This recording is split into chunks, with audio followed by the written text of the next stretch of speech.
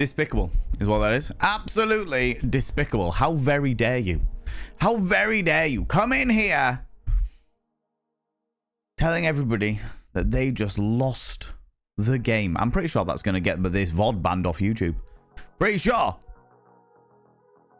Despicable, I tell you. How's it going, you delightful individuals? Welcome on into the Cult of Vain, the home of hedonism, here on the delightful place that we call twitch.tv/ValenVain. That's right, friends. We're here with blue. Lots of blue going on today. I was feeling very blue. Getting my little blue on. For the indulgences of Blue Prince today. I don't know how it's going to go. I'm keen to get into it as quickly as possible because there's a lot of stuff that I want to do. But we'll see how it goes. We'll see how it goes. I'm also keeping a keen eye on the weather because it looks like it's going to absolutely piss it down. And I've got some very beautiful purple bed sheets, crushed velvet purple bed sheets outside on the line drying off. And I'm worried. Worried to say the least that it is going to bucket it down. And then I will go from having what was the fabric conditioner I used? Golden orchid fragranced, a delightful golden orchid fragranced bedclothes to having the smell of outside. Which, if any of you have ever had your clothing rained upon, you know what that smells like. How you doing, Aristolomy? How's it going, Bean Nation? Hello, Gilus. Gilus, look away, you cheeky little devil. How dare you, Aristolomy, come in here? Yeah, you just lost the vein. Schmexy Valen, I will happily take all of the schmexy goodness. I'm feeling pretty schmexy today. I don't know. I woke up and I was having a real fucking hard morning of it. Like, you know when you wake up and your brain is not fully awake. Your eyes are open. You're lying there, completely nudie poos. And my brain was not keen to wake up this morning. Was not happy at all. So I was just lying there, sort of like checking my my metrics. That's what I do in the morning. I wake up and check metrics because I'm sad like that. I woke up and checked my metrics, see how I was doing across all the different platforms that I'm on. See if there was anything that I needed to pay attention to, which there wasn't first thing this morning. But I got a delightfully negative comment on my Online Safety Act video on YouTube. Today from somebody whose profile picture was an England flag, and their I won't say what their username was, but their profile picture was an England flag, and they were like, obviously the Online Safety Act's about protecting the children, and they were like, I wouldn't trust a man in makeup with kids, you creep, and I was, or something along those lines, and I was just like, this says a lot more about you than it does me. This statement says a lot more about you than it does me. And he was like, you said you're a creep, and I was like, because I'm wearing makeup. Is that your entire argument? Because I'm afraid to tell you, there's a lot more going on there, you know. Yeah, right, okay. I'm waiting for their response with bated breath because I love people like that. I love people like that that say, put comments out on the internet like that. I'm like, right, okay, I see how it is. See what's going on here. Let's discuss this, shall we? Let's have this, because I'll approach it very calm and relaxed. Well, on a topic like that, normally, if it was any other one of my videos, I'd be like, it's because you're aroused by me. But when we're talking about like the protection of children, it's the wrong place, wrong time. Do you know what I mean? I don't want to be throwing out shit like that when we're talking about like actually protecting kids. It's inappropriate. Because unsurprisingly, I know the difference between when something's appropriate and when it's not appropriate. Jesus Christ, could you imagine? Could you imagine? But yeah, I'm waiting. I like people like that. I like people like that. They entertain me. They entertain me. Oh yeah, that's a reminder actually. While I remember, if you're watching the VOD on the VODs and Vanity YouTube channel, I never fucking say this because I always fucking forget. But if you're watching the VOD on the VODs and Vanity YouTube channel, I would really appreciate it if you would click that little thumbs up button. purely because of the fact that they're like, regardless of what else is going on, purely because of the fact there is, like I said, I've said a few times before, there is one person that is going down like disliking every single one of my videos, because every single one of my videos on every channel that I have has one dislike, only one, and like literally they are being disliked within 5 minutes of getting put up. It's wild. Somebody has got their fucking rung that bell So they've got alerts on. So as soon as I upload a video, they're like, yeah, dislike you, you fuck. And I'm like, oh, right, okay. You need a life. But yeah, if you would like to counteract that by clicking the thumbs up button on the VODs and Vanity YouTube channel, I'd appreciate that. I'd appreciate that. Oh my god. Kajito, how you doing, you beautiful bean? Hello, you beautiful bean. How's it going? The beauty has returned. Gestures to everyone on the TV. I like it. I like it. I like the fact that you've got us on TV as well. It makes me feel like I'm really important and delightful. You know what I mean? I like that. I like that dynamic. I have definitely worn the wrong outfit for this. I am too fucking warm, but never mind. I'll sweat a little bit before taking the jacket off. Lots of makeup there. Yeah, very much so. Very much so. I have never understood the dynamic of people being like, you wear makeup, therefore you must be a wrong'un. And it's like, what? What? Like, makeup was invented for men, for starters. What the fuck? What? That whole dynamic of don't judge a book by its cover, and you know, looking deeper and actually doing investigations and stuff as opposed to just making snap judgment decisions. No, definitely not for someone like that. And this is the problem. This is the problem we have in this country. People are complaining about the fact that, like, you got an England flag, it makes you a racist. Well, I'm not a racist and what have you. And it's like, no, you're right. Using the England flag isn't like a standard sort of racism. It just happens that all of the racists in the UK also parade the England flag. It's the dynamic. Not everyone who enjoys having an England flag hoisted is racist, but all racists hoist the England flag. You know what I mean? Like, it's not a cut and it's not an automatic thing. It's just very well known. You know. Wait, because you wear makeup? Please do makeup tutorial. I do wear makeup. I mean, I can do a makeup tutorial. That's not too much of a problem. I could do that. That's not an issue. I feel like if I'm going to do a makeup tutorial, I would like want to talk about something else while doing the makeup tutorial, if that makes sense. I'm like, right, okay, we're going to put on some makeup, but I'm going to teach you about something. Do you know what I mean? So there's a little bit more content specifically because of the dynamic of me putting on makeup. It's not just me putting on makeup, it's makeup and something, you know? I feel like that would be appropriate. How you doing, Dapper Cogsworth? I'm afraid to tell you, Dapper Cogsworth, your go-to scenario of letting everyone know about the game has been usurped by Eris Ptolemy today. Good lord. You're in need of cuddles and hugs? We can definitely give you cuddles and hugs. That's not a problem. Absolutely. Consenting cuddles and hugs. All about it. Dapper Cogsworth, you beautiful being. Also, 5 stream streak in a row is quite... It's a cloudy, warm and toasty day, and it is threatening. There is rain threatening. Just waiting for it to cascade down upon me, you know? Felt I was up stupidly early, couldn't fall back asleep. I was up stupidly early, couldn't fall back asleep. So I bought a concert outfit for Sleep Token in 20 days. Got a rental car paid for as well. And then dealt with Amazon Bull. Because I ordered a gift for my siblings' late birthday. And they refused to ship it to their address instead of mine. That's annoying. That's also wild as well. Because I've definitely bought things for, like, friends of mine over in America and got it shipped to their address. So I don't understand why it's so much of an issue there. That's a really good point, actually. You've reminded me, Eris, that I have got a bloody maid's outfit arriving today. Should we have a look where it's at? Arriving sometime between 1:15 and 3:15 p.m. Alrighty. So anytime between now and 3:15. Okay. There we go. Might have to do an unboxing on stream. I need to find a big marker to cover up my address, but it'll be fine. It'll be right. Right? That one disliker needs a life. Yeah. I don't know who it is. This is the thing. Most of the people that dislike my existence stay the fuck away from me. And I'm okay with that. Do you know what I mean? I'm okay with that. I don't want them to be hanging. I'm a hedonist. Even for those people that I don't like, I'm a hedonist. I'm like, you don't like being around me?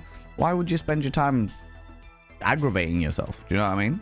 Why would you do that? Why would you do that? Why would you spend your time aggravating yourself by indulging in my content? Giving me the view, and also, let's be honest about this, the way that YouTube works, every interaction pushes me in the algorithms. So from them disliking my product, my videos, it actually still pushes me in the algorithms. They are actively benefiting my life through their dislike of me.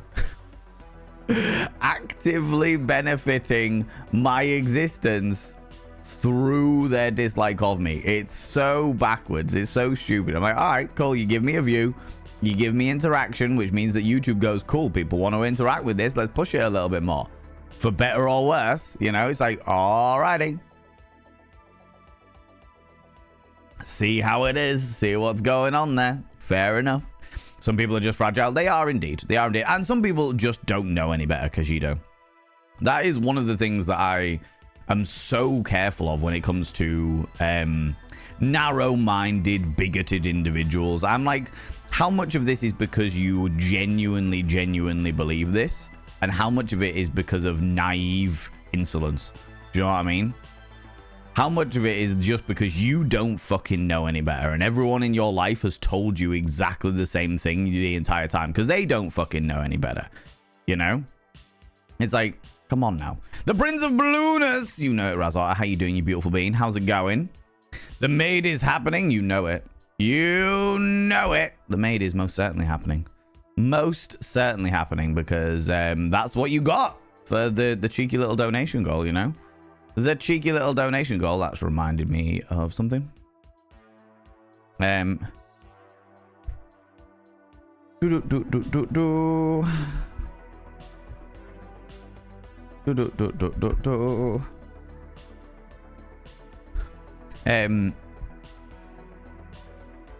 So basically the old British who wore makeup and the Egyptians and basically every other civilization for that matter is per definition dangerous because they wore makeup. Good to know. Effectively, yeah, B Nation, yeah. Everyone, all of the Scottish woads, the folk that used to paint their faces for battle, the Japanese, the Chinese, the ancient Egyptians, the ancient Greek, the ancient Romans. In fact, every single civilization that makes up British makeup, every single civilization that invaded this land wore some description of makeup and or body paint. Every single one of them.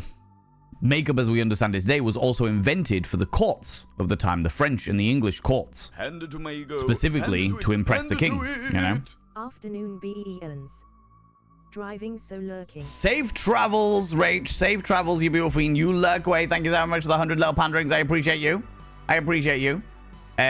Yeah, so every single nation that has ever constructed elements of the Great British Nation has had men wearing makeup. Every single one. And now it's like, all these people being like, national pride! And I'm like, you realize national pride has origins in men wearing makeup. Is that, are you, and high heels. And high heels. Is that what you want? Is that okay? Is that what you're after? Is that what you're after? Ordered miniest heiress birthday invites with it. It was to be delivered to my address, but clearly shipping to multiple addresses in one order is frowned upon. Oh, that's a little bit different. I can kind of understand that a little bit better, but I'm surprised. I would have expected you just do two different orders. Do you not just think separate them out now?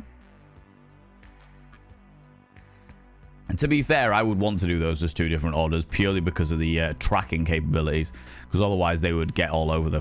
It would just be all over the place. It would be all over the fucking place. Good lord. Hey, Lazana coming in with the 3 streams in a row you've been streaking through here. I thought I heard pattering of rain, but we're good. We're all right. Starting the streak back as the weather becomes a little warmer. I'm glad that it's getting a little warmer where you are. It's definitely getting a little cooler where I am, which is why I was like, today I'm going to be dignified. Look at this. Yes, dignified. Oh, glorious. A nice little turtleneck with a nice little jacket. Blue Prince style. That's what I was thinking. Yeah, it'll be good. This will be wonderful. And now I realize that I'm too bloody warm, but it's all right. I can take the jacket off at some stage. But for now, I'm embracing the vanity more than anything else, you know? Embracing the vanity more than anything else.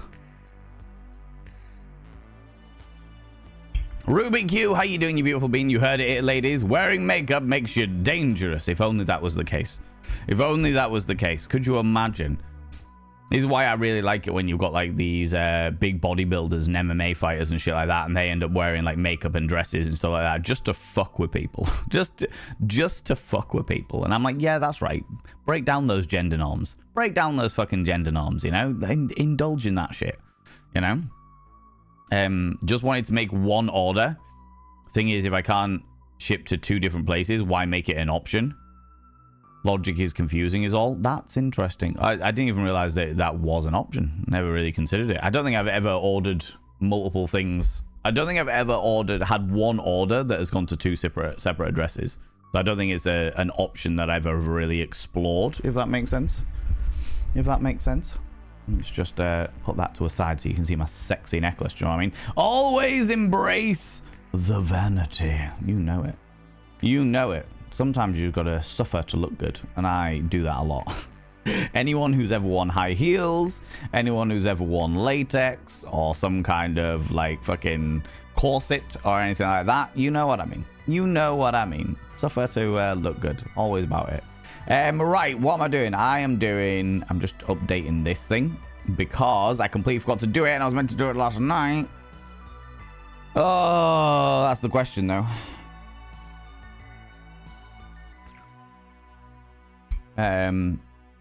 Because what were we gonna do? Bear with me, friends, because my brain is ticking. It's ticking because I needed to update a thing last night and then completely forgot because I'm that kind of individual. That kind of human being. I will say, friends, this weekend I'm meant to be going to the creator meetup in Manchester. I don't know whether I'm going to be able to make it. I got a ticket. I don't know whether I'm going to be able to make it, which I'm really gutted about, because I would like to be able to go and indulge in more bits and pieces, but I've got a shitload of stuff that needs doing. Shitload of stuff that needs catching up on. I also, like last night, I also had a real bad night's sleep, which was fucking weird. I had real tumultuous dreams. Like, I only remember like bits of them, but they were just really all over, really just fucking messing with my chakras. Do you know what I mean? Do you know what? I'll just put this for the time being. That's fine. That's fine. Go. And then we jump over here and we search a thing. We edit this and we do this. Cool. That'll do for the time being. That will do for the time being. There we go. All good.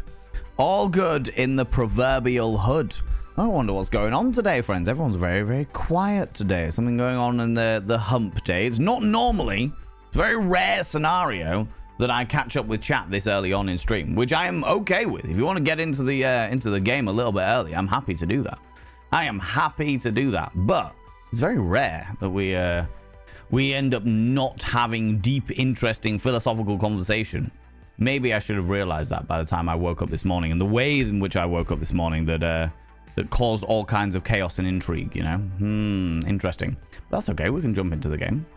Providing my mouse is actually going to work. I was just thinking that. I came to wake up with chaos and everyone is quiet. Yeah, I know, right? Robo Blake, how you doing? I'm open for anything. Maybe a bit of a light humping and hump day. I do like that. It has to be said. Do you know what? There's certain points, there's certain things that I've realized. Robo Blake, you've just sparked a little thing in my mind. There's certain things that I used to do when I was a hormone-filled teenager with friends and lovers and what have you that I never do these days. And you were talking about like humping. I immediately thought of like dry humping and all of the things that people did in like house parties and bits and pieces. And I was like, I used to fucking love that shit when I was a teenager.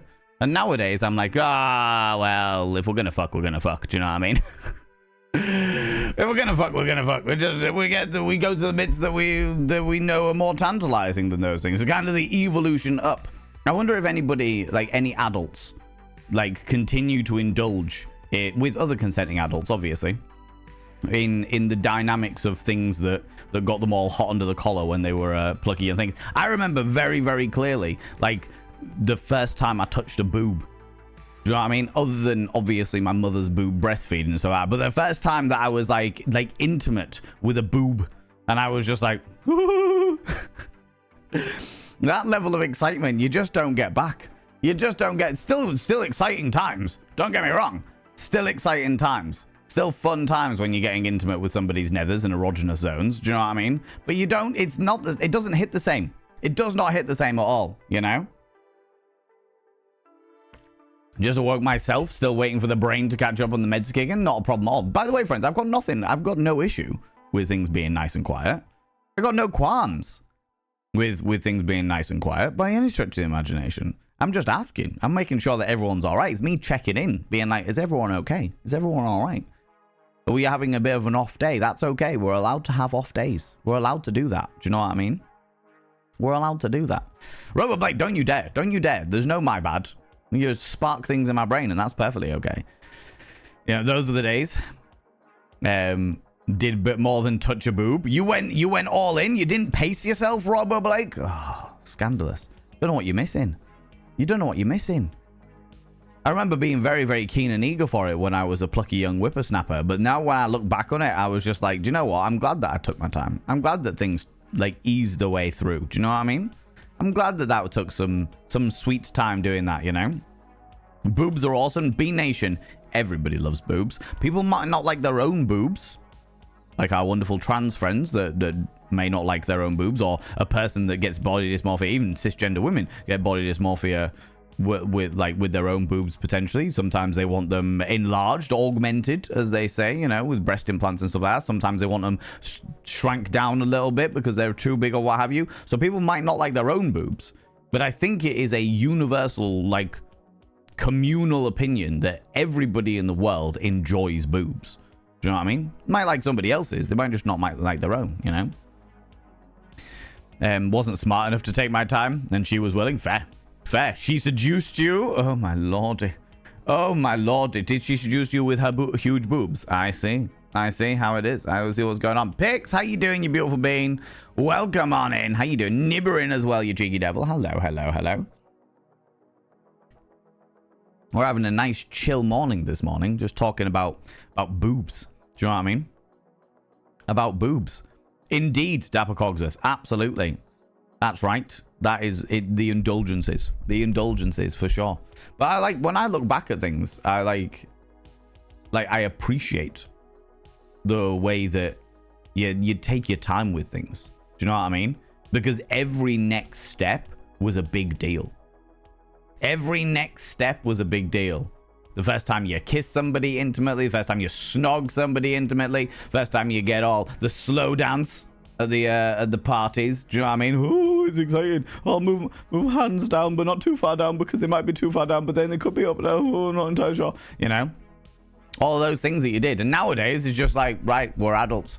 We are grown adults. We know what we want. We know what's going down. We know what's occurring here. Do you know what I mean? Hooray for boobies! Bear, how you doing, you beautiful bean?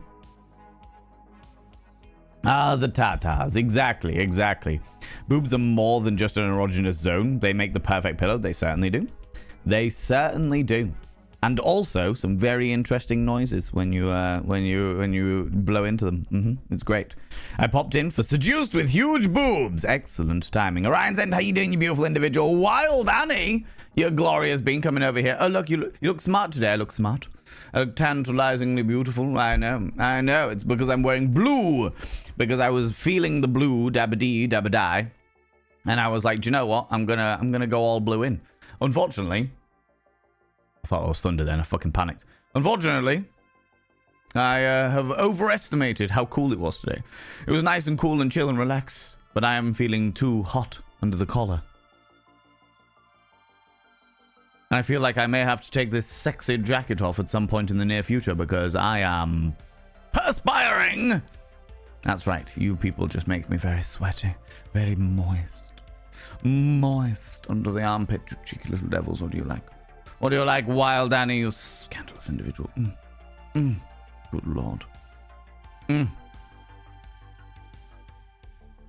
I get a shout out for Wild Annie, please? I was hanging out in Wild Annie's stream this morning while they were playing a crafting game.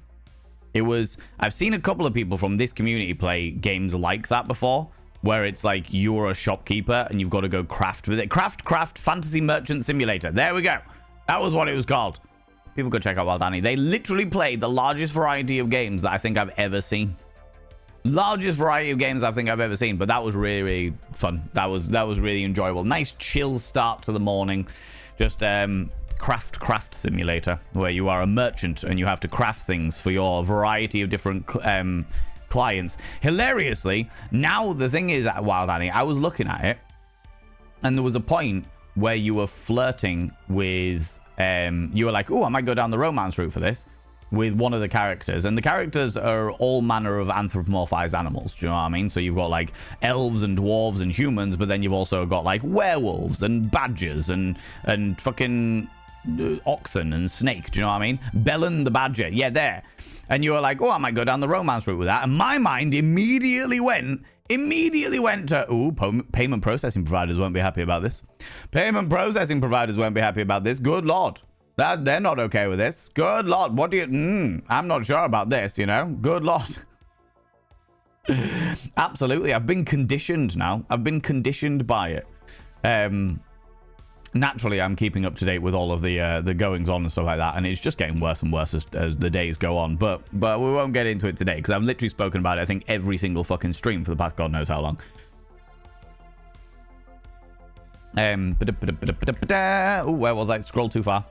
I remember when my wife, her breast started squirting milk after her delivery. I was in awe. Though I thought it was the most awesome thing in the world. Yeah, I can imagine. I can imagine, B-Nation. The one that threw me was when a friend of mine was telling me that after they'd given birth, they were having a bath, and the heat of the bath created the pressure in the boob, and they ended up like quite violently expressing milk. Which, for those people that don't know, milk doesn't just come out in a fucking one little stream. It's like, psh, it's like a little shower head that just goes in all various different directions. It's people think, for some reason, especially when you look at like some of the anime stuff, when you're looking at like hentai and you're looking at like the hentai games and stuff that I play on the Questionable Game Emporium, a lot of when it comes down to any kind of lactation, it's like, and it's like, that is not the way the boobs work. It's not a fucking water pistol. That ain't a thing. That's not the way this works. Good Lord.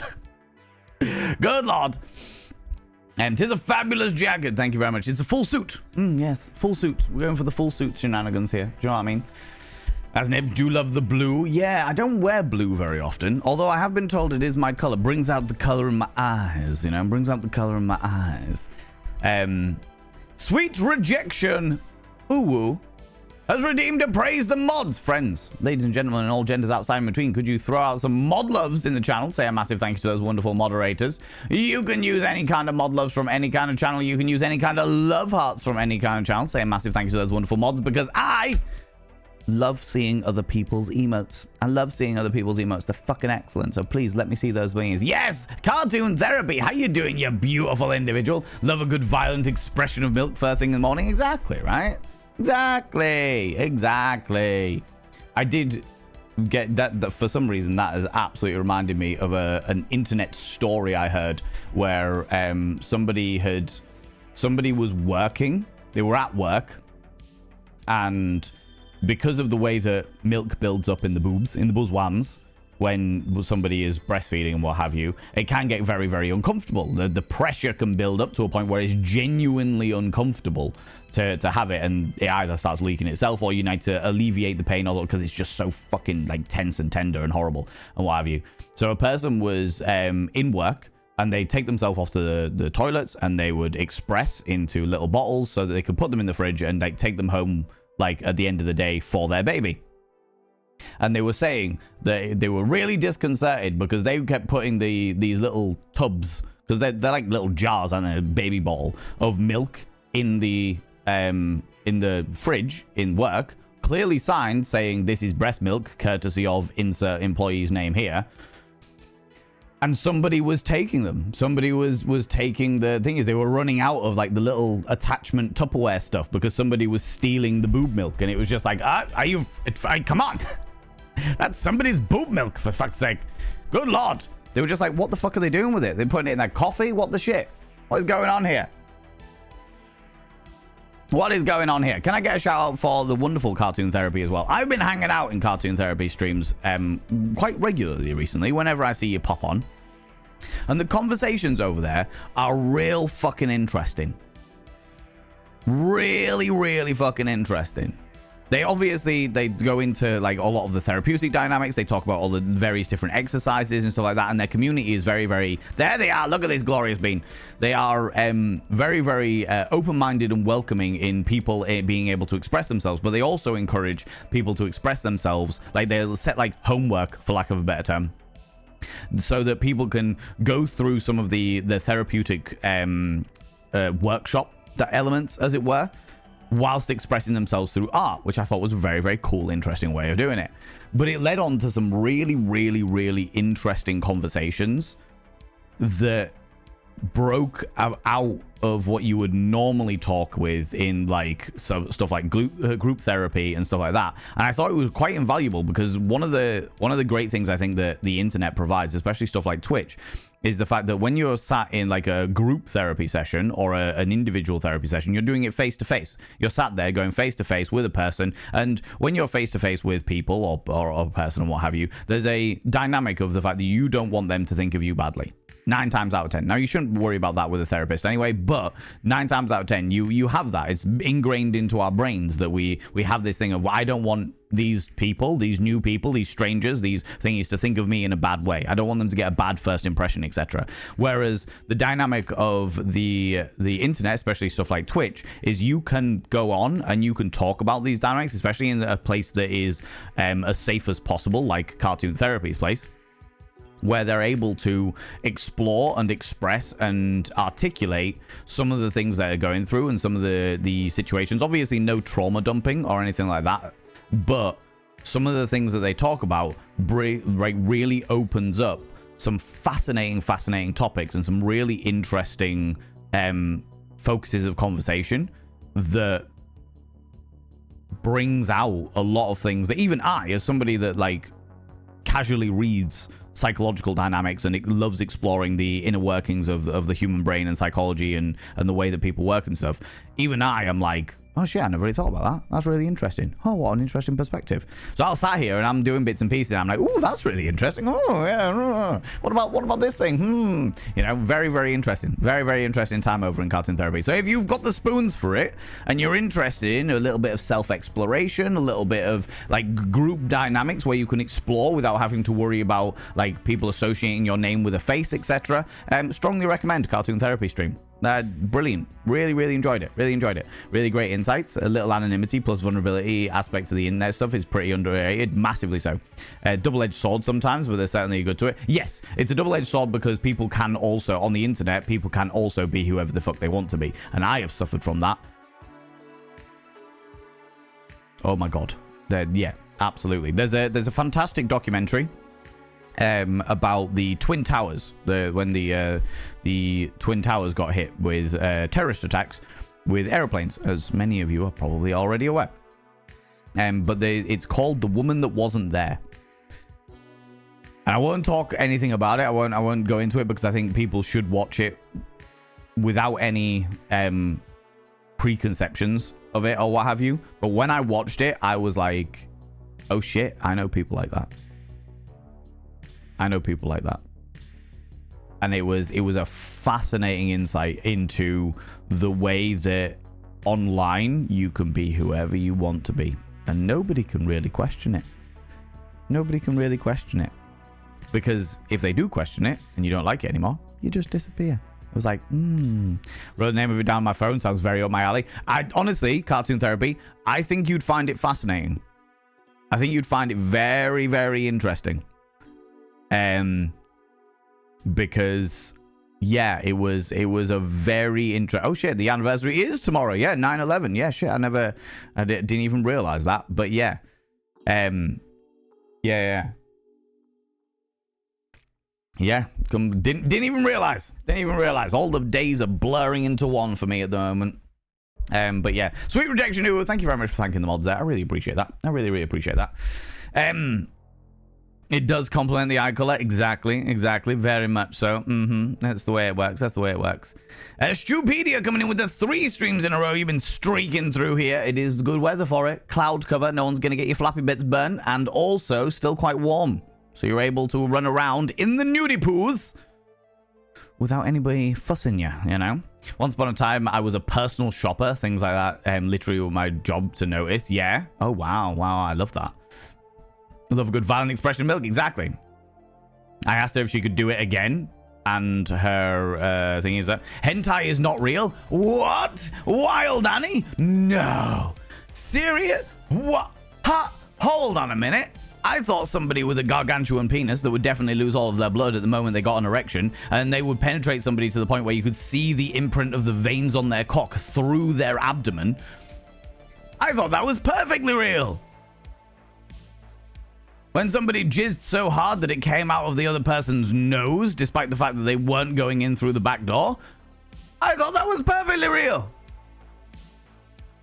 I am shooketh. The scandal? Hand it to my ego. The preposterousness? Hand it to it. Sweet rejection, no woo, you cheeky devil. Thank you so much for the 245 panderings and also all of the pride flags. We love this. We love a cheeky little pride flag round here. Most certainly, you beautiful being. Thank you so much for that. That's very, very kind of you. Very kind of you. Didn't we already establish that hentai is not realistic? I mean, pornography across the board is not realistic. Hentai, even more so. Hentai, even more so. You know? And the baby requires we said, no worries, you take it easy, Rage. Go forth. Have wonderful times with the bablet. You know? Honestly, learning some things here this morning. My wife and I are beginning our baby making process, baby making journey. Yeah. I've realized there's so much I don't know. Well, if you have questions, I know more than your average person. I'm not going to say I know everything because obviously everybody's journey is very, very different. But I have had many friends that have had babies. I have had many, like obviously family members and stuff like that have had babies. And I've also done a fair amount of research in it. So I have a lot of thingies, but yeah, like the nipples, the expression of milk is very much in like goes fucking everywhere. It goes absolutely fucking everywhere, which is the reason why it's not just like a tiny little cup with the expression things. It's like a big thing that covers the entire areola. So it's just like, boom, there you go. We're not going to lose any of this shit. Oh, God, no, you know? Very important. Ovulation, hardly know her. Exactly. Hidden camera would solve what one? What was the context? What?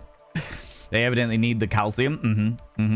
Evidently. Oh, the hidden camera and of the somebody stealing the thingies. But then if you're putting hidden cameras in work, that breaks all kinds of like laws and legalities and stuff like that. As a recent politician in the United Kingdom was arrested for. So you know.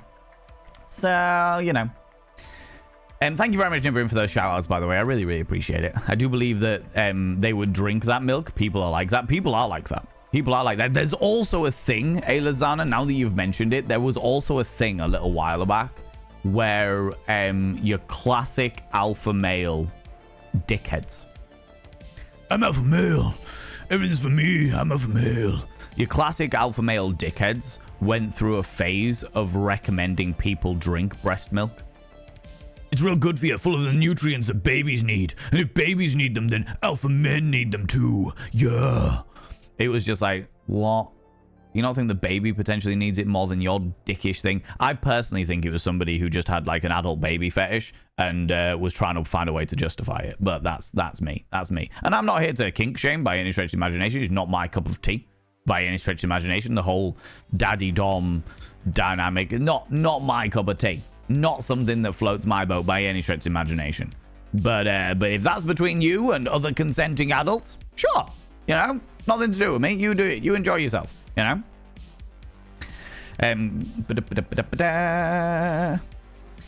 Speaking of the anniversary tomorrow, yeah. No problem. You are far too kind, sweet rejection. You're far too bloody kind. Mr. Cow. I can never remember how to pronounce your name. How you doing? And we'll never ruin each other's day, because when I'm through, I just click and you go away. Bad religion, honestly. Some people need to just learn to click and go away, generally speaking. They're like I've genuinely had to ban people because my streams, and this community were having a negative effect on them. They were genuinely having a negative effect. They would come in, they'd be stressed. They were sending me messages being like, I'm so stressed. I want these things to happen, but they're not happening. And I was just like, look, they're not going to happen. Those things are not going to happen because it's my stream and I cultivate it the way that I want, because this is my space. This is my corner of the internet. And if you don't like that, that's okay. You're allowed to not like that. But you should leave. You should walk away from my corner of the internet. Go find a corner of the internet that makes you feel more comfortable, more happy, more confident and content within yourself. There are a myriad of places online that you can go to. And they wouldn't do it. They just kept coming back and back and coming back and coming back and coming back and complaining and pissing and moaning and being like, things aren't the way they used to be. And it's like, no, of course not, because everything fucking changes. So in the end, I literally had to be like, look, I'm going to have to ban you. I've asked you to leave. I've asked you to walk away from the situation for your own good. I'm going to have to ban you. I'm going to have to take that measure to take the control out of your hands for your own good. Maybe it's that person. Maybe that person is the person that keeps disliking all of my YouTube videos within 5 minutes of them going live. Maybe it's them. Maybe they haven't let go and they're just like, no, I will dislike everything that Valen does. If you're watching this VOD, I feel for you. I feel genuinely really sorry for you that you can't move on from this situation. Like, if you're watching this VOD and you're like, I hate this guy so much, seek therapy. Go find a way, because your hatred is not bothering my life in any way, shape, or form. And you deserve to find happiness in your life. You deserve to find happiness in your life. Go find a way to get through the situation. Find a way to progress on to something that you enjoy. You know? That isn't just sat there fucking disliking all my YouTube videos. I'm angry because I could only dislike them once. Oh my god. I haven't seen it, but as someone who dedicated my life and dislike, I can put a few things together and put pretty strong hypotheses about the individual subject and why. I need to know the unique phenomenon, especially about that particular event. Yeah. There's some really interesting things that are going on out there. At the moment, my focus is very much absorbed by all of the shit that's happening with the censorship in the UK. I found out this morning that some other shit is happening in the world, and that worries me a little bit. But what I'm also worried about, I'm not going to go into it because I don't want to today. Too fucking heavy. But what I'm worried about more than anything else is, with so much shit going on in the world, how much are they going to try and push under the like, all of this stuff is happening, like, while they're all distracted with that, what are we going to try and get away with, you know? Didn't realize until you mentioned it. Thought it was the 7th still, to be fair. No. I am so fucking behind the times. All of the dates blur into one. That's the reason why I have a calendar with alert notices. So it's like, hey, you're doing this today. And I'm like, oh shit. Okay, yeah. No, I am. Fair enough. Shit. Got to deal with that. Funny thing, 9/11 is Teacher's Day here. So it's already a holiday. Did they make 9/11 a holiday? I don't know. I genuinely have got no idea. Whether they, I know that they do a lot of like memorial stuff around it, which is completely understandable, but I didn't realize that they'd made it into in the US. It is, yeah. Oh, in the US? No, it isn't. Oh, right, okay. Just maybe per state, perhaps. Interesting. Voice text issue once again. Orion Zen, don't worry about it. You don't, friend. I appreciate you very, very much, but you don't have to explain every time. I assume. Whether it's voice to text, but there's also people that like misspell things, or they use autocorrect, or like, you know, there's plenty of reasons why somebody can get something wrong. If I mistake something, like, I'll ask. You know what I mean? If I'm not understanding the meaning underneath the text that you're saying, then I'll ask. So please don't feel the need that like you have to excuse yourself every single time something like that happens, because you don't need to excuse yourself at all. Okay, I got you. If I have any questions, I'll ask, you know. I had a viewer who reported me to the authorities for faking to be a US Marine officer. Only to be surprised that they actually got subpoenaed for harassing an active officer. Oh, wow. Wow. I know a couple of... I don't know whether they're Marines, but military officers that are streamers as well. I know a couple of military officers that are streamers. Have arrived at my destination. Yes, go forth. Go do the things. Go do the bits and pieces. Dreams shattered. I know, Nibirin. Scandalous, right? What next? Are you going to tell me that Jessica Rabbit is an unrealistic gender goal in body shape? How dare? How dare? I know. I'm pretty sure that the reason why the waspy corset was invented was in preemption of Jessica Rabbit existing. Definitely. Nothing else could happen, right? Bits of flaky tea in my tea cup. For those people that don't know, when you drink black tea, especially in a place like my hometown of Hull, there's a lot of lime scale in the water, and it tends to make like little bubbles on the top of the tea.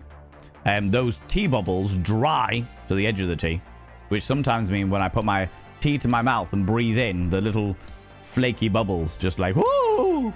I'm like, oh, hello, fucking hell. All perfectly natural when it comes to a black tea drinker. Welcome. A fair amount, exactly, right? Teabag spray. Not nozzle spray. Exactly. Oh, my lordy. Sweet rejection 8 minutes ago. Oh, you asked me a schmex question, but somebody's at my door. And I think that might be the Amazon delivery driver with my maid outfit. So give me a minute.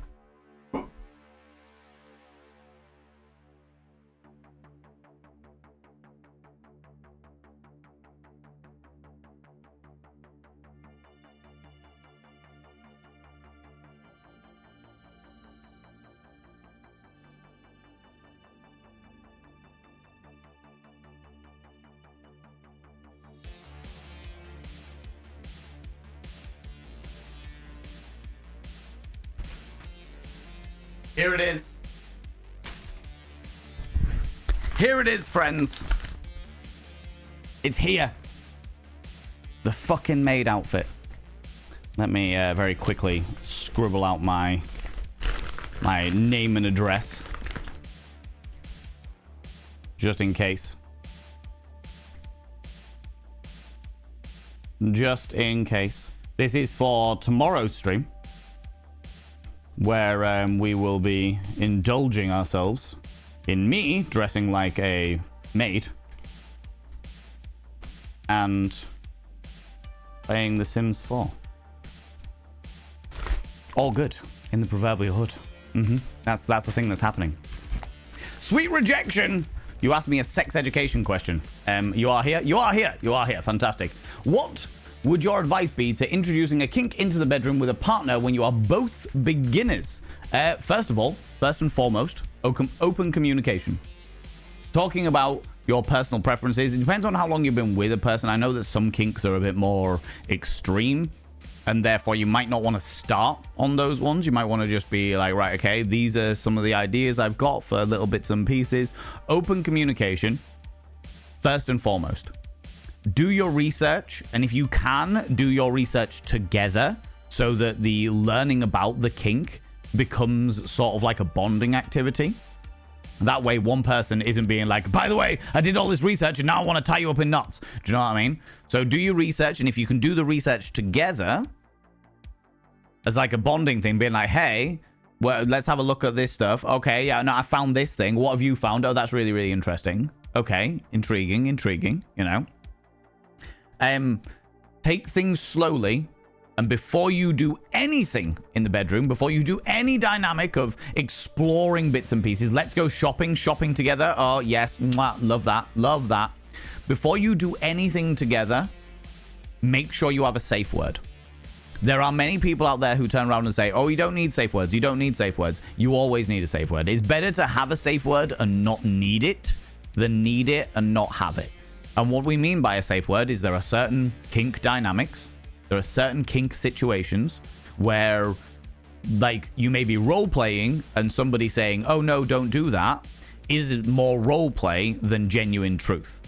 By having a safe word, that's like hitting the big red button saying stop everything, you know?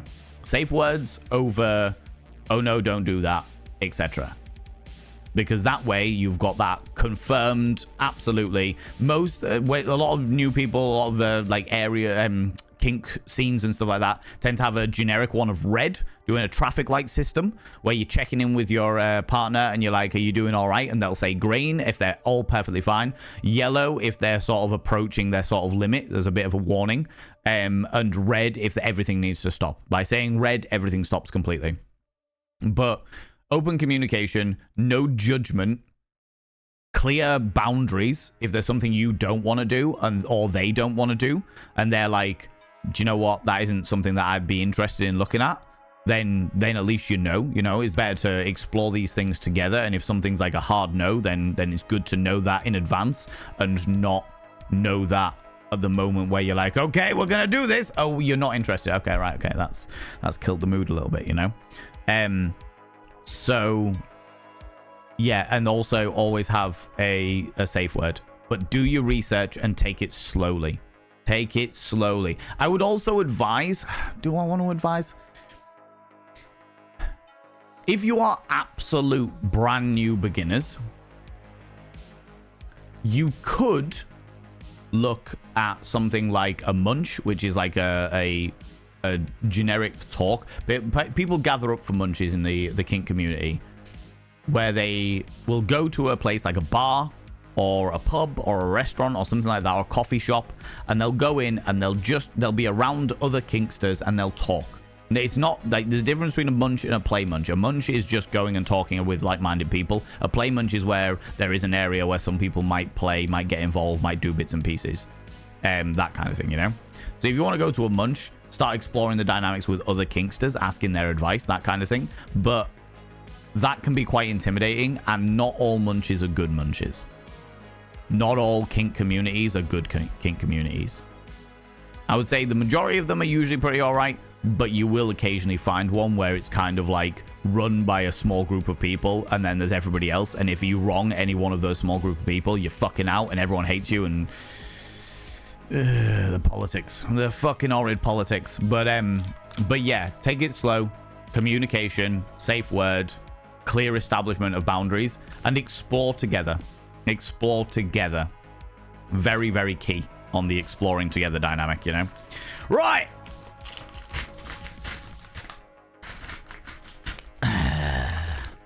Should we see what this shit is? Oh my god. Making sure there's nothing on there that's going to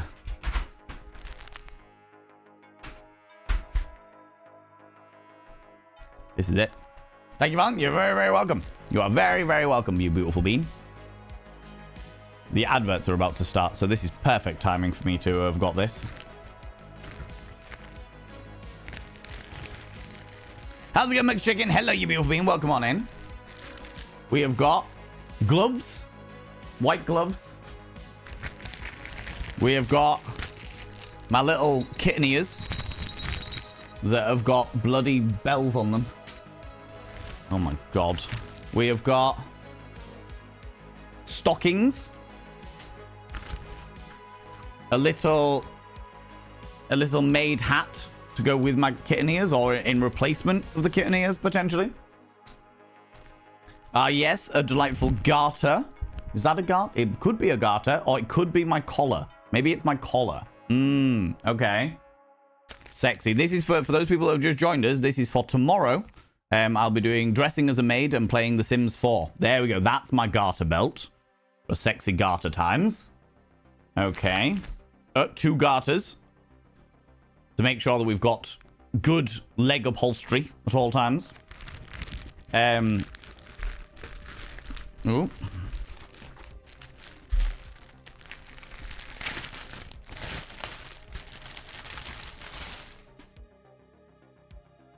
The apron. The apron. I have to give all of this a bit of an iron before I let you see it properly tomorrow. Oh, cuffs.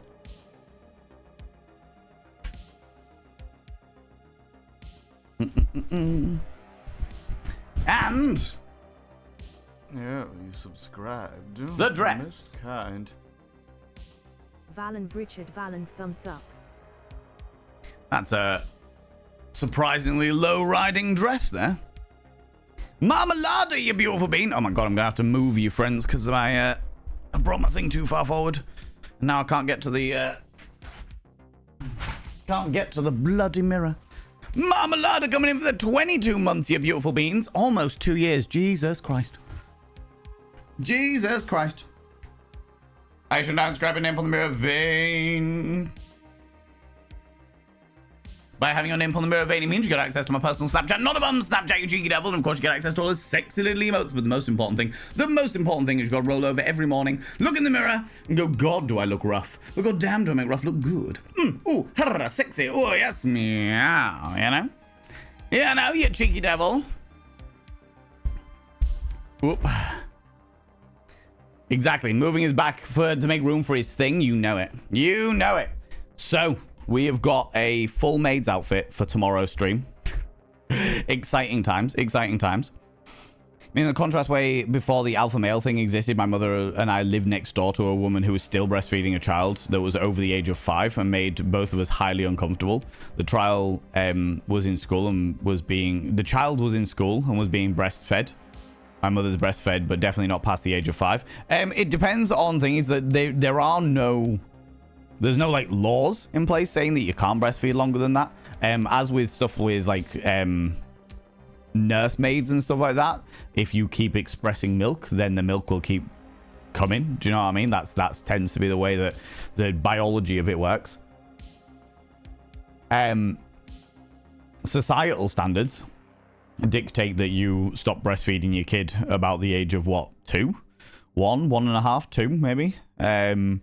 But that's when they can start eating physical food. But there's no reason to say that you can't do it for longer. The bigger issue is the fact that the bigger issue when it comes to those dynamics is the fact that the kid's going to get bullied for being breastfed for longer. You know what I mean? That would be what I'd worry about more than anything else. Pronounced exactly that way. I'm glad to hear it. Glad to hear it. Glad I got it right. We serve the pleasure of Valen as always. As always, Robo Blake, you beautiful bean.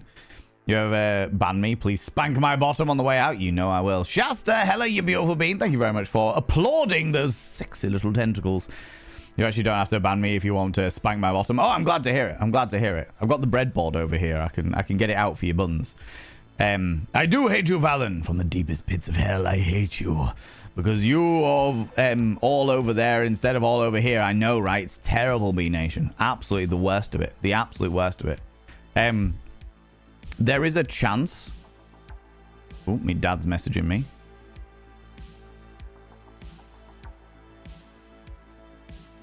Okay, I'll deal with that later.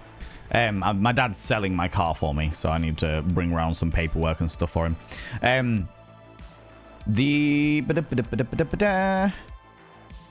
What was I saying? Yeah, there is a chance. It's a small chance at the moment, but there is a chance that next year I may be visiting the States for a specific event if the event is running. And while I'm over there, I may take the opportunity to go and visit some friends that are over there. So there is a chance that I might be doing like a bit of a travel around the States for a couple of weeks while I'm over there.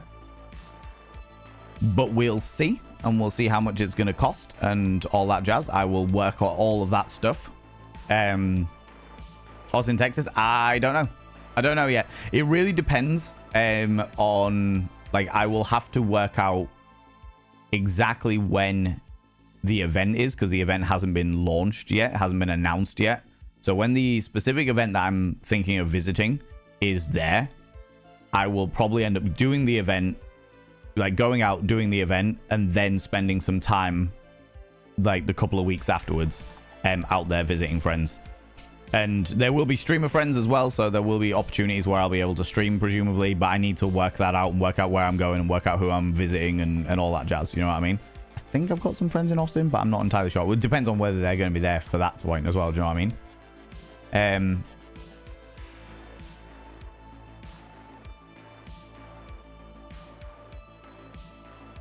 Ooh.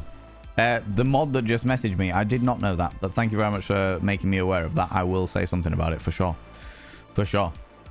And please pass on my thanks to the person that has messaged you about that. I really appreciate that. Already finding certain things blocked in the UK now. Yep, they've started banning websites now. Not only have they started banning websites now, Wild Annie, the Online Safety Act, Ofcom have started banning American websites from being viewed in the UK. But also, it has recently come to light that certainly one of the third-party age verification companies that the UK government are trusting the British public with their thingy, have been proven to already be selling our data to corporations. Selling our IDs, our facial recognition, and what we are visiting.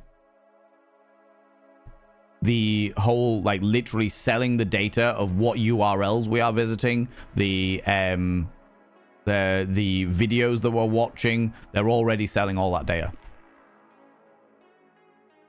Who'd have thunk it? I know, right? Who'd have thunk it? And if it's happening with one of them, there's a good chance it'll be happening with others. As of now, no, given this current administration, I can see it becoming one. Maybe.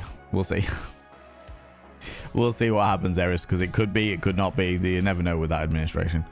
Try my best to assume positive intent with chatters. Context can be difficult with just text. Exactly. Absolutely, exactly. It's more me being frustrated with adjusting to a new technology because I'm not used to having to edit everything I say or change it when I write after I submit every single time.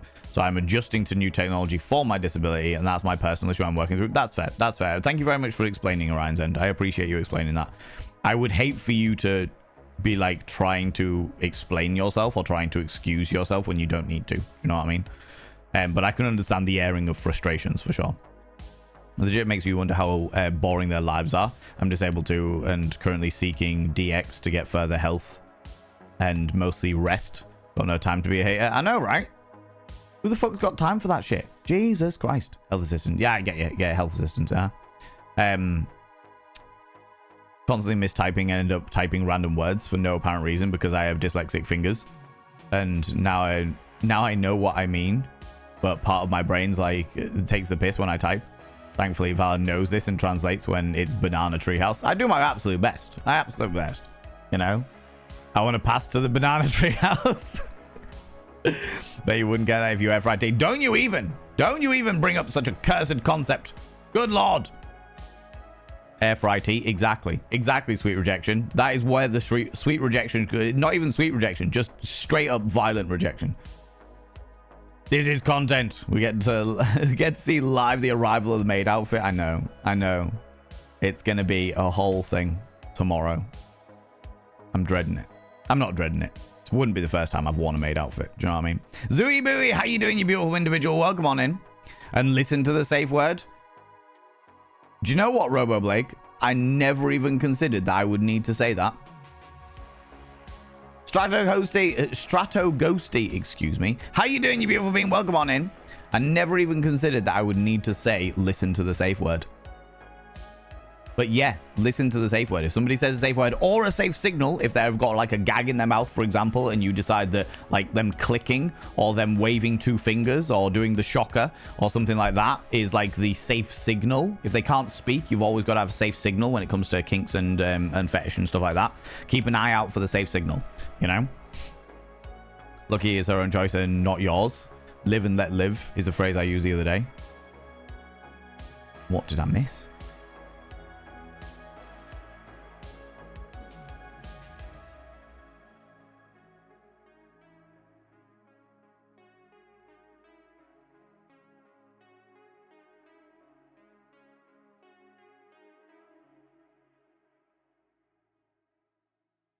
Huh. Missed something there. I'm going to go and find out what it's all about.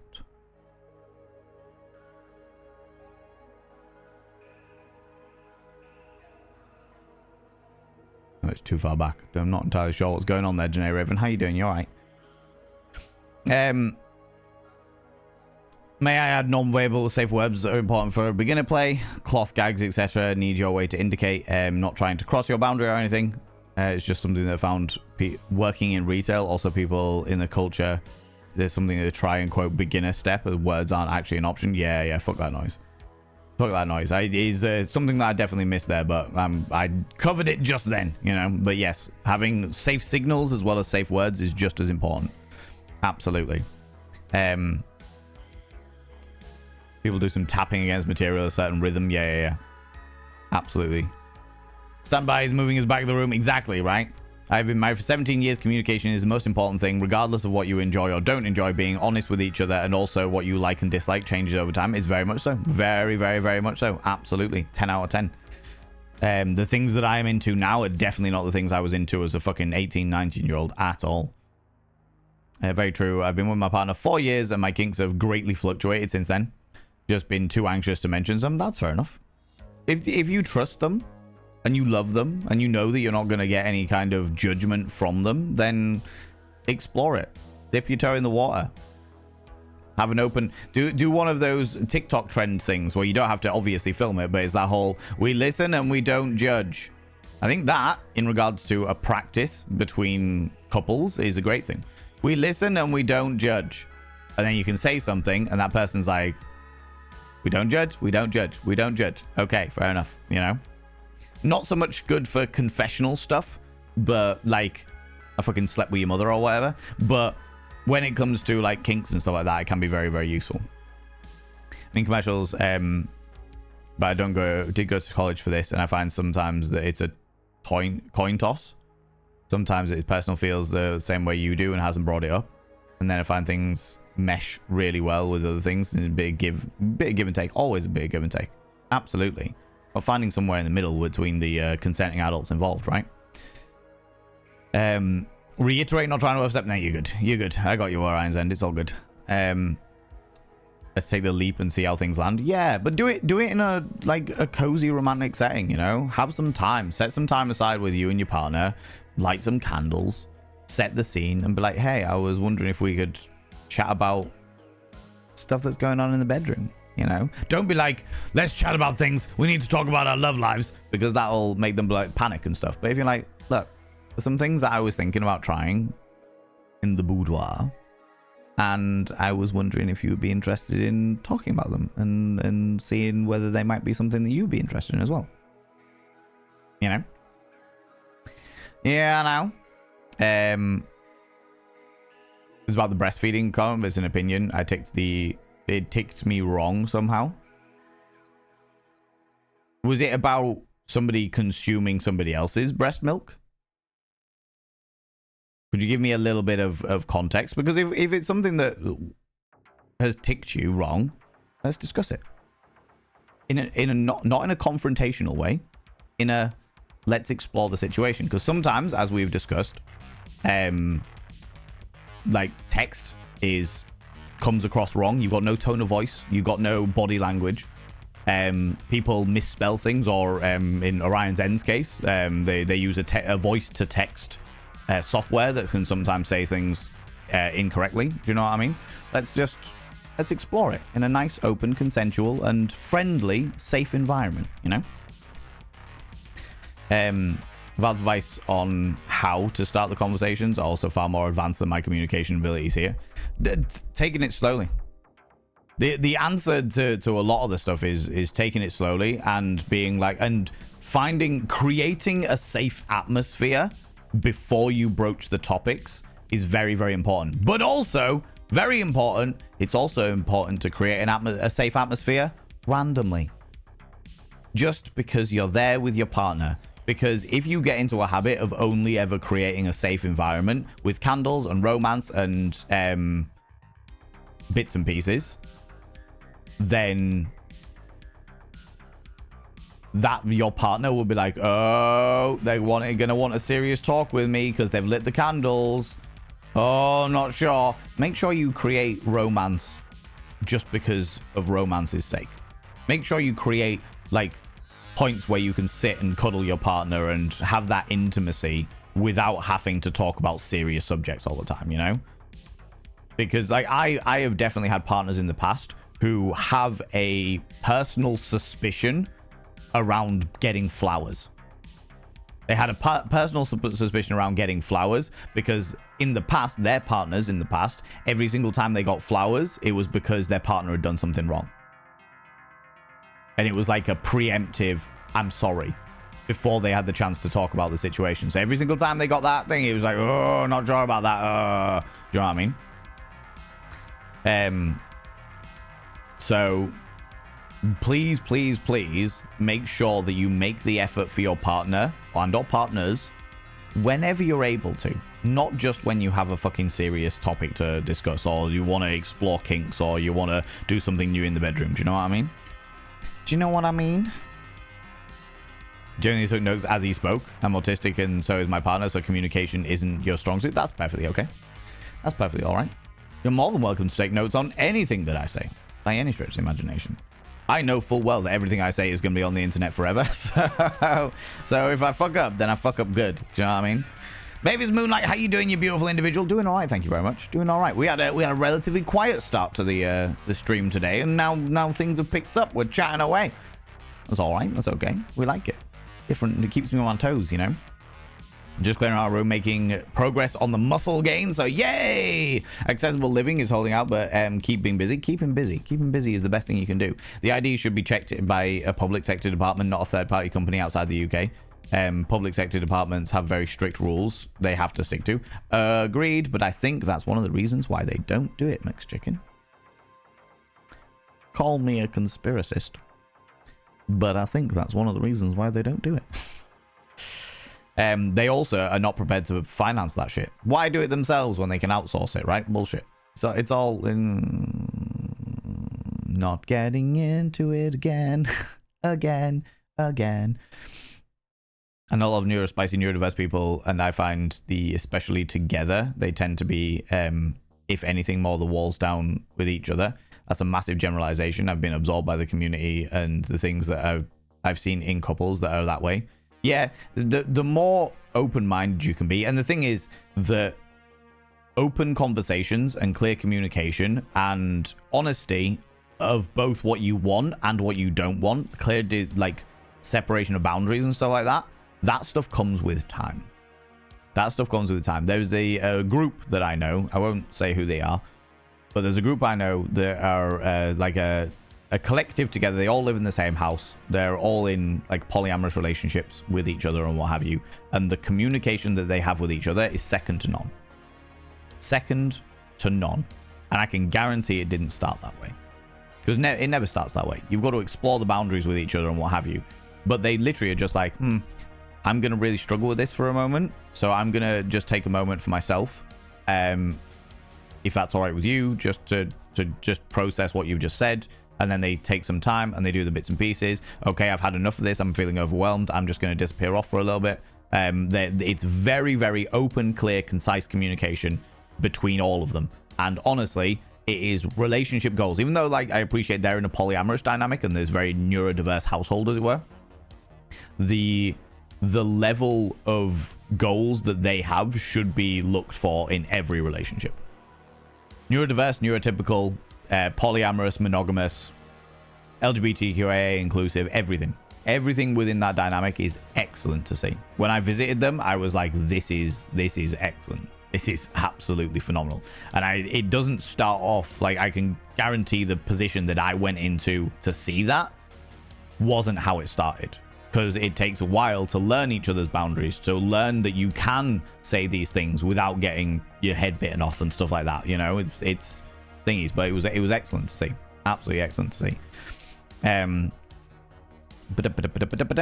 want to quickly scroll down to Danae Raven about feeding children over the age of 5. I think I took it a bit personal. That's fair. That is okay. It's okay to have a personal reaction to that, Danae Raven. Absolutely. And I can completely understand, especially if you are a person yourself that chooses to breastfeed your kids. There's no official age that you can stop breastfeeding your kids. There's no official age. There's what some people do and what some other people don't do. You know, if somebody chooses to do it over the age of 5, and that makes, for example, I'm going to use me as an example. If somebody's like feeding a 5-year-old breast milk from the teat, as it were, if that makes me uncomfortable, that's a me problem. That's a me problem. Absolutely. You know? Because it's not what... There's no laws... there's no laws outside of the usual expectations and what have you about how to parent kids. Parents are allowed to parent their kids however they want, for better or worse. Or worse. You know? Which is why we have stuff like the Online Safety Act. But still, when it comes to like breastfeeding and stuff like that, that's up to the parent. That's up to the parent. And if they want to keep breastfeeding their kids over 5 years old, it may make people feel uncomfortable, but that's a them issue because there's no official thing saying you can or can't do it. You know? I personally would feel a little bit uncomfortable about it, but that's a me problem. That's me. That's not their problem. That's me. And I have to deal with that myself. I'm not going to march over there and be like, hey, you shouldn't be breastfeeding your kid over the age of 5. No, fuck no. That would be no better than the fucking randomer on the internet who commented on my thingy being like, hey, you wear makeup, you're a creep. Do you know what I mean? That's no better. So absolutely take what you said into consideration, Danae Raven, and no judgment by any stretch of the imagination at all. There's an awful lot of things out there that make me deeply uncomfortable that I'm never going to say anything about because it's got nothing to fucking do with me. And I would like to think that this community is exactly the same. You know, we accept the fact that if something makes us uncomfortable, that's an us problem. Unless it is like immoral, unethical, illegal. Do you know what I mean? At that level, you can start taking it elsewhere. But with something like breastfeeding your kid longer than you personally think is okay, that's not immoral. That's just choices. That's just personal preferences, you know? Absolutely. Thank you very much for re-explaining that, Danae Raven. I appreciate that. I appreciate that and giving us context so that I was understanding what was happening there. And it is okay to have a personal reaction to that. It's okay to be like, oh, not sure about that. That makes me feel uncomfortable. Or that makes me think. It's just like with other people, the reverse makes them feel uncomfortable, you know? But that's the reason why I asked about it, because I want to be able to have a space where we can talk about these things very openly, and we can also turn around and be like, do you know what? That makes me feel uncomfortable, and that's okay. That makes you feel comfortable, and that's okay. We can agree in circumstances like this. We can agree that those differences are all right. You know. There are other things we can't agree on, like trans rights being human rights. That, like, if somebody disagrees with that, then they can fuck themselves. But when it comes to like breastfeeding a kid, you know, some people like to completely cover their boob when they're breastfeeding the kid because they don't like to expose themselves. Some people like to have their tit all asunder for when they're breastfeeding their kid. Again, perfectly fine. All perfectly okay. It's just choices, you know. Yeah, I know. Wonder about the event coming up, Devil's Parlor, and where to get the tickets. I'm very interested. Plus, it'd be amazing to me. Yeah, maybe it's Moonlight. Let me pull up the Devil's Parlor, and I'll stick a link in the chat. Stick a link in the old chatteroonies. Oh yeah, I need to do that. Up. That link that I've just stuck in the chat right there is the link to our next cabaret event, the Halloween event, Devil's Parlor. DP. I can close that now. That's cool. You mentioned it very accessible and stuff. We pride ourselves on accessibility. We absolutely pride ourselves on accessibility. So yes, we try and make it as accessible as possible. There may be things about it that that look a little inaccessible or what have you. And if you find something like that, we would love to know about it, because there, as somebody like myself, who doesn't have any like physical difficulties or mobility difficulties, etc., there may be things that I miss. You know, there may be things that I miss. So if I can know about them, I would love to. Honestly, I've seen the stereotype too. It's nice to diverse the kink scene, most certainly. On the Cultivating Instagram tickets, thank you very much, Sweet Rejection. Yes, yeah, most certainly. I've put the link in there just for convenience. Good, thanks. Looking forward to 3 nights camping in the middle of nowhere at the weekend. That sounds very exciting. I'm meant to be going to an event in Manchester, but I don't know whether I'm going to be able to go because I've got the ticket. I bought the ticket and everything, but I've just got so much I need to do. So much stuff I need to do. Doing fine. Yeah, fantastic. There we go. Might be biased, but I have the best husband. I've come out of trans and non-binary, born female, and he gave me a hug and said he loved me, and I was still the same person on the inside, just my outside is going to change a bit. He said that he was there for me, and how could he help? I love this. Absolutely fucking love this. 210% mixed chicken. That's fantastic. Fantastic news. Absolutely. That's where that sort of emotional connection really pulls through, you know? So lovely. I'm happy that he is on his journey with you. Exactly. On this journey with you, not his journey with you. That's awesome, honestly. Great to have a supportive partner. Exactly. I often feel like I'm a bit weird because I've kind of reached a point for me where my sex drive has just dropped off the cliff. I often joke, but I'd rather have a nice cup of tea and a hobnob. That's fine. That's fine. Things like we talk about, things change with age, you know.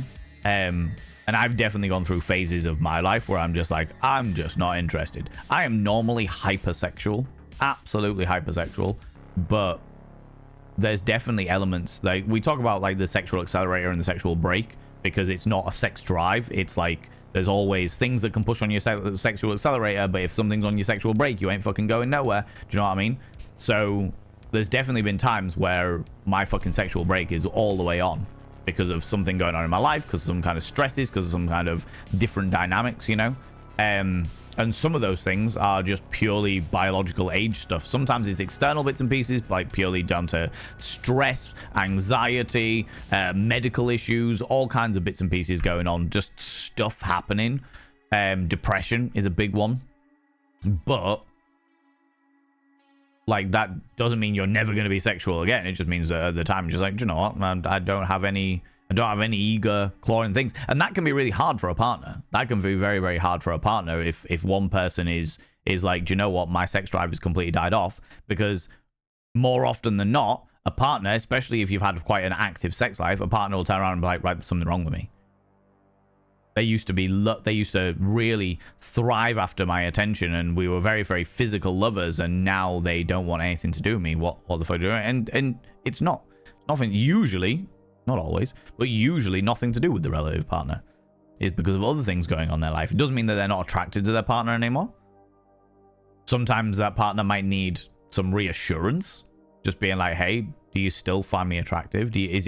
Are you still wanting to like be with me? Is there still like an attraction to me? It might need that reassurance, but it doesn't mean that the sexual chemistry is gone. It's just that something else is on the fucking the big old sexual break, you know.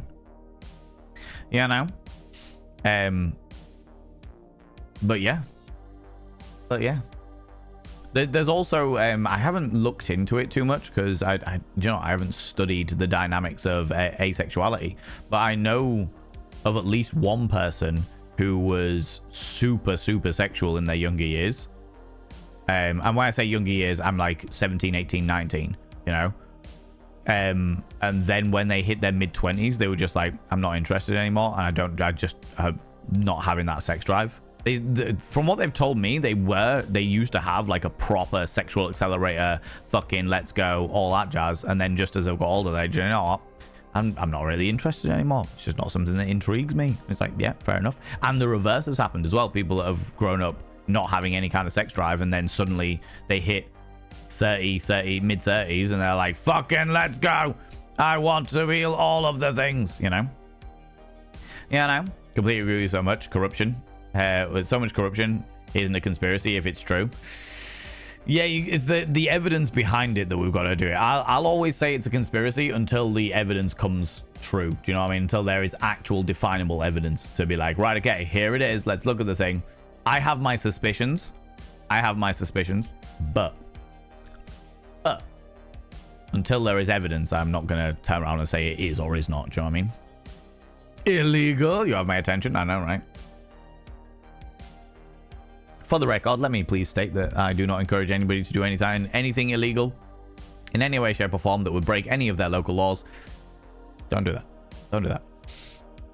I feel sorry for the kid in the breastfeeding story, not because he's being breastfed, but because other kids are like his bully for it. Well, when they're 5 years old, I don't know whether a 5-year-old really gonna get bullied. McChicken. I don't think a 5-year-old's really gonna get bullied. But when they get a little bit older, the issue that I would be conscious of, and this isn't a judgment, it's a thing that crosses my mind when I think about a child being breastfed at the age of 5 years old or over the age of 5 years old, right? If that's what the parents want to do and it's all okay, well, medically speaking, both for the person breastfeeding and for the kid, if that's all fine and dandy, then I'm not going to fucking criticize. The issue that I would think about, that I would be concerned with, would be that when the kid got older, when the kid got to 7, 8, 9 years old, when kids can get particularly vicious about stuff, some kid would turn around and be like, oh, well, so-and-so got breastfed when they were 5 years old. And then all of the other kids would pile on them. That would be what I would be concerned about. Because that is exactly the kind of shit that happens all the fucking time. Stuff that you have absolutely no control over as a fucking tiny child, as a toddler and post-toddler. Stuff that you have absolutely no fucking control over at all. Your parents have with you, do the bits and pieces. Then as you get older, some friend finds out about it and decides to make a fucking mockery of you. All the time. All the time. I got rinsed. I got absolutely rinsed as a child because one of my friends saw a picture of me at 3 years old wearing a pink stripy suit to my aunt's wedding. My aunt and uncle got married. I was wearing a pink stripy suit. And at the age of 7 years old, 7, 8 years old, I got rinsed for it. You wearing a pink suit? Ah, fucking hell. Look at you, pink suit. Absolutely fucking rinsed for it. And that was it. That was it. Something I had no fucking control over because I got put in that outfit. That one random friend found out about because he visited my house for tea one night and the picture was up amongst other pictures and he was like, nah, Valen's wearing a pink shiny suit. Do you know what I mean? Pink stripy suit. And it was just like that. That was the end of it. That's what always the viciousness of other children is what plays in my mind when I think about things like that, you know? But in regards to like from a medical point of view, there's nothing saying that it's wrong or bad or what have you. Might even be very, very good because breast milk is very full of nutrients because it needs to be for a kid, you know what I mean? So purely from a medical standpoint, there's no criticism about it. And you know what? From a social standpoint, and there's nothing immoral about it. There's nothing wrong about it by any stretch of the imagination. I'm not going to turn around and say that it's a wrong practice.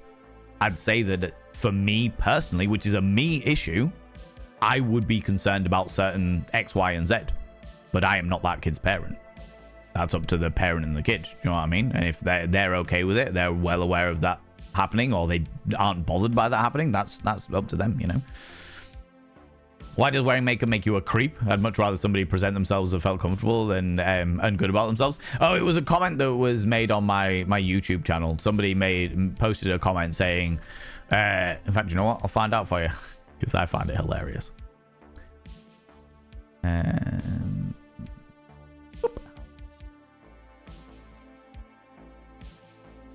Oh, did they delete their comment? Oh, no, they didn't. It's all good. Panicked for a second there. I was like, where's it gone? Any creepy bloke wearing makeup is danger to kids. Oh, any creepy bloke wearing makeup is a danger to kids. And my response was, this perspective says far more about you than it ever will me. And they responded with, it says you're a creep. And I said, because I wear makeup?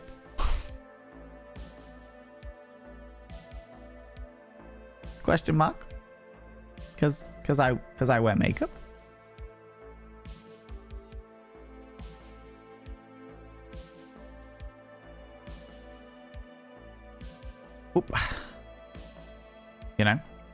one of them things. It's like, okay. See how it is. Maybe it's Moonlight. Come here, cheeky devil. What do you like claiming cheeky kisses, you cheeky individual, you? You mentioned it's very accessible, so I do my best. Do my best. It's level flooring. Is that the correct term? Where everything has got like it's accessible via wheelchair, apart from one area, but we don't access that. We don't open that area up to the public anyway, so it's by and by. Maybe don't call it DP in this community. Nibirin, why do you think I called it Devil's Parlor in the first place?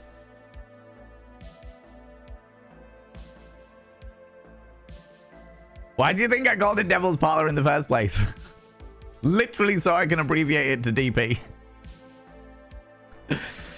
I called Ken because I wanted a guy's name. Random dude's name. It actually wasn't a random dude. Somebody, a friend of mine's name as the name to my event.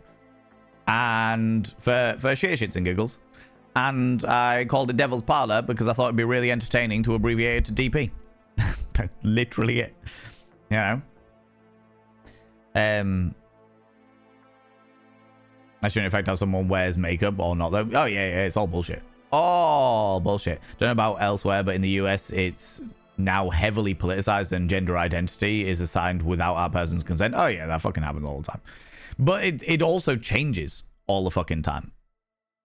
High heels were once very masculine. Makeup was once very masculine. Frills were once very masculine. Wigs were once very masculine. They all started as masculine.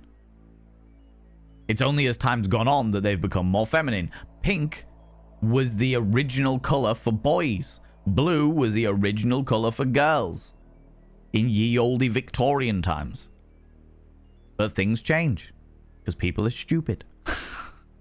And people are like, no, now it is blue for boys and pink for girls. It's like, oh, for fuck's sake, alright. Whatever. Jesus. Gonna pop a like. No worries, you take it easy, Druid as a Midian, you beautiful bean. Lurk away, you beautiful bean. Appreciate you. When we go through the perimenopause, yes, men also go through it, but the hormones drop slow. Yes, yeah, they do. Libido can drastically drop. Perimenopause can also start in the late 30s and early 40s. It certainly can. It can also start as early as the early 30s. Because you got menopause, and then perimenopause is menopause before the menopause are actually meant to start. But they can start at any time. Absolutely. And menopause is the menopause and the perimenopause as a result can drastically affect the way that people with uteruses in particular, but like you say, the hormones are different with gents. It does happen, or with gents, with people with penises.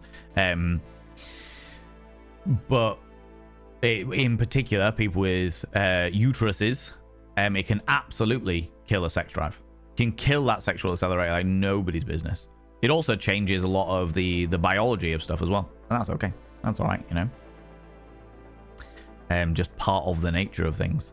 True, right now, my sex drive is plummeted. Before I was all over the place. There you go. See? That's a bit like me too. Mine used to be up and down like a yo-yo. My drive is just not... It's just dead. I was about to say, it might not be dead. It might just... Oh, now it's just dead. It might not be dead. It might just be you're going through a period of the moment where it just doesn't tickle your fancy, and that's okay. There could be a variety of different reasons for it. And again, that is okay. You know? If you think it's a problem, though, if it's like you consider it to be a genuine issue, then please think of seeking a medical professional. You know? Seeing if there is something going on that you're unaware of that could be affecting it. You know? So, Jack, it was wonderful on you. Thank you very much, Didymus. I thought we'd go for a blue theme, given the fact we're playing Blueprints in a little while. Must run off for a bit. You take it easy, Robo Blake. We'll be back later. Yeah, do your thing. Do your thing for the blowing of the prince. Exactly, right? Exactly. The perfect way to do it. Always blue seed all over me. I said that. That was those. See you later, Ruby Q. You take it easy. You need a screening of it in case it's erased. I mean, I ain't gonna screenshot shit like that. It's not worth it. Not bloody worth it. By any stretch of imagination. I just find it funny. It's like, alright, if that's the way you want to do it, sure. Sure thing. My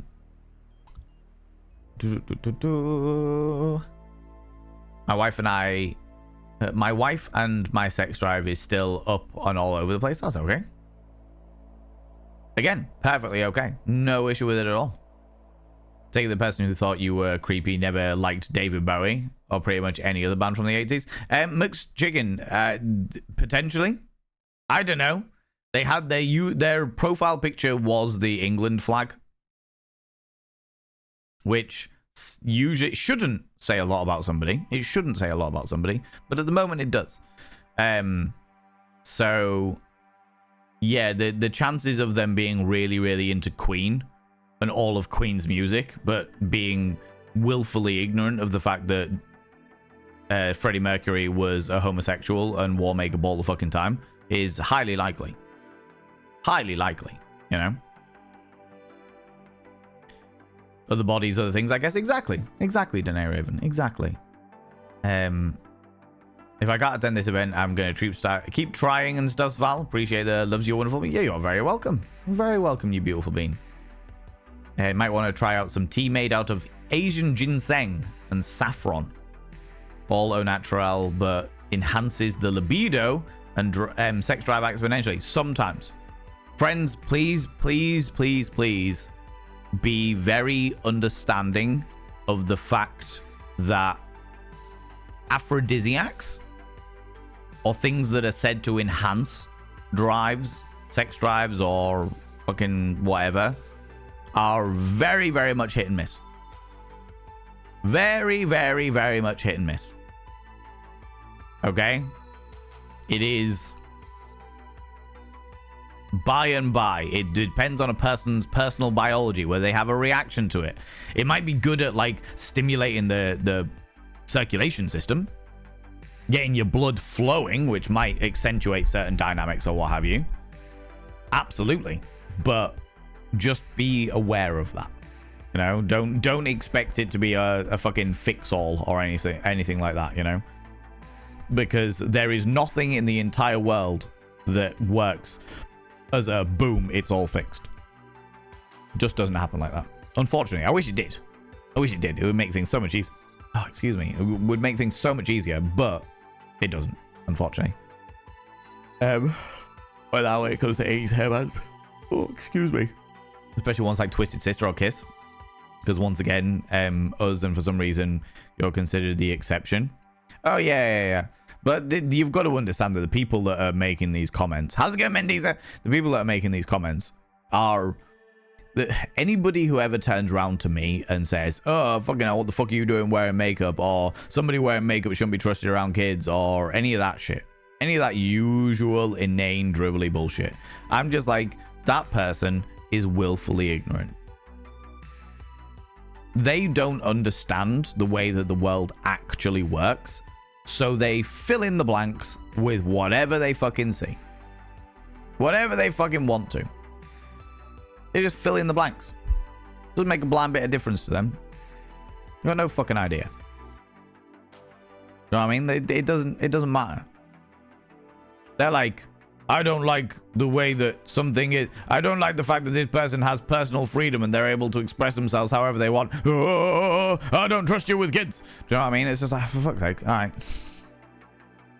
All right. I can guarantee this is going to bother you more than it's ever going to bother me. I can guarantee that your anger is going to bother you far more than it's ever going to bother me. I am not going to be fussed about it. Do you know what I mean? If there's an issue, there are always other ways. Hormonal reposition therapy is becoming a very accessible thing. I don't know about that, Biscuitow. Biscuitow? Bistacow. Excuse me. I don't know about hormonal reposition therapy. Might have to look that one up. Thing is, I'm not upset by not having no sex drive. I'm okay with it right now. Yeah, in which case, no issues. No issues at all.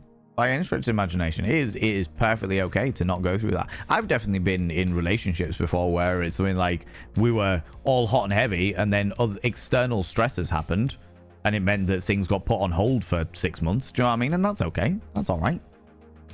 I just had to deal with myself for 6 months and that's okay. I was just like, all right, yeah, no worries. Things will settle down with whatever the fuck is stressing you the fuck out and then we'll things may return to normal, they may change, they may do different things, and that's okay. You know what I mean? It's all about moving on and moving forward and growing together and all that jazz, or growing apart, as some cases may be. As a footnote, I use a lot of herbal and plant-based stuff, because I'm somebody who is in touch with nature. This is not by any case a replacement for medicine or doctoral advice, medical advice yet. Together, if anything, always consult a doctor. Agreed, B Nation. Thank you very much for clarifying that. Little disclaimer, love that. Love the jacket. Thank you very much, Iron Mark. Appreciate that. We've gone for the blue suit today to provide delightful dignity to the shenanigan bullshit that I tend to speak. How you doing, buddy? How's it going? Just find it painfully ironic and not in an amusing way that so many individuals consider Kiss iconic and then are phobic in basically every direction. Then are homophobic in basically every direction. They were painted to... Oh, they were painted to be the gods. There's zero way around that, but somehow they pretended it didn't happen. Oh yeah, it happens all the time. Happens all the time, Orion's End. Absolutely. But this is where I've said for many years. How's it going, Sway? I've said for many years that one of the most dangerous things in the world is willful ignorance. Somebody who has a certain idea in their mind about how the world works, and when something actively proves that that is incorrect, something that they enjoy actively proves that that is incorrect, they're like, oh no. I don't want to hear it. I don't want to hear it because that'll fuck with my chakras. Don't like it. No. Happens a lot at the moment with J.K. Rowling and the Harry Potter series. I cannot begin to talk to you about how many people turn around and say that they're trans allies and yet still indulge in Harry Potter. And it's like, your willful ignorance is actively damaging the people that you pertain to be allies of. Willful ignorance is hugely damaging. Possibly one of the most damaging things in modern society. You know what I mean? How you doing, Sway? How's it going? How's it going, Authenticator? Excellent suit. Thank you very much. Thought we'd go all blue for Blueprints Day, you know? It goes. It's Wednesday, so halfway through this incredibly long feeling week. I'm glad that it is halfway through. You're past the halfway now. It is the hump day. Tis the hump day. And hopefully in the lead up to the weekend, it will roll a little bit faster for you so you can get to the stuff that you enjoy all the quicker, you know? That one broke my heart. Yeah, 100%. 100%. Love the word douche canoe. Can't watch or wear anything to do with that's HP because of that douche canoe that is JK. Yeah, very specifically, and let me be very, very clear because I understand that people have already got the books and people have got so much love for it. I personally can't do it because I get an icky feeling every single time that I read anything about it. Do you know what I mean? Purely because of the association with J.K. Rowling. But even more so right now, because J.K. Rowling has actively said that any profits that come from the TV series that they're doing are actively going to anti-trans stuff. Do you know what I mean? And it's like, you cannot indulge in anything to do with Harry Potter and say that you are a supporter of the trans community. You can't do it. It's not possible. I've always said, people are like, oh, separate the art from the artists. You can separate the art from the artists when the artist no longer gains any profit or any power from the art. For example, H.P. Lovecraft. Massive xenophobe. Hugely racist. Also is dead. So I can appreciate the art with the understanding that it came with racist backgrounds. But it doesn't financially benefit H.P. Lovecraft anymore or give him any power or influence anymore. At all. Nobody I know that likes H.P. Lovecraft works and the work of Cosmic Horrors and Call of Cthulhu and all that jazz. Nobody I know supports any kind of xenophobic ideals. But they like the universe of Cosmic Horrors. They like the universe of out there, peculiar things that we just can't understand that send us fucking mad. You know? And that's why I really like some of the games that have been based around it, because they take some of the xenophobic elements of it and they go, right, how do we think around this so that it's not xenophobic anymore, so it doesn't propagate any kind of racist ideals, you know? And when J.K. Rowling is no longer financially benefiting or gaining any kind of power or influence from Harry Potter, there may well be a time that I indulge more in that content. But at the moment, she definitely is. Not gonna say anymore, but definitely want to see some games. Good, some puzzles, yeah. Well, to be fair, we've got ads in 9 minutes time, so I'll probably use that opportunity to go myself another cup of tea, go for a piss, and then we'll come back to some games. No ways, you take it easy, Mavis Moonlight, you cheeky devil. There are far too many people who use the hashtag ally thing, but are very ready to endorse basically anything and all of our products, and say something is very so much is a question about it that they get very productive, which shows exactly what they are doing. Yep. I want nothing to do with those channels. They are obviously then they're not allies. Yeah, you can't claim to know what's happening with that. You can't claim to not know what's happening with that anymore. Agreed. Now that I'm an adult, I've got some perspective. They're poorly written books. Yeah, but I mean, they were massively influential books for, like, I'm very open and honest about dynamics like that. The Harry Potter books were fantastic for getting kids back into reading. They did phenomenal work of getting kids back into reading, back into libraries, talking about books, talking about different novels, they were fantastic for the literacy levels of entire nations. They did some amazing work. Ironically, they also helped a lot of trans kids come to terms with being trans, because it was all about hiding away. You're a person that you're not meant to be. All this jazz. Oh, look, if you once you look beneath the surface, it turns out that you're somebody that you should be all along.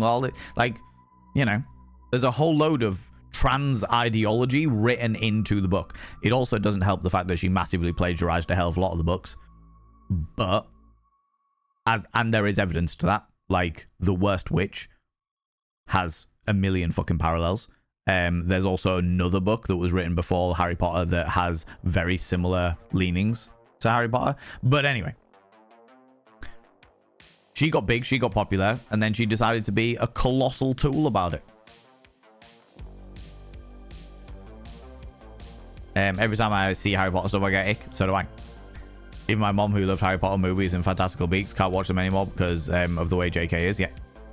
Yeah. I really struggle with it. I really struggle with it. How's it going, Kiara? How you doing? I remember when people were like, I'm buying Hogwarts Legacy to support the developers, or none of the money is going to JK. Are you serious? Then why not just buy every single game to support the devs? Yeah. I get to have words with certain streamers about them playing Harry Potter Hogwarts Legacy, excuse me, and being like, hey, just so you're aware, by playing this openly on stream, you are waving a big flag saying, I hate trans people. Oh, but I don't hate trans people. Doesn't matter. That's what the flag is. That's what you're doing. Genuinely doesn't fucking matter. Doesn't matter what your personal intentions are. Doesn't matter what your personal morals are. Doesn't matter. By playing anything related to Harry Potter, you are saying my area is not a safe space for trans people, regardless of your personal morals. When it comes to separating the art from the artist, you can take into account social norms at the time. H.P. Lovecraft lived 100 years ago, and society was a lot more prejudiced then. Yeah, so was a lot more socially accepting of prejudice back then, for sure. JK is now, and the social norms and rights are a lot different. They certainly are. Agreed. Not that it gives any kind of excuses, but I understand. There's a difference between reasons and excuses. Just because somebody has a reason for doing something does not excuse their behavior. Do you know what I mean? And I agree with that. Understanding of social norms and context and stuff is very important. The fact that she wrote HP in itself is questionable. There's something info about it. Basically, it's a fantasy rewritten, a fantasy rewrite of Star Wars.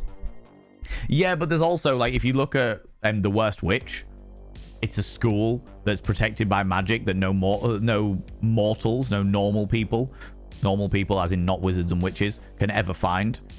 It's got a strict, tall, dark, hooked-nosed teacher who's particularly evil but is always actually looking out for the protagonist. It's got a friendly, older head teacher who's always on the side of the protagonist. They do sports related to brooms. If you literally look at a side-by thing of the Worst Witch and Harry Potter, the Worst Witch is the skeleton for Harry Potter, you know? I think it might still be childish. I think I might still be a little childish then, because I am the type of person who is like, either I like you or I don't, regardless of your romantic preferences, convictions or whatsoever. Either I like you or I don't. I can understand that. Nothing wrong with that. So long as your understanding of people is based upon your perspectives of them. My perspectives can be influenced by certain things coming to light, for sure. If I find evidence of criminal convictions and those convictions go against my moral standing, then yeah, they're fucking gone. And I have cut people out of my life very quickly because of it. Worst switching other things, almost like for like passages. Absolutely. HP didn't help me with queer identity. My Chemical Romance and Korra did. Fair. Absolutely fair. She ripped off Star Wars, changed the lightsabers to wands. Well, yeah, there is those dynamics, but she ripped off loads then. Who's this amazing video? How's it going? Beck's not naughty. How you doing, you beautiful individual? Doing all right, doing okay. Just getting myself ready. We're about to have some adverts, and I'm going to jump into the game. But I'm feeling the blue today. Feeling the blue. I agree. Does not give excuses. Yeah, reasons are not excuses. Someone can have completely understandable reasons for something, but it does not excuse their actions. H.P. Lovecraft was also seen as a racist, even by his time, by his own peers. This is very, very true. This is very, very true. He was particularly xenophobic. He was also a massive shut-in, didn't socialize with anybody, and all of his worldviews came from his particularly racist mother. I've done a fair bit of research on H.P. Lovecraft and the way that human being is, or was, excuse me.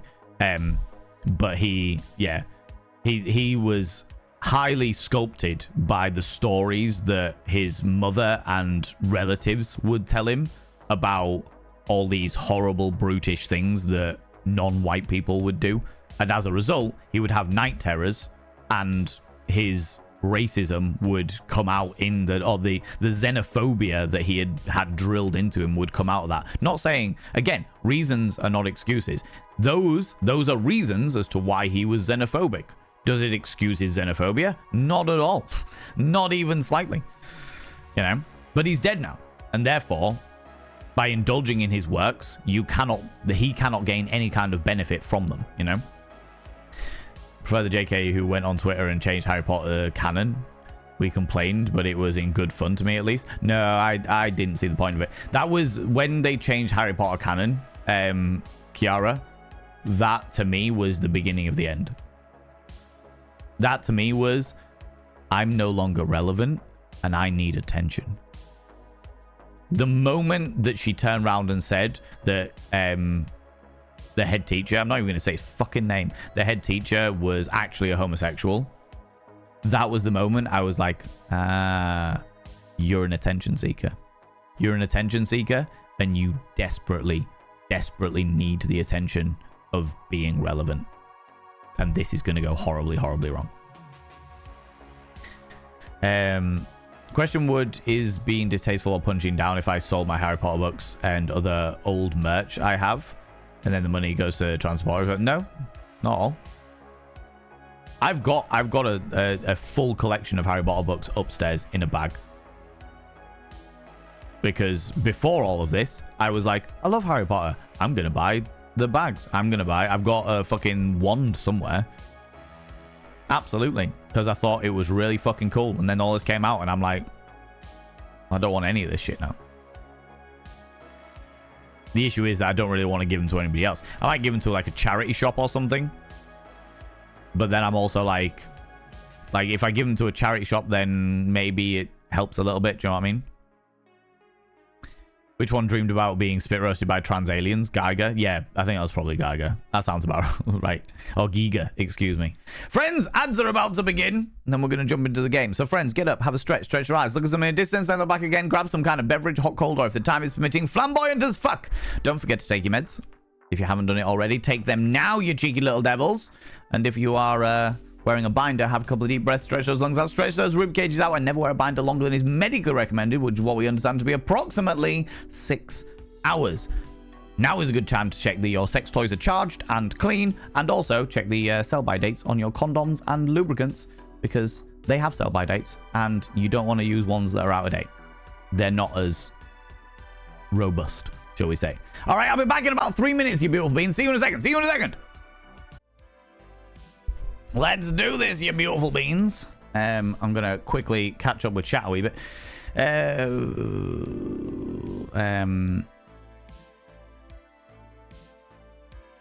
Like you or don't like you. If find out if things do not align with my own beliefs, and you're out. Yeah, exactly. Yeah, it makes complete sense. I'm the same. Wait, there's a game? There is a game. I know, right? What are the chances? So that was a basic hero path, same as most of the stories. Yeah, I remember them. Many years ago, my head teacher, because I went to a Catholic school, my head teacher tried to convince all of us that Star Wars was actually just the Bible rewritten, which I always found very, very entertaining. Always found that very, very entertaining. Basically, always a skeleton for flesh and meat out. Exactly, right? Exactly. From what I remember, it wasn't just non-white people, it was non-white and poor white people. Yes, yeah, very much so, Frax. Where xenophobia, H.P. Lovecraft absolutely took xenophobia to the max, because he viewed poor white people as collaborating with the devil, because they were white people that chose to be poor. Of course, they chose to be poor, and that must be because they were collaborating with some kind of cult rituals and shit like that. It was pretty fucked. It was pretty fucky. So I'm going to leave it the skeleton dress with the additional clothing. Exactly. Traditional clothing. Yeah. Absolutely. Right. Whipping down. Have a fantastic stream. You take it easy, Orion's End. You beautiful being. Thanks very much for stopping by and having a conversation with us. I appreciate that. So my books years ago. Yeah, I'm tempted to just recycle them, if I'm honest with you. At least then the pulp from the books themselves will go into something more useful, like toilet paper or something like that, you know? Books are under the bed at home. Yeah, I have them in Dutch and English. Was even a cosplayer for years, and now it's all my art collecting dust. Yeah, there's I was literally talking to a performer the other week, or a producer of burlesque shows the other week, and they were talking about somebody who used to have a Harry Potter act. They had an act, a burlesque act that was dedicated to Hogwarts and Harry Potter and all fun and games. Oh, shits and giggles. Oh, look at the wand. Oh, very, very innuendo, you know? And they've been like, well, I can't do that. That was their most popular act. And they're like, I don't feel comfortable ever doing that act again. So they've had to redo their entire act to not do that. Do you know what I mean? It's shit, but it is what it is. Clayton does. I've seeing our heroes become human, especially shit humans heads. It certainly does. That's why they say, Authentic Eye, you should never meet your heroes. You should never meet your heroes. Fortunately, the only hero that I ever really had, I met, and they turned out to be a pretty decent person at the time. So it's all good. It's all good. When I walked out of the theater after seeing the last HP movie, I left HP behind forever. Yep. It was the same day Amy Winehouse died. Oh, God. Bless. That's fucking a bad day. Played Harry Potter on stream. Didn't know any better. I apologize. I will get back out. Wild Annie, you didn't know any better. Now you do. Now you do. Do you know what I mean? This is what it really comes down to, is it's like, it's one thing to not know any better. It's one thing to be ignorant, you know? It's about what happens when you learn. It's about what happens when you're like, oh shit, I didn't know any better. Now I do. What are my actions from this point onwards? Do you know what I mean? You won't play it again. There you go, you see? Like, in which case, you're grand, because you've learned. You've taken on board what's going on. You've taken on board the criticisms, and you've made your own decision based off of those things. I have had conversations with other streamers who played the game being like, hey, just so you're aware, this is what you're doing. This is the image that you're putting out there. and they have doubled down and been like, no, fuck you, yeah, fuck you. I don't want people that are that sensitive in my community anyway. And it's like, it's not about sensitivities. It's about the fact that you're being a cunt now, you know. Whereas you didn't know any better. Now you do. You're like, cool. I've drawn that line. I'm out. Do you know what I mean? Supposed to be consorting with the devil. There's a bonus stream tomorrow night. There is indeed, wearing that maid outfit. Authenticator. That maid outfit right there. I must never meet you. Oh God. I would like to think I'm a relatively half decent individual at the very, very least, you know.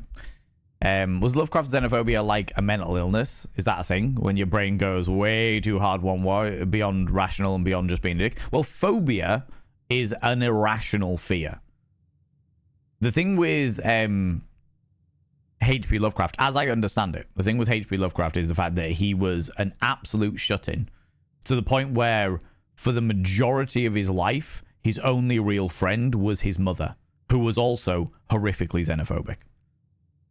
So the only perspective of the world that he ever got, like, he would say that, if I remember correctly, their house was on a bit of a hill and they would look down over the dock, so they'd see all these big fucking ships and what have you, and they'd see all the dock workers, and the dock workers were multicultural. They'd come from all over the place. Do you know what I mean? You'd have black people, you'd have Arabic people, you'd have white people, you'd have all kinds of people in the dock, and like, they would sit at the window and he would just listen to his mother talking about how they were all cultists and how they were all backwards and evil, and how the reason why their skin was that color was because the devil had burnt them, and all of this horrible, horrible shit, you know? And he had no other perspectives. So in regards to, was it a mental illness? It was an indoctrination more than anything else. It was like a brainwashing more than anything else. Again, from what I have seen, from like documentaries on him and stuff like that, and what I've read about him, it was less mental illness, more brainwashing. And there is rumor, though I haven't had any of it confirmed, there is rumor that in his later years, when he was, once he'd been married and he'd been a bit more social, he'd gone out to social gatherings, got a bit more understanding of the way that the world works, that he wrote a letter to somebody apologizing for his early works and his xenophobia. I don't know how legitimate those letters are. I don't know how official or legitimate those letters are. I have read the letters and they seem genuine, but I haven't seen any kind of like proof of authentication or anything like that. So it's possible that in his early years he got indoctrinated, as many racists are, and then as time went on, he like learned better, got a bit of worldly experience, and went, oh shit, I was a horrible, horrible human being. I need to do something about that. I'm going to write a letter of apology to the Herald or whoever it was that was publicizing his short stories. You know? I would say phobia or anxiety can take those flavors. Yeah, very much so. I agree with that. I've heard some good stuff about Valen from the people who have met him in person, so I'd say he's a good individual. Check your sources. I tend to trust the bulk of my sources, just to get the occasional one. You know, I mean, there will be people out there that have had a terrible experience of me. Absolutely. Abso-fucking-lutely. Like the person who said I was a creep for wearing makeup, you know what I mean? So, you know. Do you know anything about Lovecraft's wife? I do know a little bit about Lovecraft's wife. So Lovecraft's wife was a massive socialite. And they ended up living together for a little bit, realizing they couldn't fucking live together because he was a massive shut-in and a massive he was horrifically antisocial. And very much like the pinnacle of introvert at like one end of the spectrum, and she was the other end of the spectrum in the fact that she loved to party, she loved to go out, she loved to do things, she loved to do bits and pieces. So they lived together, if I remember correctly, for about 6 months or 8 months once they'd been married. They lived together for about 6 to 8 months or something like that, maybe even a year. And then after that, he moved back into his mother's place and she went on and partied. They stayed married, but he moved away and continued his writing while she went and continued partying, doing her life, because, you know, they did the whole till death do us part stuff, you know. Mushroom people do not like anything good. bastards. Who do you think they are? Ugh. Do you know what I mean? How's it going, Tinks? How you doing? And Sharks. Hello, Tinks and Sharks. Welcome on in. We are about to jump into the game, as we can see here. Gather my my delightful bits and pieces, and we're going to jump straight in. And I know exactly what we're doing today. We're going straight down to... We're going to do this one first, and then we're going to go straight down to the cavern underneath the mountain, because I've got a sanctum key to go get.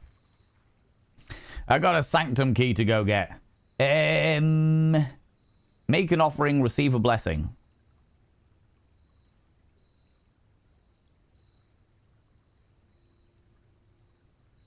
We have 4 gems. We could do the hovel. No, fuck it. Let's receive a blessing. I don't even know what their blessing is going to be, but let's give them a shitload of coins and see what happens. Let's give them 10 coins. Confirm. What did 10 coins give me? You have the blessings of the general.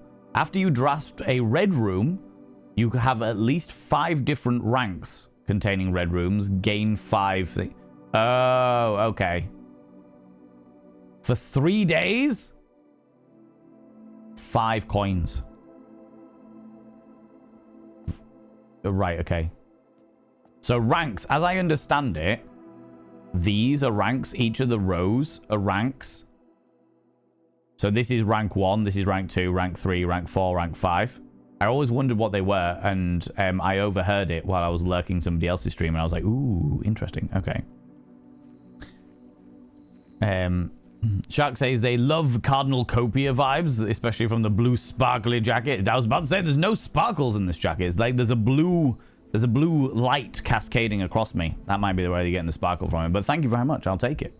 Cardinal Copia had a lot of style, it had to be said, before the current dynamic of things. Ah, fuck, I knew this. Forgot all about that.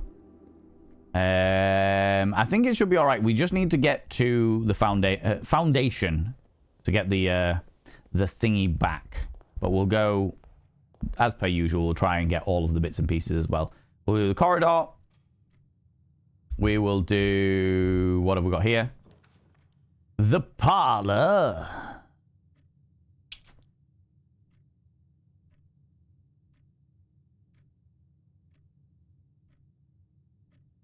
Yeah, we'll go with the parlor. And the hallway.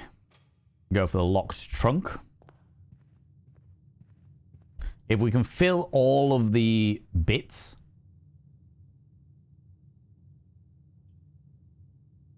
today, then we should be able to gain some extras. It really depends on how we're doing. Okay, I would like to get the lockpick kit, please. Beautiful. That will help me out massively later on. I know there's something to do with all of those, but I don't really care. Okay. Spare room, nook, passageway. I don't really want to do the passageway just yet. We can do the spare room. Means I'm going to have to come back on myself, though. I don't really like going back on myself, but that's okay. Oh, yeah. Gems. Glorious gems. All right, I figured ranks were the rows by paying attention to what rank each room said and where it was located. In time, I realized that giving a rank a number by a row. Yeah, I didn't know anything about it, but yeah, I'd never really paid much attention. It was just like stuff would mention ranks, and I'd be like, all right, cool. A box next to this box is true. Well, there's only one box next to that box. Both boxes next to this box contain gems. Well, that can't be true. Box next to this box contains gems, so it must be this one. It's the only way it can be. Huzzah! Gem gloriousness. Okay,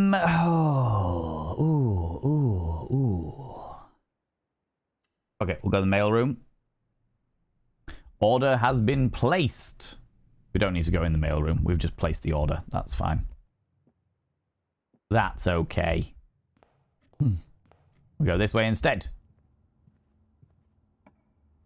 And it's just the rarity of a floor plan. Let's do that purely because of the fact that it's going to keep us walking. Don't have a spade. Is there a spade around here? No spades. Okay. Continue. What have we got? The furnace. We could make that really rare. Commonplace. Oh no, it is already rare. Shit. Exit. The corridor or the observatoire. I feel like the corridor is going to be, if we can make that commonplace, that'll be really useful for keeping more paths opened. Choose plan. Oh, I can do them all. Yeah, standard's fine. That's okay. Any mysteries? Any mysteries? Corridor! Yeah, it's an upgrade from the courtyard, where it now counts as a corridor and a courtyard. So there's a green room and an orange room. It's going to have to be the drawing room, because that's the only one that I'm going to be able to push further upwards with. The only one that I'm going to be able... Do you know what I also need to do? I need to pull up my fucking notes, which I haven't done. I'm going to open this a little bit, because I forgot all about it. At some stage, I'll know what the keys are to those, but I can never remember what it is.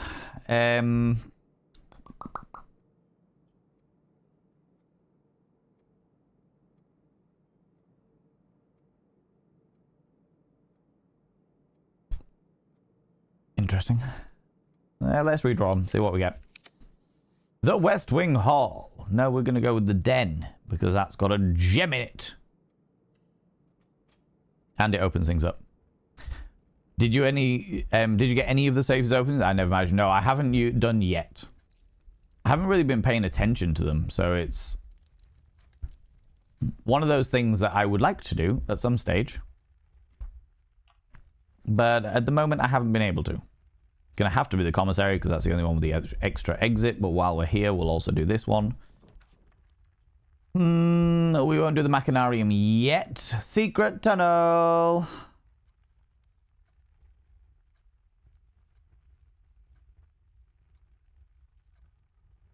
Sure. Secret passage. We're going to make it another hall. No extras on here. No. Okay, cool.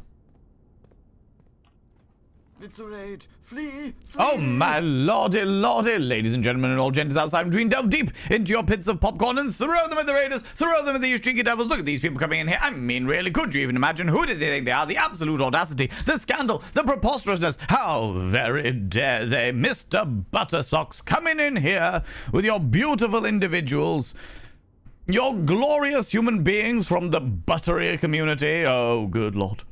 Grease yourself up. It's a buttery raid, baby. How you doing, Mr. Buttersocks? What were you up to today? Tell me all about it. I do love your raid message every time. Every time. It is glorious. How are you doing? What were you up to today? Tell me all about it. Friends, if you're new here, 2 things you need to know about this channel. 1, you're not allowed to apologize. What is judgment? Tell me about judgment. What is judgment? I have not come across this game before. Tell me about that.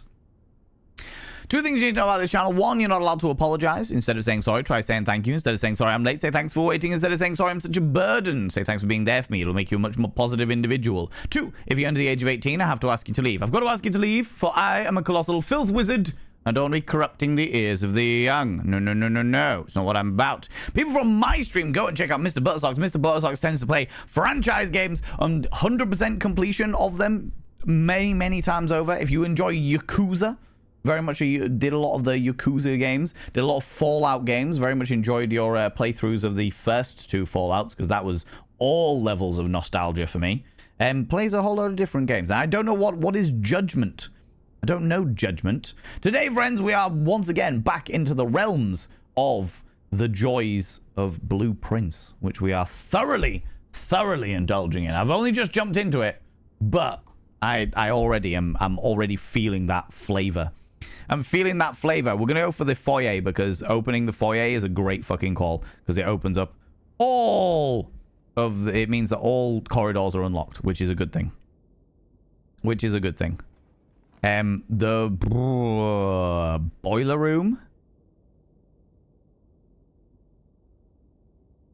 Yeah, we'll do the boiler room. Because that will keep things going. Keep things going. Doing good. So last week I finished Yakuza 6 and I started playing Yakuza 7, but I was a dum-dum. Judgment technically takes place before Yakuza 7. Oh, so it's another Yakuza game. Okay, I got you.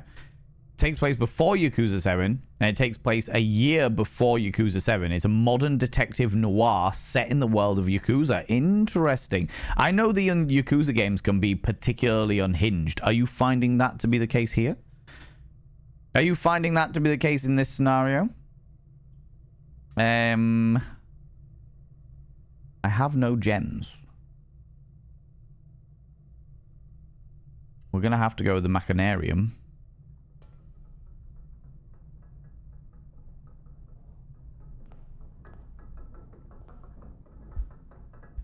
Even though that's not what I wanted to do at all.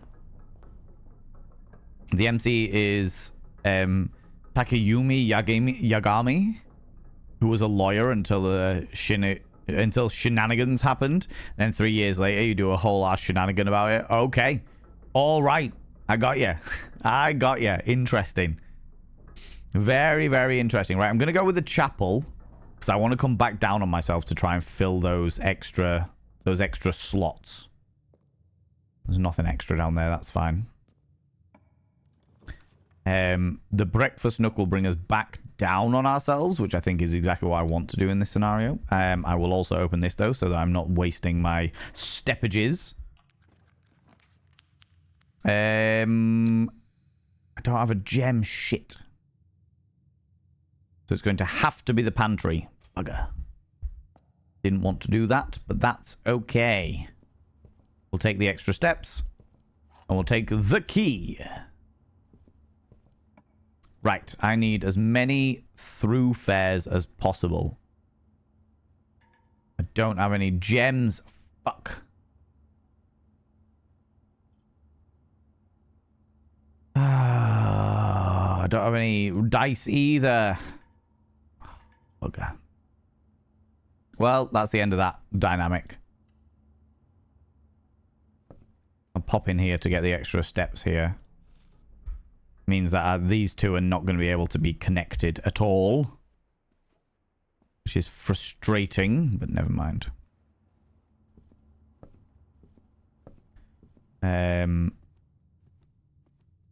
We will take the pantry shenanigans, the extra banana, and all that jazz. As always, Mr. Buttersocks, if you need to disappear off, if you need to go grab a snaffly treat, some kind of delightful beverage, please go and do so. There's also moments of Ace Attorney about it. Mostly because Yagami never let his lawyer license lapse. So he just didn't want to do the job. Is Ace Attorney part of the Yakuza world? Mr. Buttersocks? We have a boudoir and a bedroom. Exactly, Shasta. Exactly. You don't seem to be able to pick this lock. Fuck.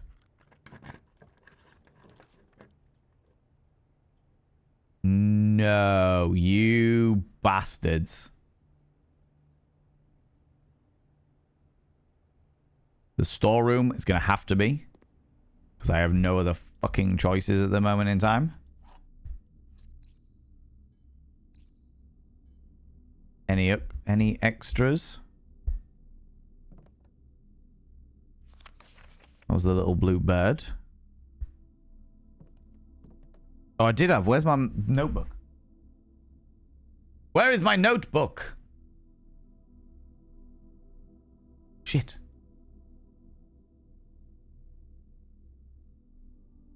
Where did I take my notebook?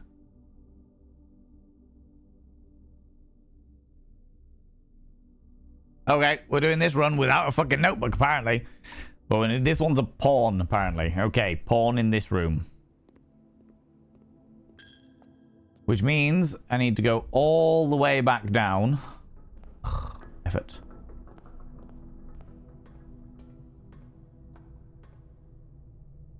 So this is worthwhile having that, because it just means that all corridors are always open, which is a great thing to have.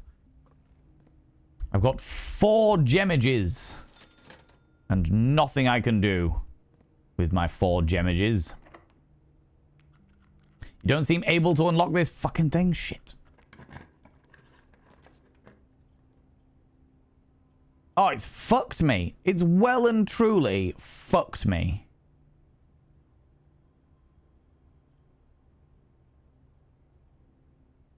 The RNG has been fucking brutal today.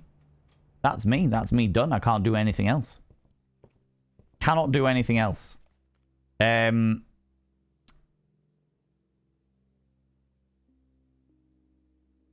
Sure, whatever.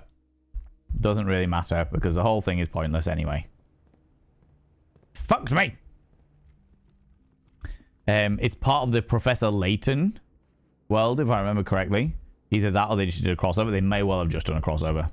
They may well have just done a crossover, to be fair. I've got no gems. I've got no thingies. Right, I've been fucked. I've been fucked well and truly. Call it a day. Bastards. Call it a day. Well and truly fucked. Never mind. Mid-sized villa. It wasn't a mid-sized villa. It was a pain in the hoop. Save and continue.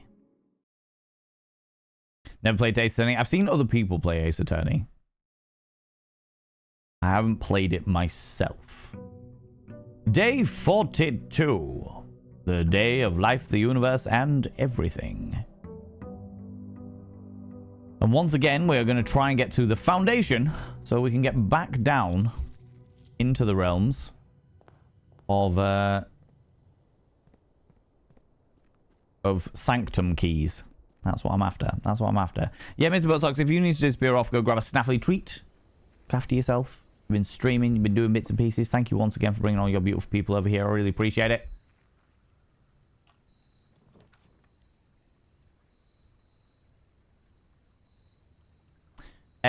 Trading post. Shelter.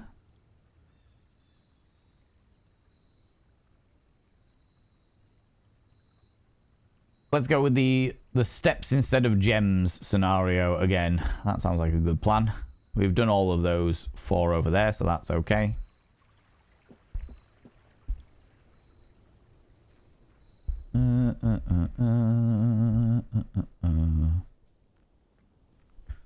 Right then. Did say the judgment is down to earth and all that, but I did yeet a boss using my in-game thing to shoot energy balls at him until he died like I was Goku. Oh, that's hilarious. More down to earth than Yakuza, but still hilarious. Still hilarious.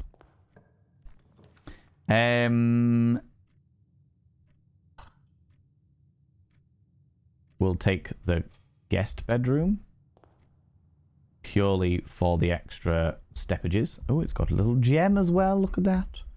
Little gem as well.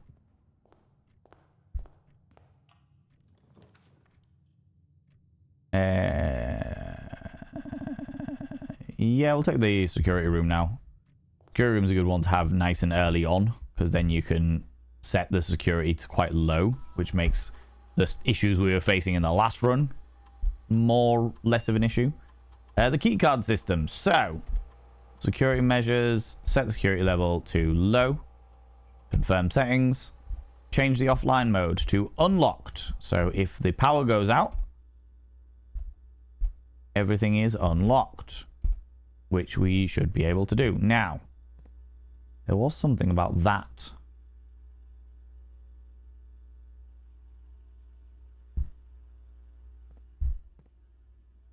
Yeah, that security tape. Most kind. Simplex! You're beautiful, Bean. Find weird secrets. Lay some blueprints. Wait. You know it. You know I'm going to be laying that blueprints. With consent. Cheeky little devil. Simplex Pachinko. I shall now describe your name upon the mirror vein.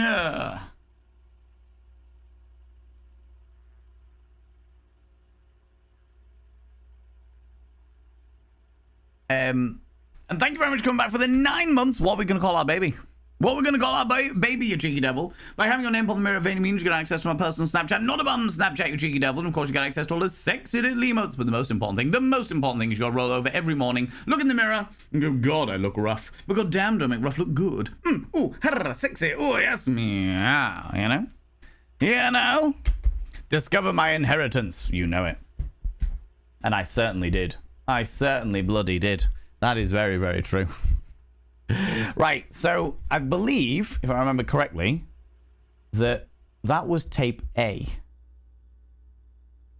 C cam, B cam, C cam, B cam.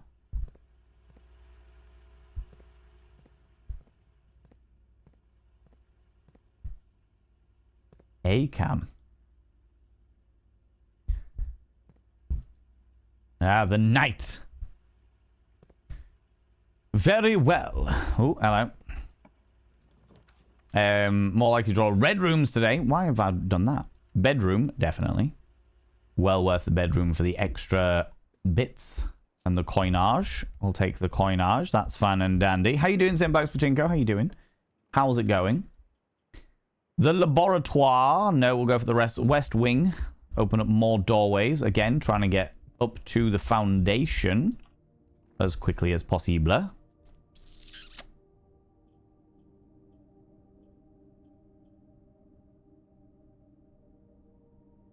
We'll take the chapel, but we won't enter it. There's nothing over there anyway, so I don't really need to worry about that. Just because it keeps doors open. Sure, we'll take the corridor because that's always left unlocked.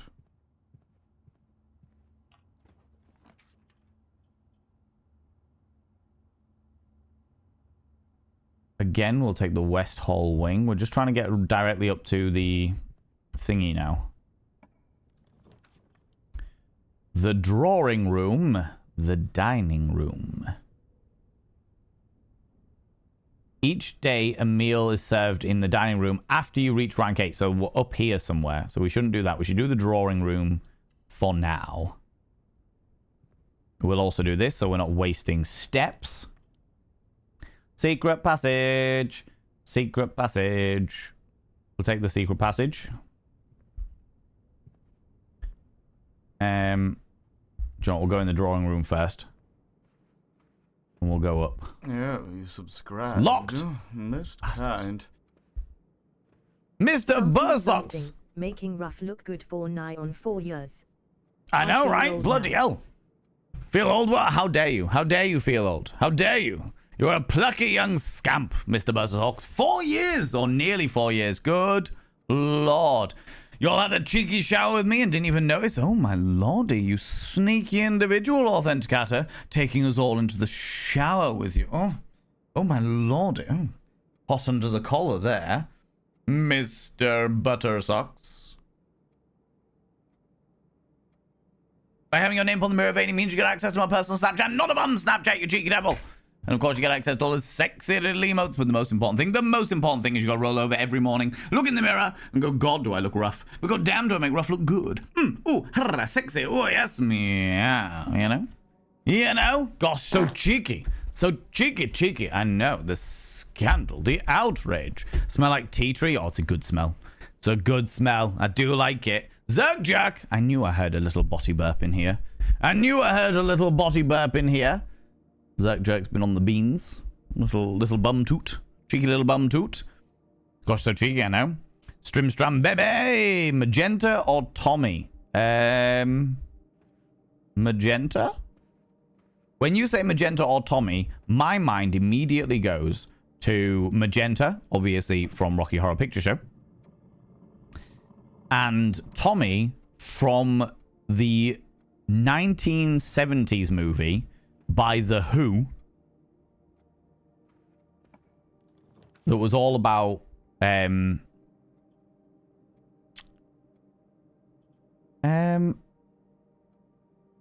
know what, we're going to put the boiler room in there, but we're not going to go in there. I'm not going to go in there just yet. Yeah, Tommy, that was about the deaf, dumb, and blind kid sure plays a mean pinball. The who? Tommy, can you hear me? Exactly that. Exactly that. Let's go with the Halls of Holly. We've got all of the hallways. Fuck. It's locked. And there's no fucking keys anywhere. Oh, it's screwing me again. Alright. We're going to have to go back down into the boiler room and stretch out until I find some bloody keys.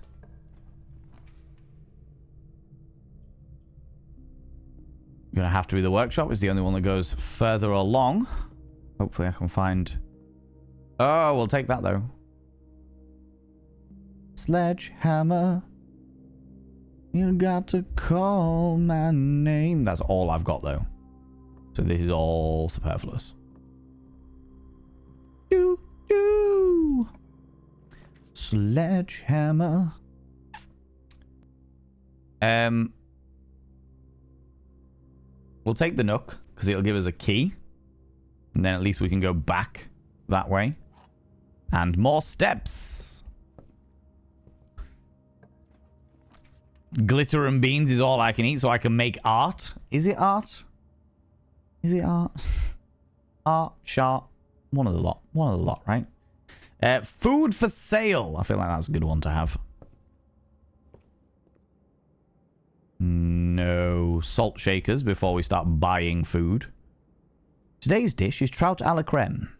The club sandwich. Adds a morning room to today's draft pool. I think we've already got it in today's draft pool. But fuck it. We'll take both of them. Because we need the steps. Because we are being charged steps instead of gems today. Which is fine. Ooh, ooh. Sledgehammer. You've got to call my name. Doo doo.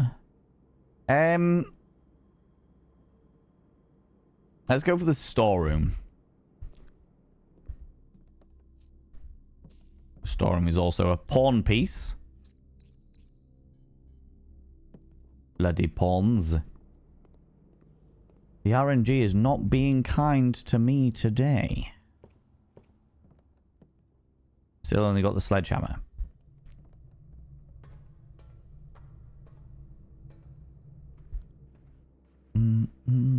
I've got 2 keys though. So we should be able to get somewhere. Damn, that took many spoons. I'm gutted to hear that. Redraw floor plans. Oh, thank fuck for that. Spare room. Right. The important bit. First of all, we're going to open these up to see what we can get. The corridor yard.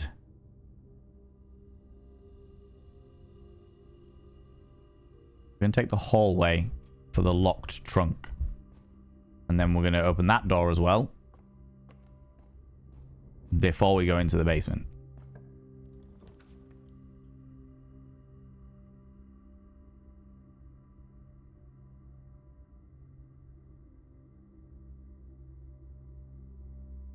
Sure, we'll take the billiard room.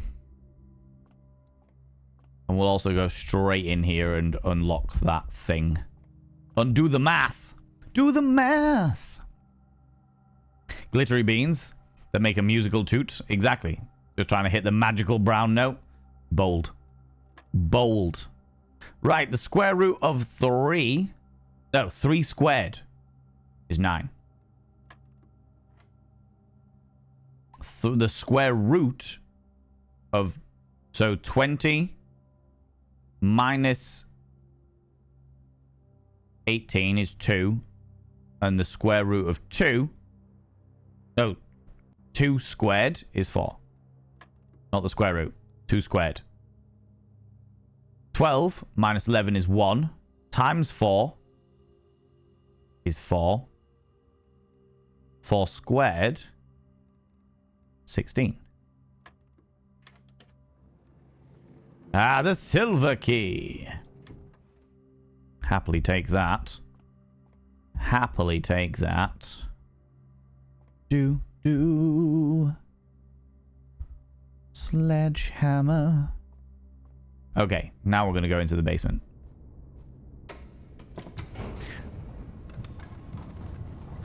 Was that your burlesque theme song? No, not quite. Not quite. Beans and glitter is a glittery shot, at least. Very much so. Pollock would approve. Very much so. Fucking Pollock. God damn it. Locksmith would have been nice. Locksmith would have been nice, but it's not essential by any stretch of the imagination. Not at this stage.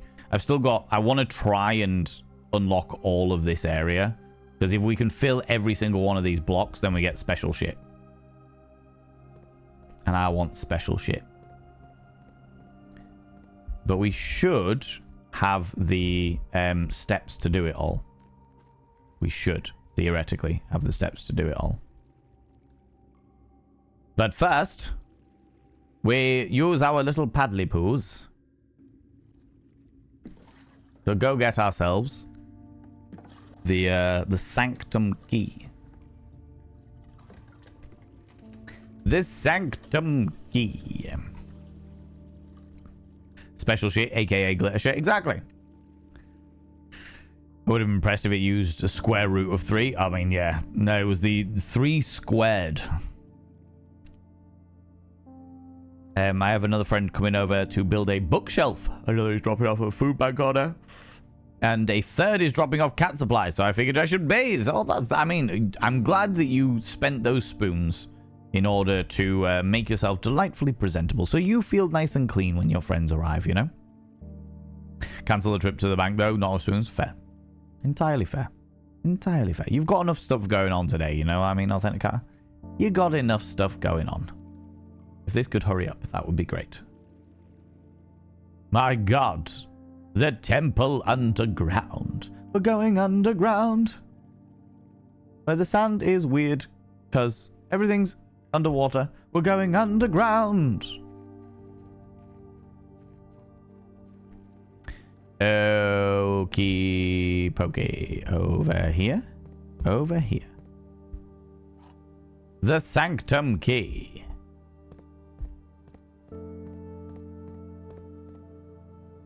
While we're here, I want to have another look at this.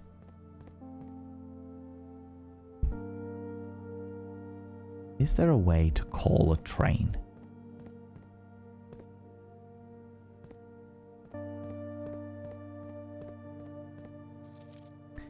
You are here.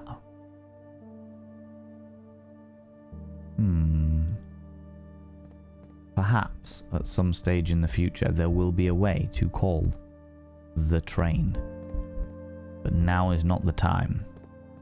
Now is not the time. We have got sanctum shit to do. This will be our third sanctum key, actually. Thinking about it.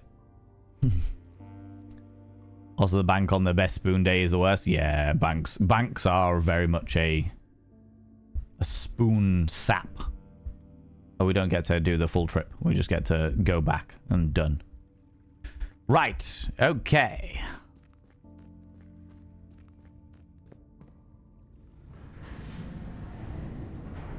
You know, it doesn't really matter at this stage.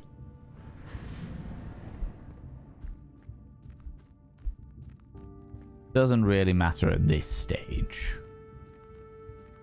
Because we just need to get over there. I would like to bring that back down at some stage. Bring it back down at some stage.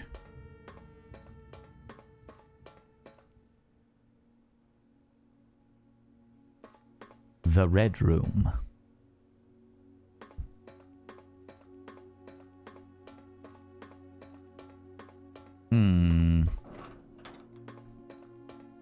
Banks require a level of masking I do not have today. Fair. What do spoons in this metaphor? Dodgerton, how you doing? How's it going? I think I understand masking. So, spoons, the spoon theory. I think we've actually got, is it exclamation mark spoons or exclamation mark spooner? Maybe. We actually have, it's a spoon theory is a way that originally people used to talk about the amount of energy they had. Thank you very much, Mr. Buttersocks. The amount of energy they had if they had a chronic illness.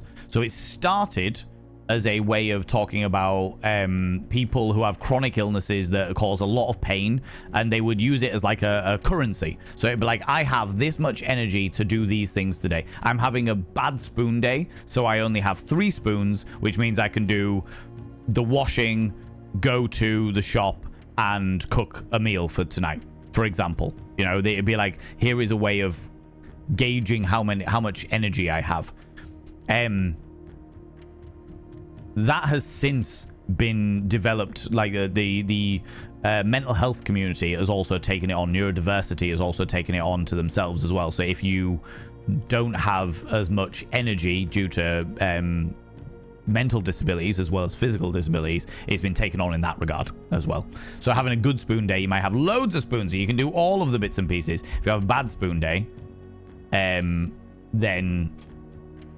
it's less desirable, as it were, you know what I mean? Or you might have little energy to do it. Even on a good spoon day, I avoid my bank, even if they call me, which is a low spoon day I could do. Though my bank, given my bank's reaction, I managed to buy a house, which I'm honestly surprised about. I hate my bank. Oh my god. Is it that bank in particular? Is it just the people in there? Or is it like the entire bank dynamic? Okay.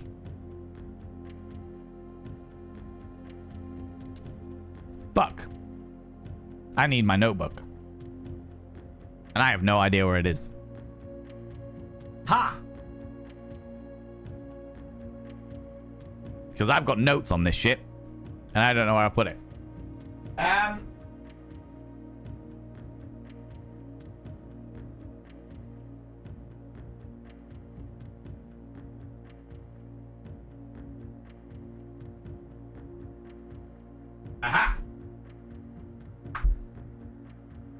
I have found the notebook.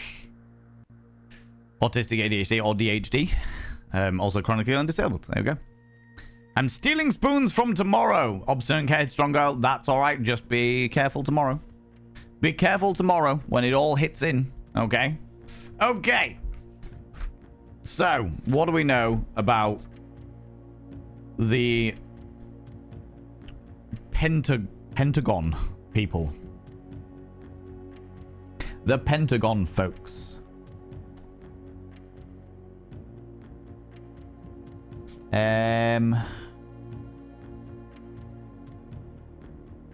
What do I know about the Pentagon folks?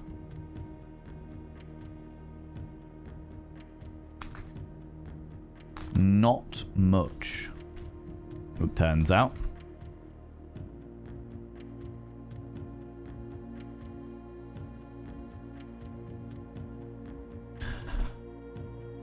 Did I have...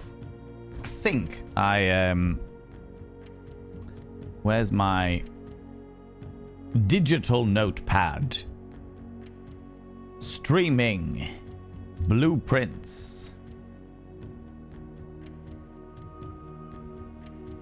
That's not going to work. I'm going to put it over here. I think I had the blueprints shenanigans over here. I did. Fantastic. So we've got the digital notepad there. So, Fen Aries is the hexagon. Not the hexagon, the pentagon. What did I know about Fen Aries? I should have, when I was in the library yesterday, I should have pulled up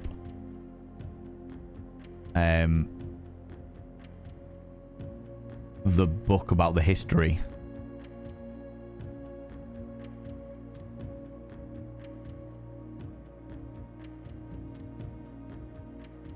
Fen Aries.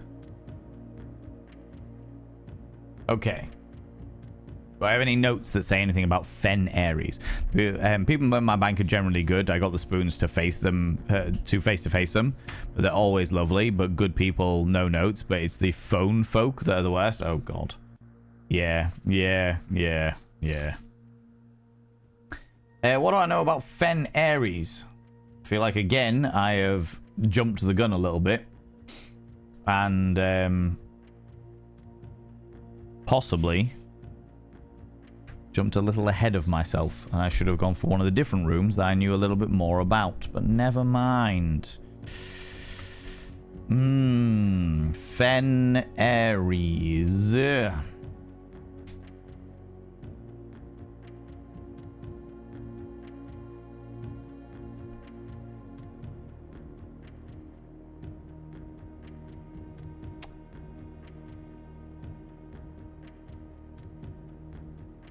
That's Alzara stuff.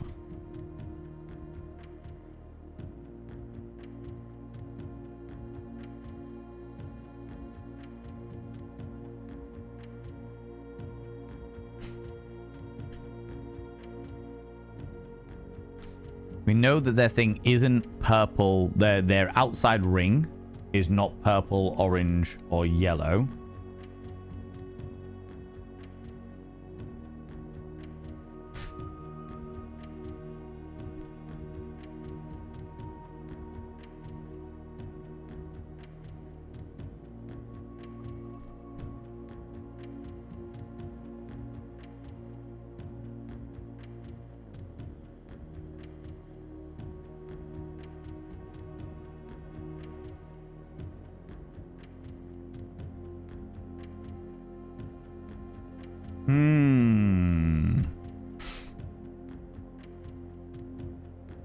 Okay, let's put a little note in here saying that door 2 is the pentagram. Door 2, 3, 4, 5, 6, 7, 8. The pentagon, even.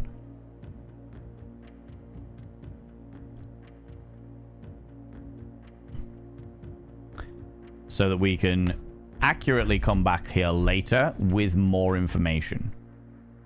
Because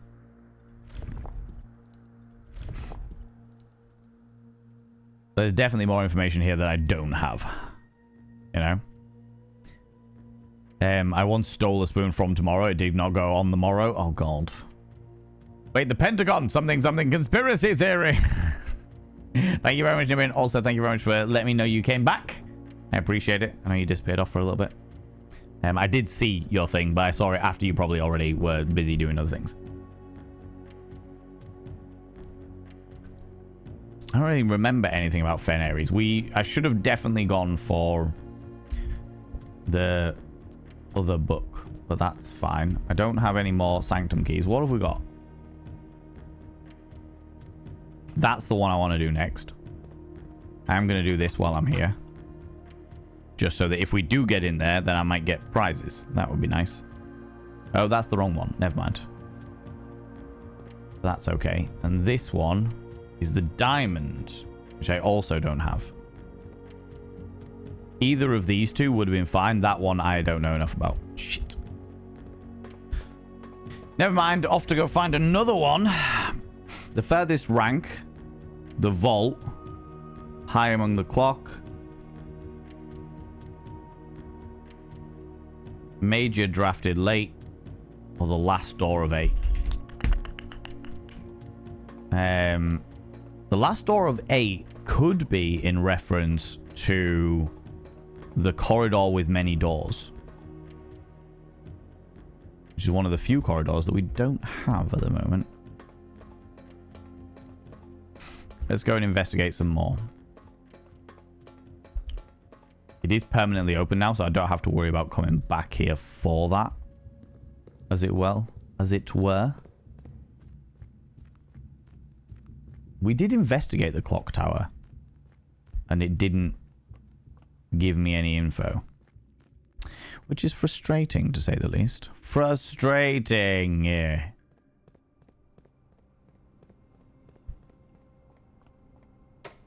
Up, says I. Up to the great upstairs.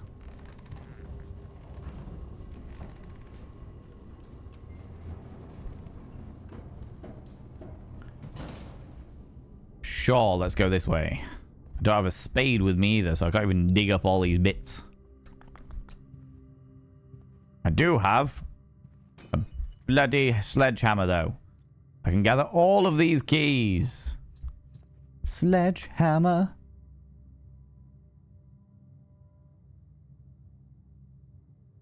Do you know what? We will use the special key. Use the silver key here. That seems like a good, opportune place to do it.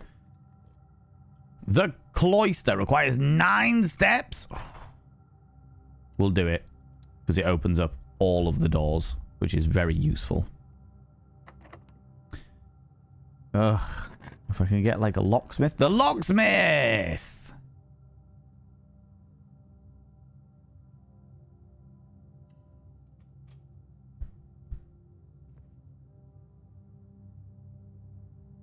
pretty sure I need 2 more coins in order to... I need 2 more coins in order to be able to afford the lockpicking kit.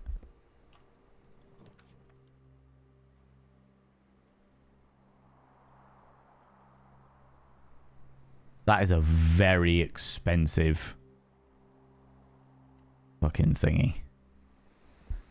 We'll pop in, we'll get the whatever it is. Gems! Apples! Key? Key's good. I didn't want key though. I wanted coins. I need 2 more coins.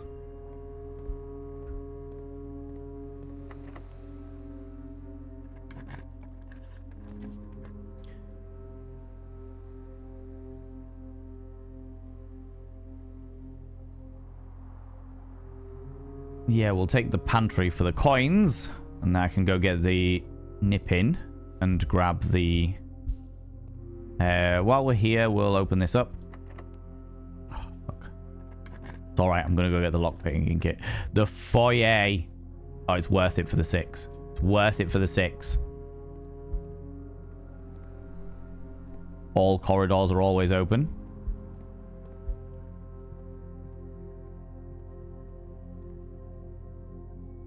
Give me the lockpicking kit.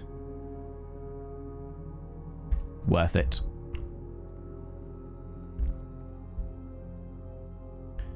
Right, we'll open up this door while we're here.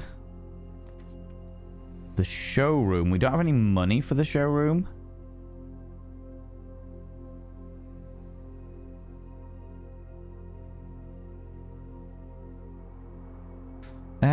I'll take the laboratory. And then we'll go back down here and we'll make our way down this end first and foremost.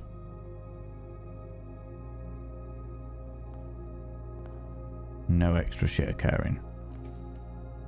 No, don't do this to me, you bastards. Ah, fuck. We'll take the 4 items. They might be good items. Give me more snaffly treats. Lucky rabbit's foot. And another... The swan.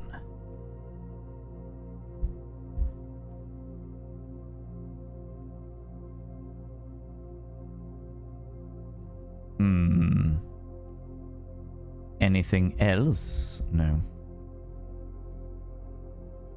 Means I'm going to have to go down here and fill out these 4 this way if I want to go, if I have the steps to do it. Which I may do at some stage. What experiments can we have today? Experiment setup. Continue with experiment. For each bedroom you draft after your second, permanently allow 1 goes. Set your steps to 40. Whenever you spend 2 or more gems drafting a room, that's going to be pointless.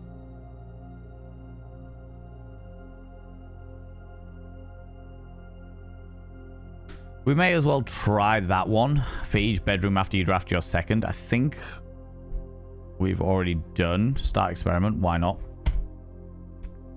Why not? How many bedrooms have we got? We've got 2. So every single time we draft a bedroom from now on, we should reset our steps to 40, which is very useful because everything costs steps now. Shit. It needs to be the gymnasium because that's the only one that it's going to be. I haven't done the master bedroom yet, though. Fuck. That's going to be blocked off. I'll take the running shoes out. Running shoes. Got the normal bedrooms in there. I think every other bedroom now is like a dead-end bedroom, which is not a good thing. We'll take the dining room. Because it opens things up again. And more delightful grub. We'll also take the salt shaker, which gives us extra steps. Extra steps. I will push an additional 10 if... Oh... I've already drawn the showroom once.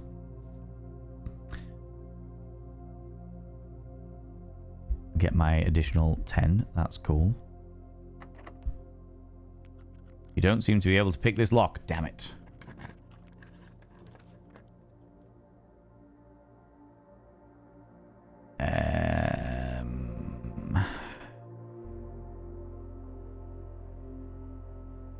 A conservatoire?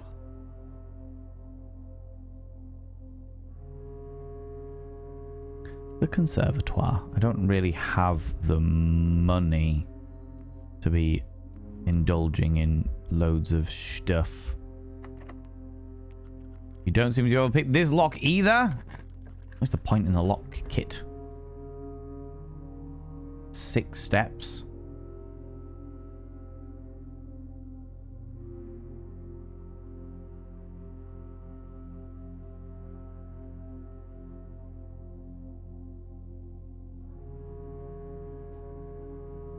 It's worth getting the drafting studio for that. But we'll also, before we step through there, the Chamber of Mirrors. We can make that unusual. The Great Hall, we can make that standard.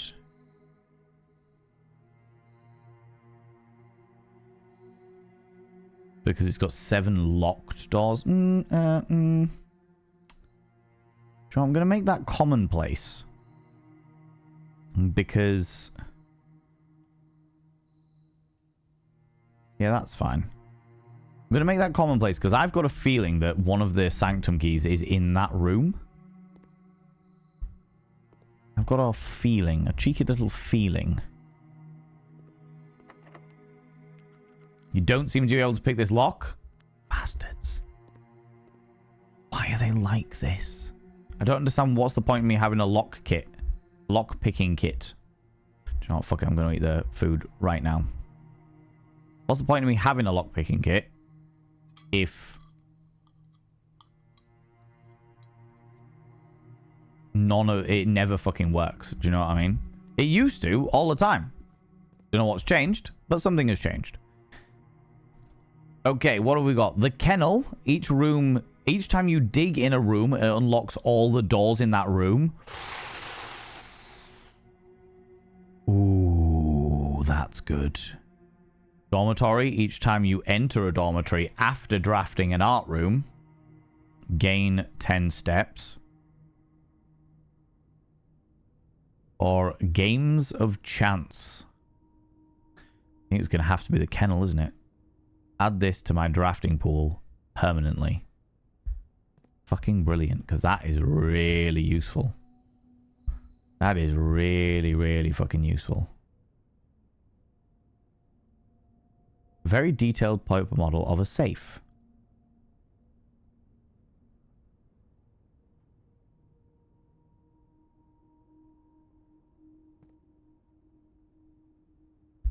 Okay.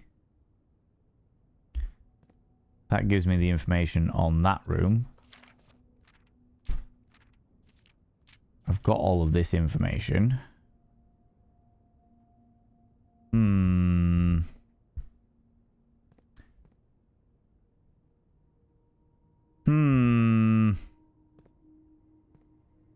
Indeed. It certainly is a puzzle. But this one's also a pawn room. JK. A very detailed model of a safe. Do you know what I feel like I need in that scenario? I need the magnifying glass.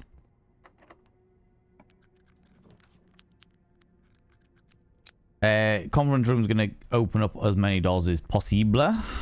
We'll do that.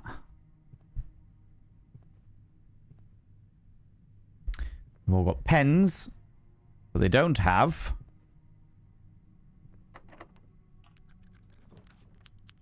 the kennels. I'm going to have to do the kennels. Which will be good because we haven't done it before, but also it's the only one that's like a corridor. Hello, hound! Can I open this door? Can I let the hounds out? The beagles! I will stroke the beagle. Yes, be stroked by me, beagle. You there, beagles. Can I feed the beagles? Cat. Indeed. There is a dig spot. I don't have any spade currently. You followed me. Ooh, you little stalker. Thank you very much for the follow, you cheeky little devil. I don't like to call people out just in case they are lurking, but I very much appreciate it. I very much appreciate the follow, you beautiful bean. I like your name as well. Who let the hounds out? Hum, hum, hum, hum. Exactly. Right. You are called George. You are called Montgomery. You are called Tallulah because you're a cutie patootie. You are called Reginald. And this one was at one stage called Dingus McFlingus IV. A bat and a rowboat. Interesting. Fuck. I now need to go all the way back down to the den. Ooh.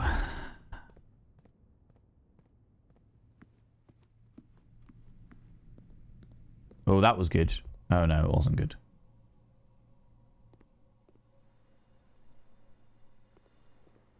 To see if I can get any more keys.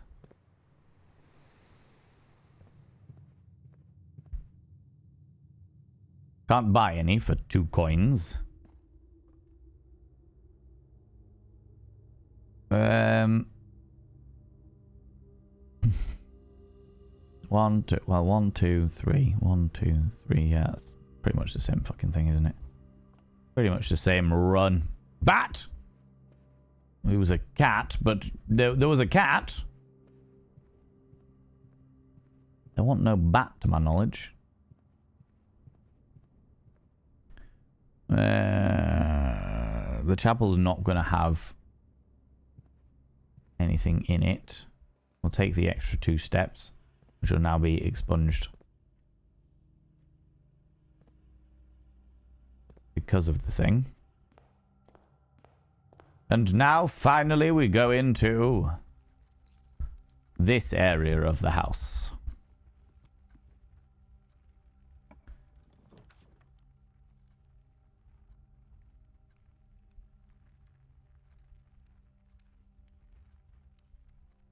We'll go for the mail room.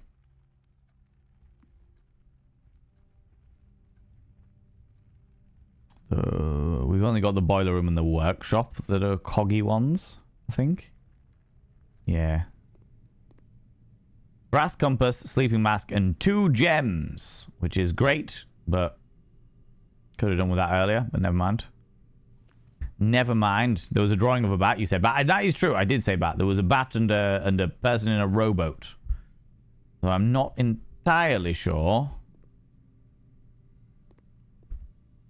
what relevance any of that had. But I will find out.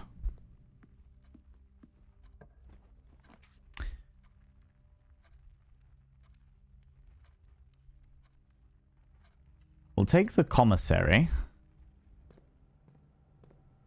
And they have spades, which is a good thing. And magnifying glasses. And gems. Set of gems. The shovel costs 6, so I need another 4 coinages. Ooh, it's going to have to be the corridor.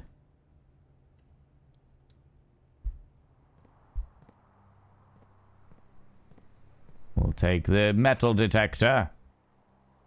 Greater chance of finding keys and coins. That's very much something that I require at this moment in time.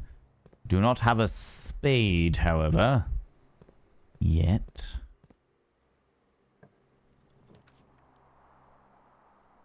The veranda, the coat check.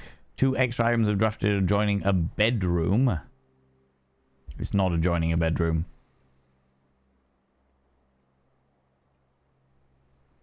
But we'll take it.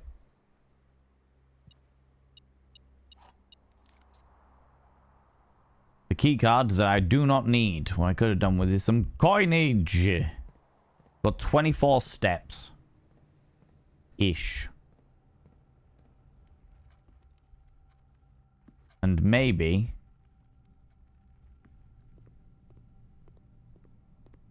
just maybe... we'll be able to find... some mystery bits. That gave me an extra 5.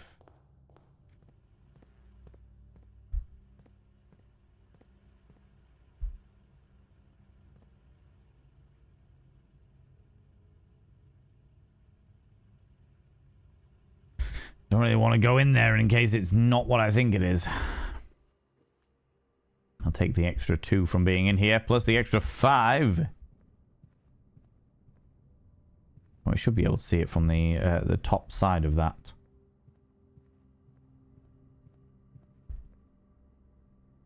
I know we can't, because the boiler room doesn't work that way. Bugger.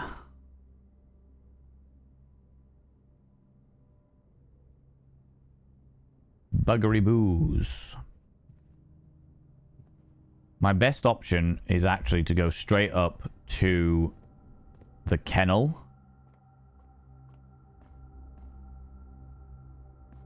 And use that 1 silver key on the kennel to keep that opening up. Because I still have the locksmith kit. The lock picking kit. So there is still a chance of things going all right. No, I don't think so, with given how many bits are being stolen from me here.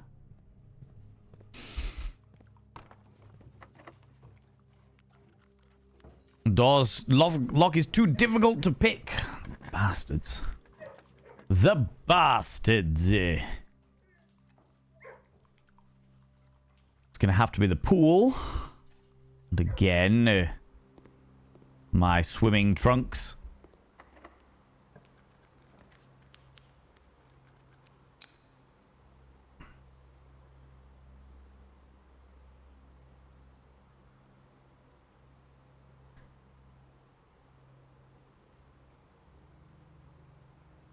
We'll do the library, even though I don't think the book that's in there at the moment is the one that I need. Aha! I will see you. Tantalizing thing.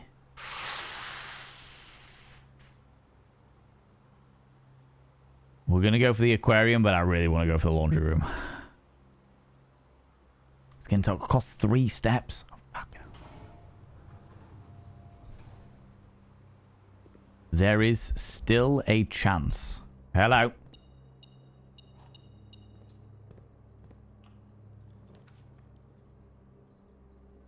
Oh, passageway is going to cost 6.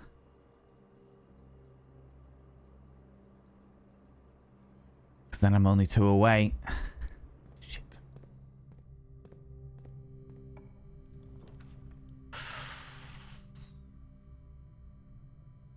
Oh, 9 though to get the vault. I don't think it's worth it. I don't think it's worth it. Major and the minor key will be worth it though.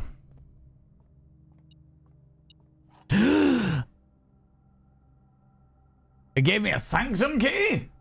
A sanctum key! Oh, Authenticator, you beautiful being, you. Got so absorbed. Right.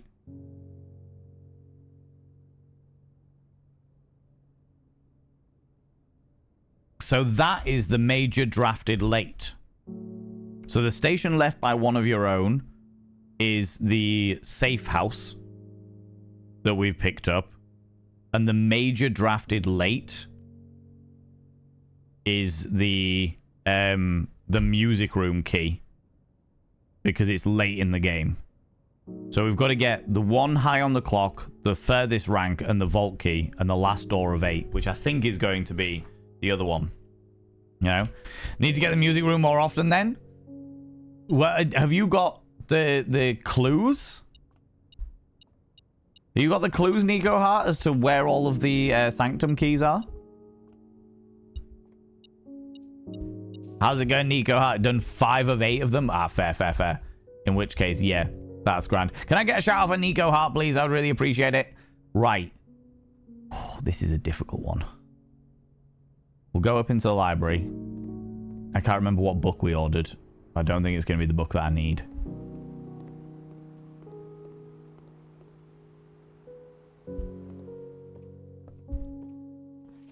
The pump system. No, it wasn't the book that I needed. Fuck. Thank you very much. People go check out doing what's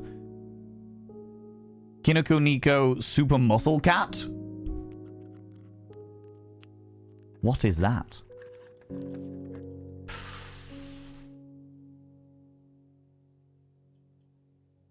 The gallery? I've not done the gallery before. Got 27 steps. 1, 2, 3, 4, 5, 6, 7, 8, 9, 10, 11, 12, 13, 14. We could be all right. We could be okay.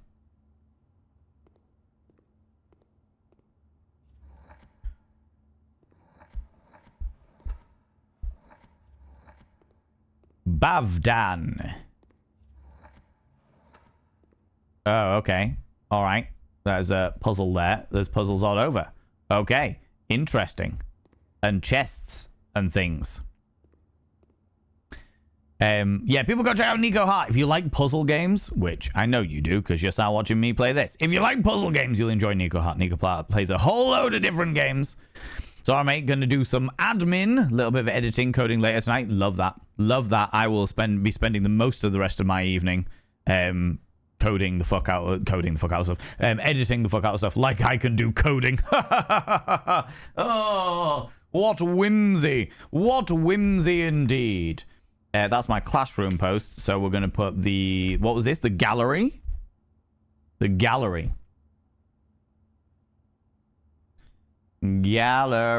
What have we got? Okay, so it's like Hangman. I see. Okay, all right, I see how it is. I'm assuming Bardan. Oh, I see. Christopher Manson. Acrylic on oil and canvas. Collecting Mount Holly. C P T L S M W B.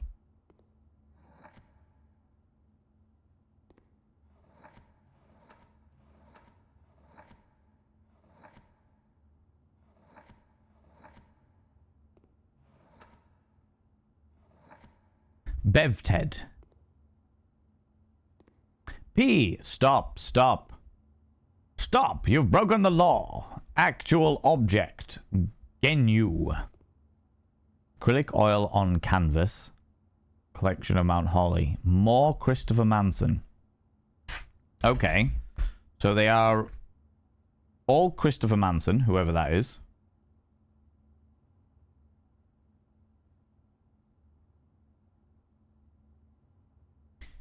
By the looks of things. And each one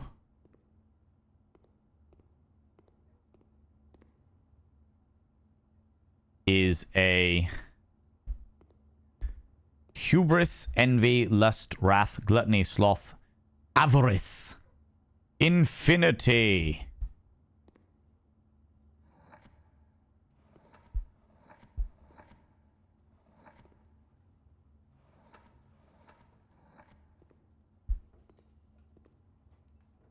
And no, we can't do deadly sins. I think that'll be a what will be a Mia game? What was a Mia game? Oh, the game that you were playing. You should check the trailer. How you doing? Doing all right, thank you, buddy. Doing okay. Busy. Real fucking busy at the moment. We've hit that wonderful level of Halloween era, and as a result, I am busy. If we just put thick, if we can, P-T,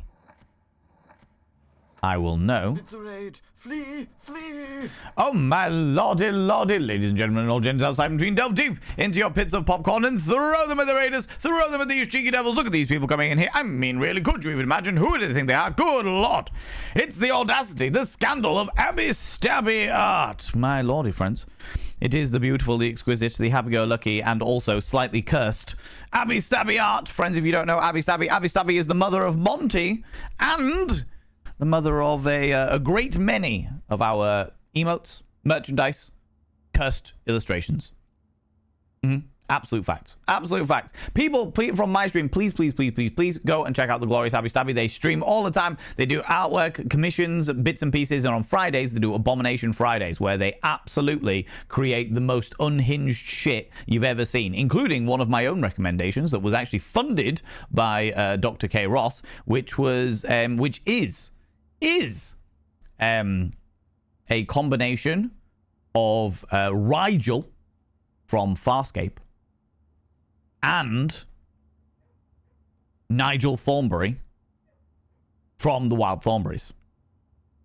Rigel Thornberry is going to be a masterpiece. I've already seen the sketches, and it's going to be a masterpiece. More cursed Pokemon's on the way soon, I'm sure. I don't doubt it. I don't doubt it. The way that my community, the people of my community that cross over into your community and fund the unhinged shit, don't blame you at all. Don't blame you at all. Good lord.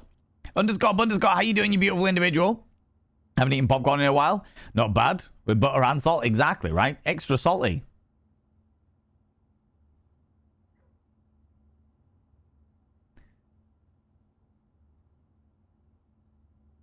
You can probably guess why.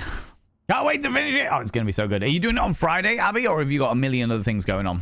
That is the question. Popcorn with chip spice is immaculate. Thanks to Chunk for that wisdom. That doesn't surprise me at all. That doesn't surprise me at all. Friends, if you happen to be new here, two things you should know about this channel. One, you're not allowed to apologize. For par, individuals, for par. Instead of saying sorry, try saying thank you. Instead of saying sorry, I'm late, say thanks for waiting. Instead of saying sorry, I'm such a burden, say thanks for being there for me. It'll make you a much more positive individual. Two, if you're under the age of 18, on the off chance that you're under the age of 18, because I know that Abby Stabby also has a mature content stream, then I have to ask you to leave, for I am an 18 plus stream. I very much indulge in the debauchery, the filth wizardry, and a little bit of sex education, but mostly debauchery. You know, just letting you all know. Letting you all know. Should be working on it Friday. Cannot fucking wait. I'll be there. I'll be there, friends. I'll be there in Abby Stabby stream, indulging in some Rigel Thornberry. Do you know what I mean? Mustache, you take it easy, Abby Stabby. Thank you so much for bringing your beautiful people over here. You take it easy. Thank you so much. And also, friends, go and check out the glorious Abby Stabby art. They are wonderful and spectacular.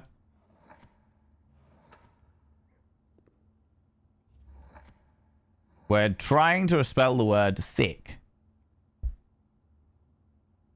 Did that do anything? Because if the clues are inside the artwork, which I think they might be,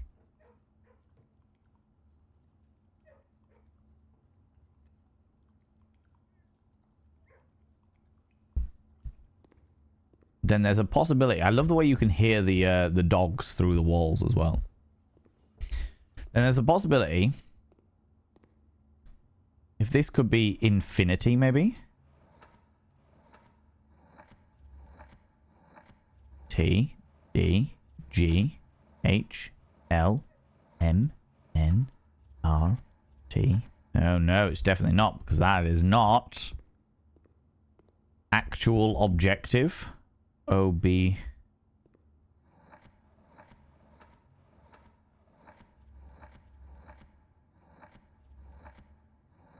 Well, that can't be objective then.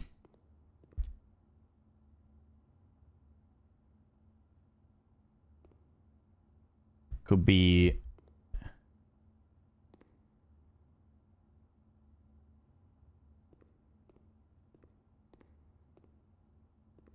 the P stop.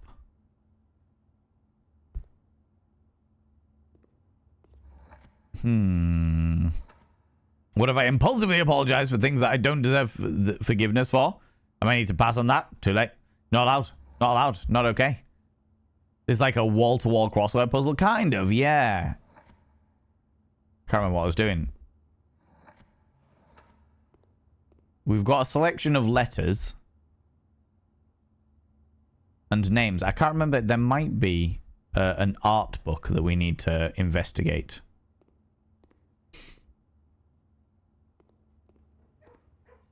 But it would make sense that this is called thick. Just because it's got the big word thick across it. But that didn't seem to do anything in particular. I'm assuming that when you unlock 2 of them, it unlocks one of these and we get whatever's in the chest. But we'll do it another time because I got stuff that needs to be done. So we're going to go all the way over and try and use one of our keys to unlock that one first and foremost. Then we're going to make our way down to the underground, going underground. So that we can... Yes, last key. Because this should...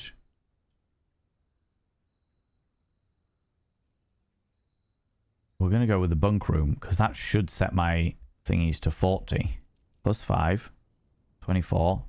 Equals 40. Okay, experiment successful. Plus 5. Fantastic. What is this? You've been awarded the Full House Trophy. Oh, cool, cool, cool. For drafting a room in every single open slot for your house, trophies earned will be permanently added to the trophy room. Fantastic. I got my full house. That's every single... This is the first time I've managed to do it. Every single room in the house is now full. We'll take the extra bananas as well, which will give us extra steps, which means we'll definitely be, or we should, fingers crossed, definitely be able to get back down. There's a TV in here. This is a porn room. Okay, cool.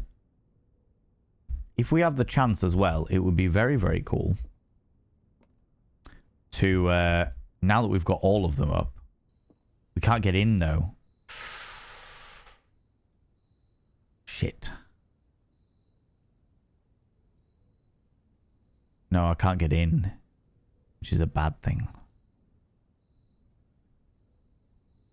We could try it, though. There's a chessboard underneath in the caverns below. In the caverns beneath. And we might be able to get all the way down. But now we need to go to the foundation. Right on in here, there goes. How's it going, J2? How you doing, you beautiful bean? Late, don't you worry about it. One true cripple. Welcome on in. We need to go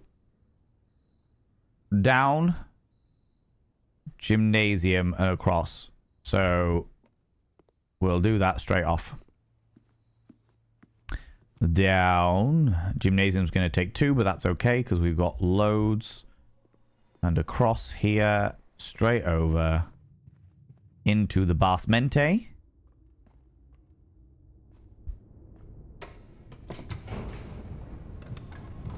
To investigate further. At least the hamster will be okay this time. So I'm told.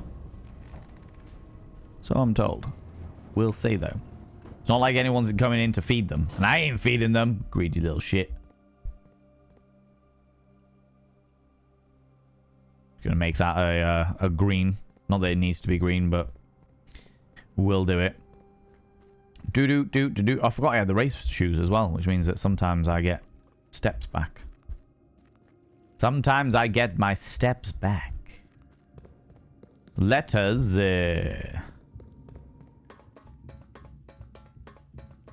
run along here.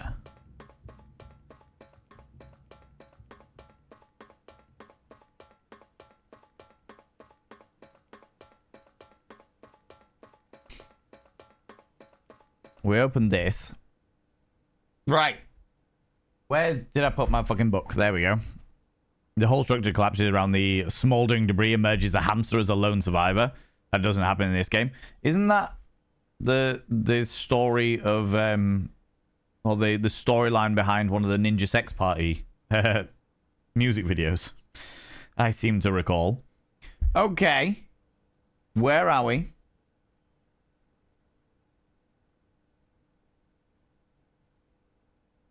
So...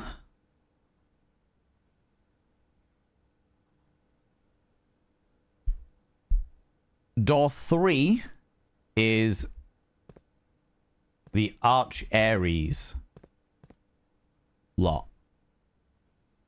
Let me write the Arch Aries. Door 3 is the mountain.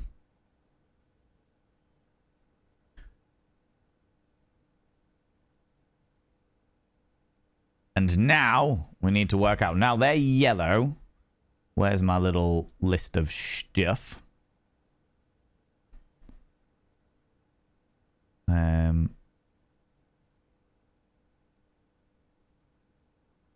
Okay.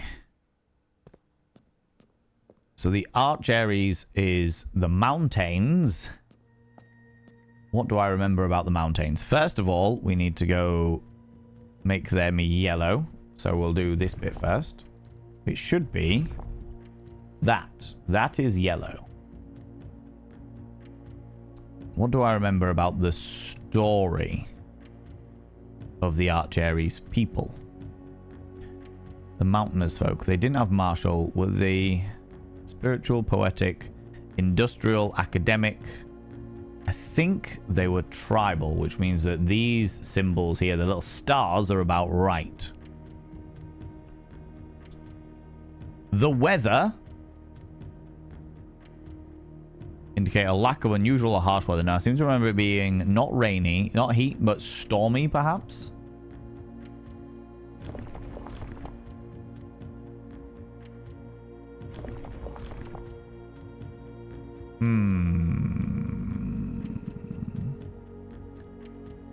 That's changing things. They were roads, streets, naval. They weren't naval. They could be horseback. Aviation dirigibles would make sense.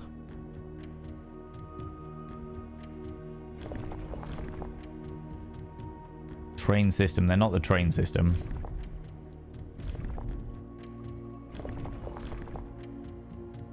Aviation and dirigibles. Although they wouldn't make sense if they were thingies. That's camels. Turtleback. That doesn't make any sense. Naval. Roads. Horseback, rough trails, another sigil for 4 arrays. So, okay, so we'll go for the rough trails, which is that one.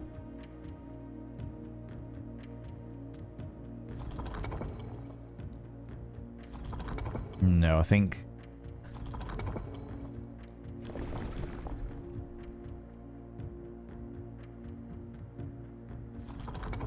they need to go back to tribal.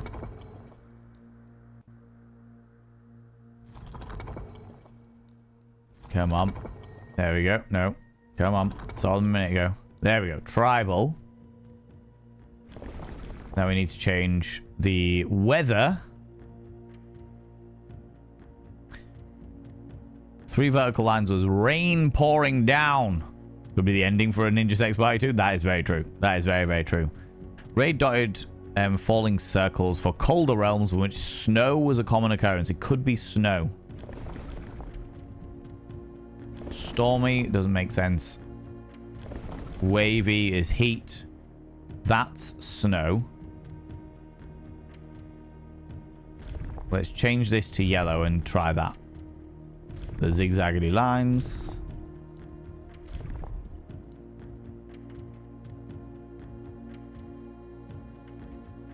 That is incorrect. That is incorrect. Horseback seems right for rough trails, because the whole point of the Arch Aries was they were up in the mountains.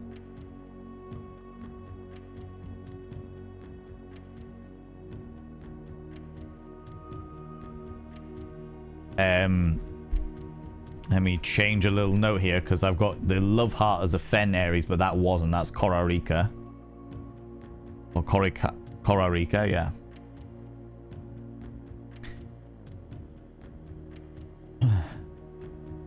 Arch Aries. Oh no, this is Fen Aries. No, that's right. Yeah, Arch Aries. Fen Aries is the thingy. So fen... Oh, we could... The one next door was Fen Aries. This one was Fen Aries.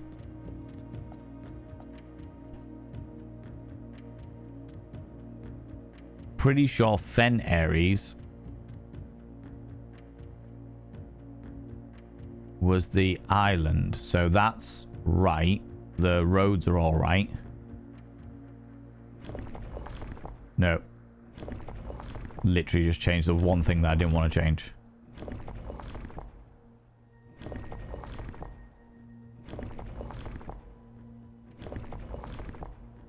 Right.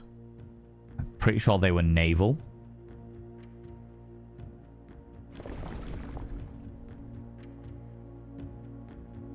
It would make sense if they were used to stormy weather. So we'll go for the jaggedy lightning. The motifs.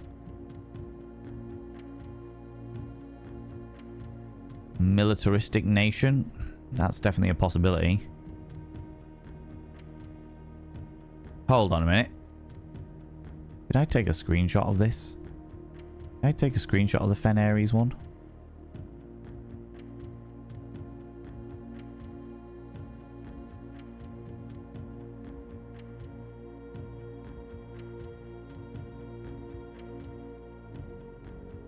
I'm sure...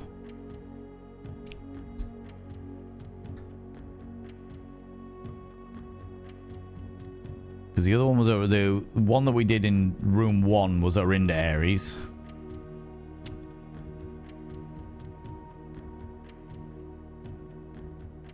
Book under blue fire. What the fuck is that note? Banners, Marshall, fog. Though there was an image, I remember there being an image on top of a passport.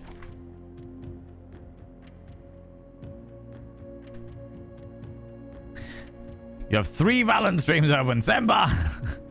You are obviously a glutton for punishment.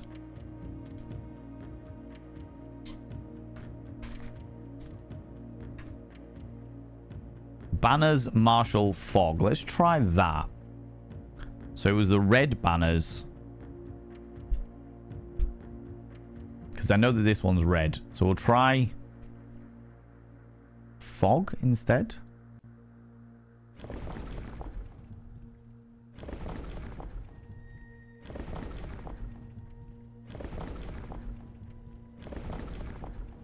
There we go. That's fog. Oh my god. Press the wrong bloody thing. Gosh damn it. Tresvan sounds like a dessert. How's it going, Radio Bombastic? How you doing? Doing alright, thank you very much. Just getting perplexed. My mind is boggled by the joys of this here. Right, so we need Marshall, which is that one. And then we need red, which is little lightning strikes. Like that.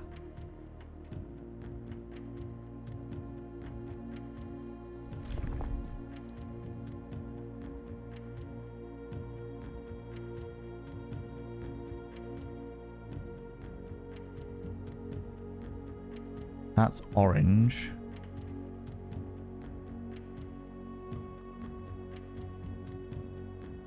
Fen Aries is definitely red. Unless they're not naval. I suppose they could be roads. Streets, carriages, 4 rays here look like a crossroads in a map.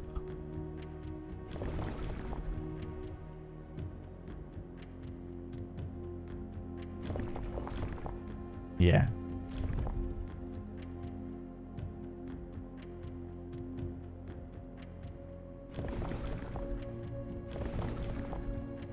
We wanted them to stay as fog. Thank you very much, you shits.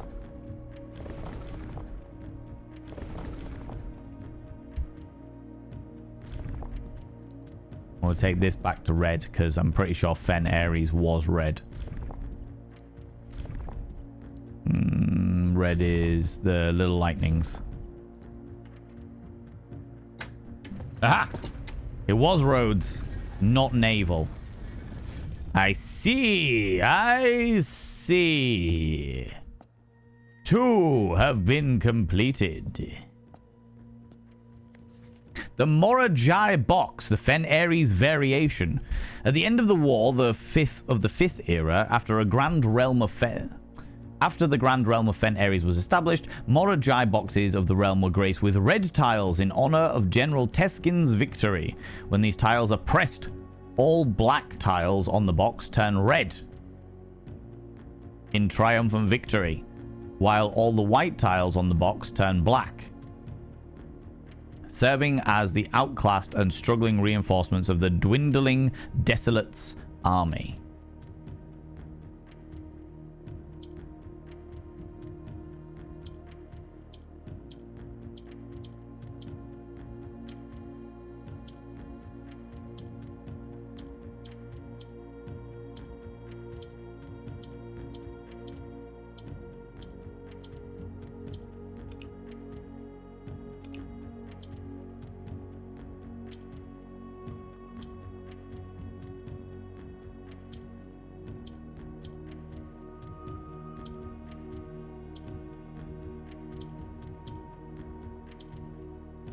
Aha.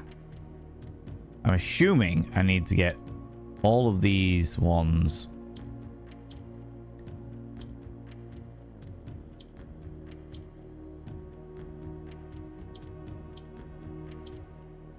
How is this working? Okay.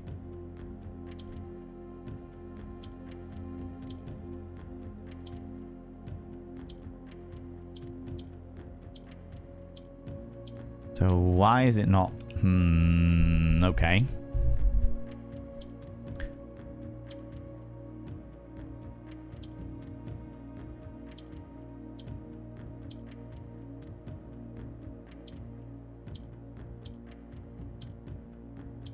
Things are not moving the way that I was expecting them to.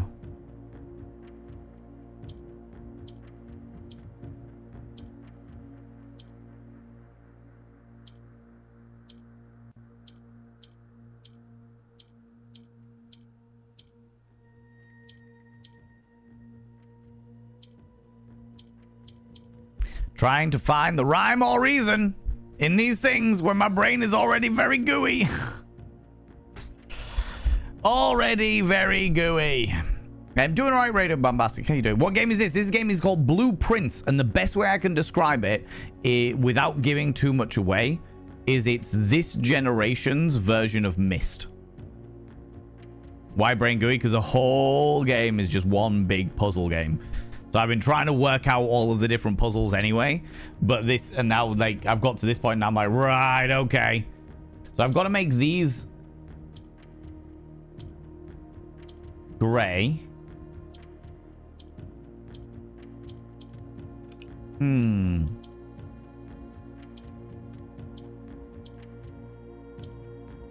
Presumably, they're all just resets.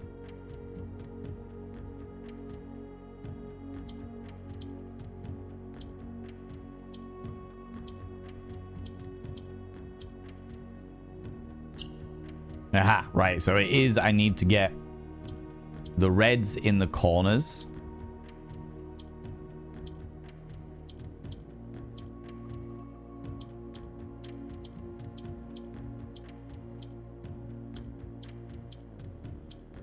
What did the thing say?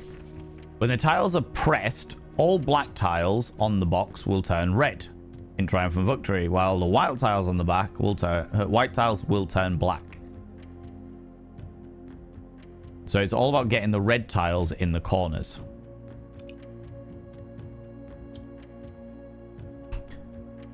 Which we can do.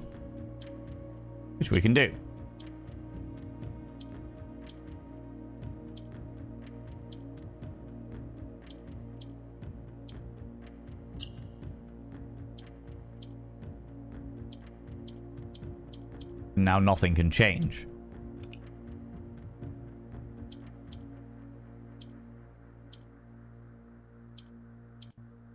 Okay.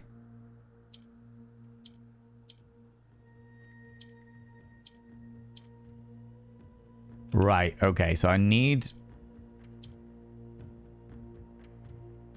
If I click on that, that turns green. And that turns... So how did we get...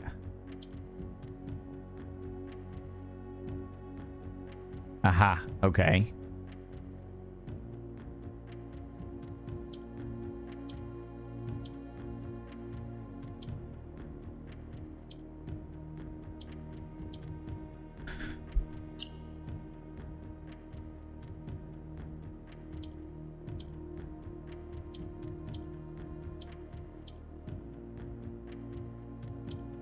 Okay.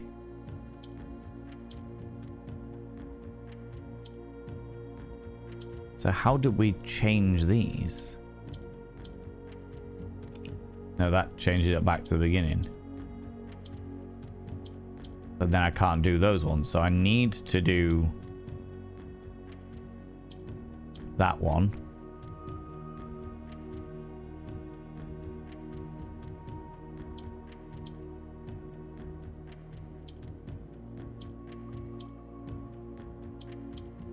And that changes it back to where we were before. Ooh.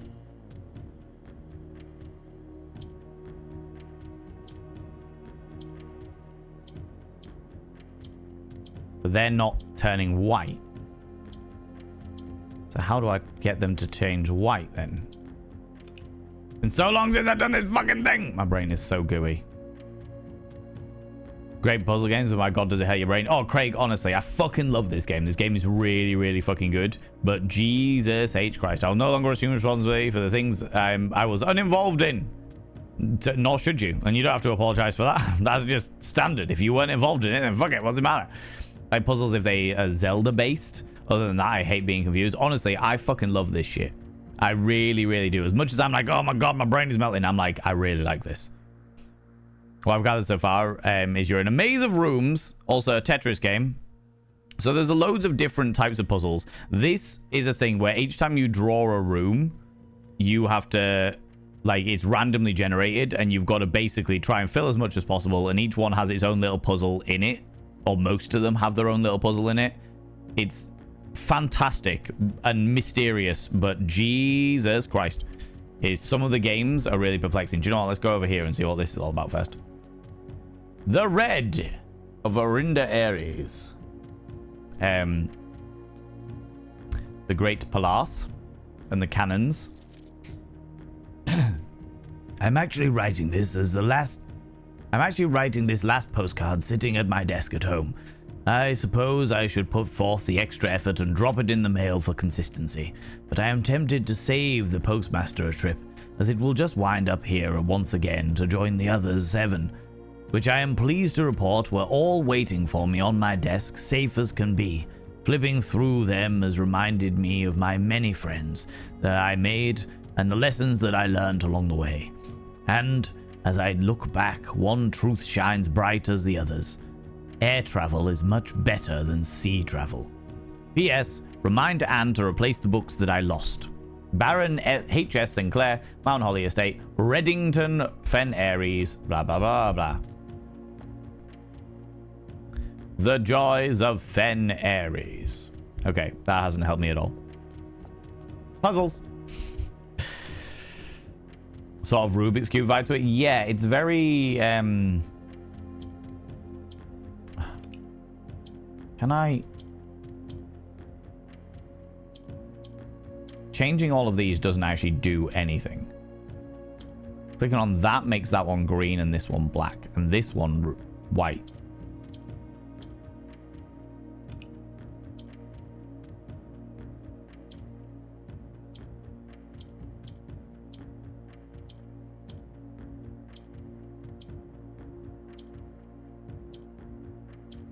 So if they're orange...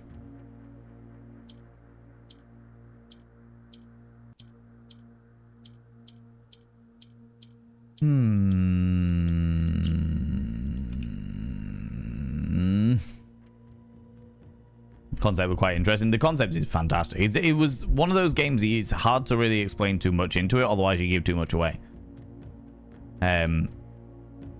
Aesthetic, it reminds me of the handheld LED game Simon Says. I've never ever played that, unfortunately.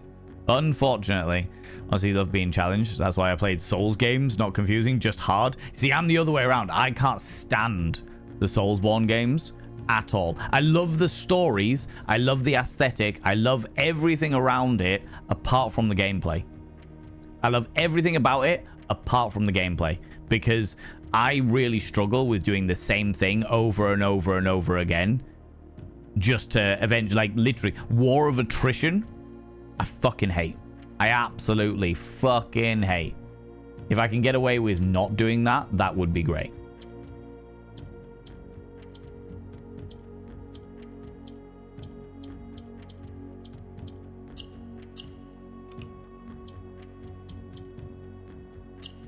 How did I do? Okay. So if I do that, then that makes that one green. Right, how do I start? I start with 2 greens. Do that one makes that one green, which makes this one white. Do this, nothing happens. Do this, nothing happens. Do this, nothing happens. That one doesn't do anything. But if I click on that one, it pulls it over to the other side. If it's between 2 grays, then it'll turn gray. Click on the black. That transforms that to gray. Click on the black again. Brings it back over here, and that one's now white. Click on the black. Flipping sides. That literally brings them between stuff. Okay. Click on that. Nothing happens. Click on that again. Oh.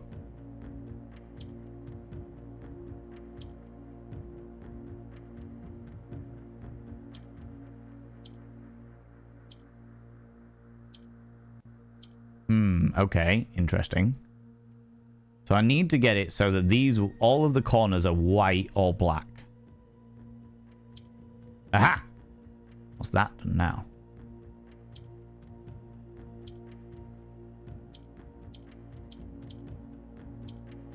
Right.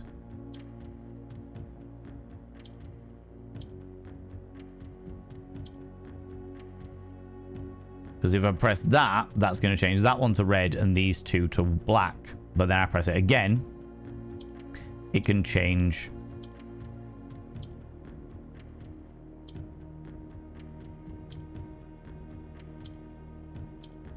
Interesting. I fucked it, didn't I? I had it. I had something. No, don't click on the whites.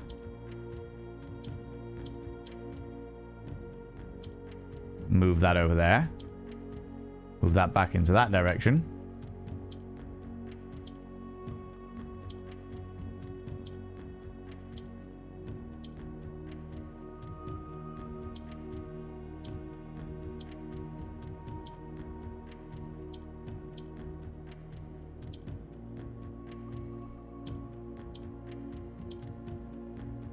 Okay.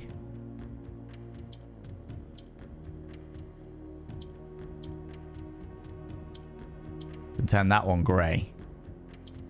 Turn that one. No. I need to change this one over.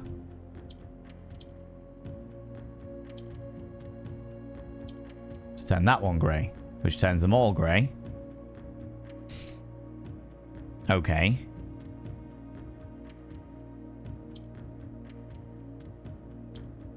That turns those 2 white.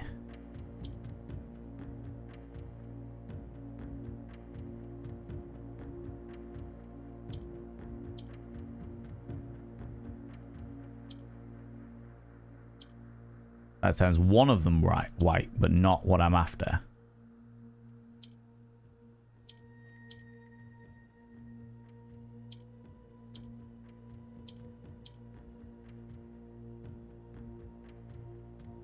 I don't want that to turn grey.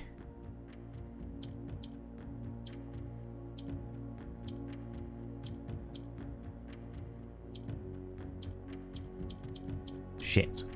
Fucked it. That's flipping those ones around. Flip that one up there.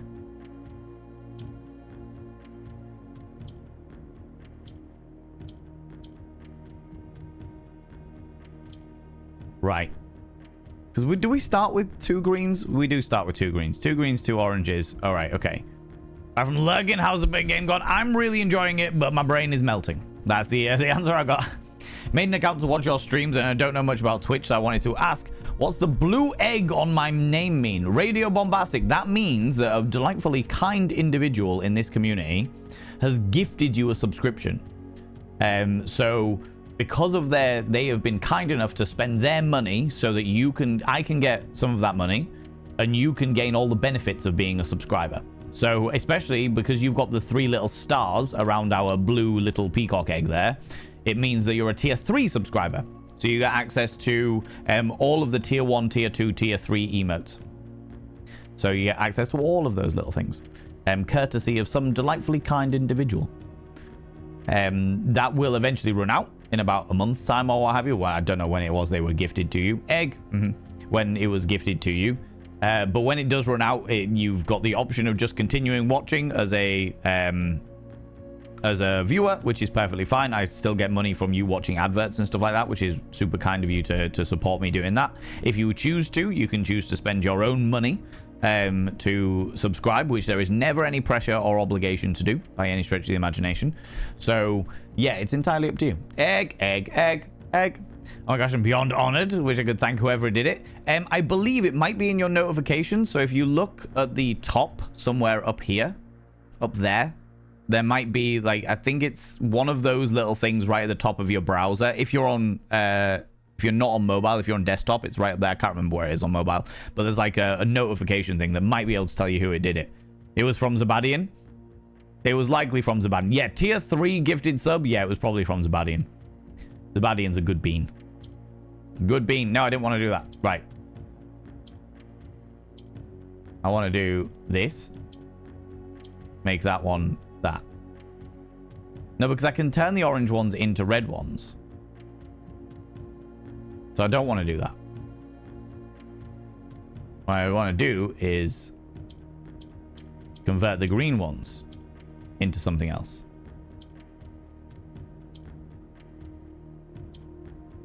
Although, by turning them into grey ones, I can then turn them into white ones. By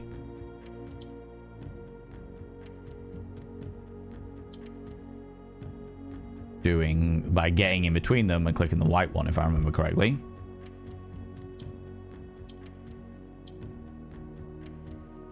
Can I do it there?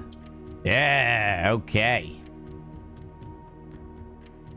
So it's about making as many of them white as possible with the blockades of the greens being in a way.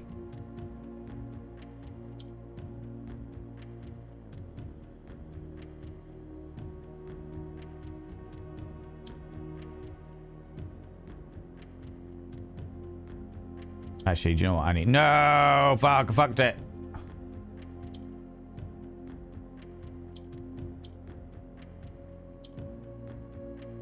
There, I can click 2 of those, and that makes those 3 done.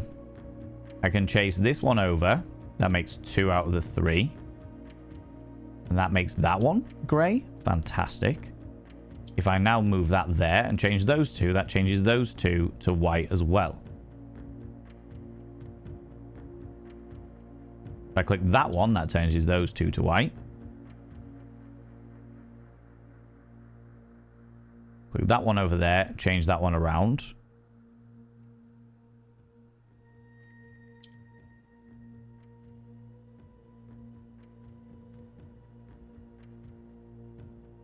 Oh, wait.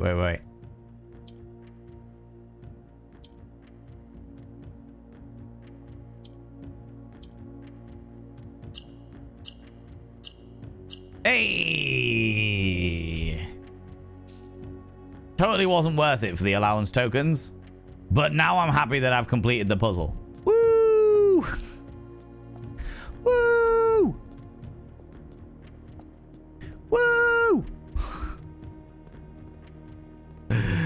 Next one. What do I remember? Zabadian's also a cool name. Zabadian's a very, very cool name. Zabadian's also a very cool person. However, it needs to be said that Zabadian is also a lord of the dad jokes. And that vexes me. This knowledge vexes me. Even if I do love them to pieces, the knowledge vexes me. They're in here most of the time, Radio Bombastic, so chances are that when you're next in here, they may well be here as well. If you click your icon top right on the PC, you can see it. You can look and manage your subscriptions. It'll also tell you who gives you from. Thank you very much for that, Nibirin. I completely forgot about that, but it is true. But it is true. Woo! Brain. Yeah. Shit. Right. So this one is the mountains, which is Arch Ares. Arch Ares was the eldest of the brothers that got given a land. I'm sure it's still tribal. It would make sense if it's horseback because of the fact that they're all up the mountains and what have you. Suppose it could be a train system. No, it makes no sense that it would be a train system. I suppose it could be a train system. Not going to be a naval port. I suppose it could be roads. It's not likely to be aviation because they're meant to be... Yeah, because it's meant to be like a tribal community. Or I was always led to believe it was a tribal community.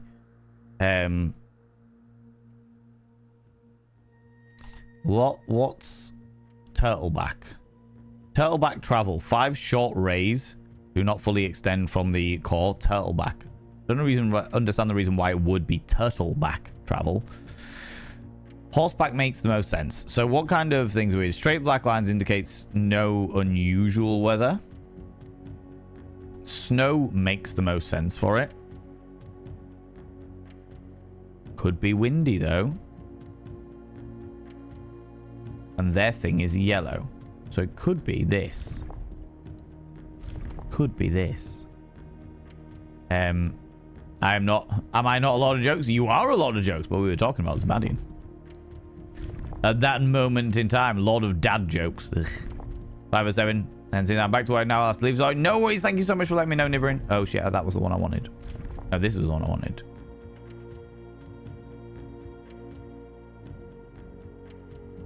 No. It's not. Maybe it's not a tribal community. Industrial spiritual, perhaps? That's not what I wanted to do. It was the other one. Shit. They could be well up in the spiritual. Or academic, maybe. No, do you know what? We're going to go for snow. Because it makes the most sense that there be snow in the mountains. Do a bit of logic here. Heat wave. Snow. Snow in the mountains makes the most sense. That's agricultural. Militant. Metropolitan. It could be academic.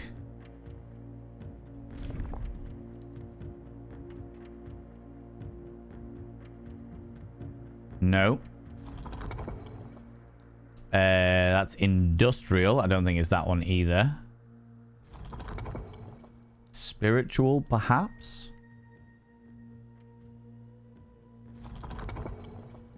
Or poetic? No, you fucks!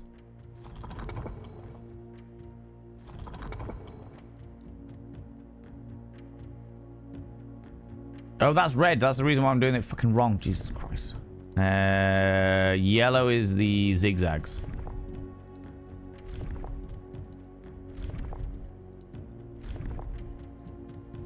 That one.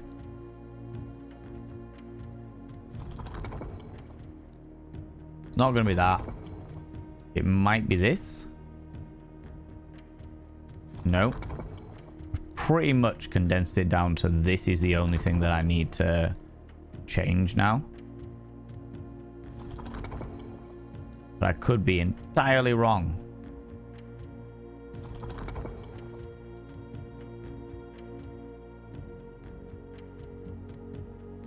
Fuck. Fuck. I'm looking dapper today. Well, it's blueprints, isn't it? So I figured I'd be blueprintsy like. Be blueprintsy like. How's it going, Finley? How you doing? Well, there's a whole assembly of Lords of Dad jokes, to be honest. I know, it's vile, isn't it? Bloody vile, I tell you. How's it going, Jam Jar, you beautiful bean? Hello, you cheeky devil. A gentry, even. Yes. Disgusting is what it is. Disgusting. I was sure that was yellow. As per the classroom shenanigans. Let us look into the pad of papier. Yellow. Archeries, yeah.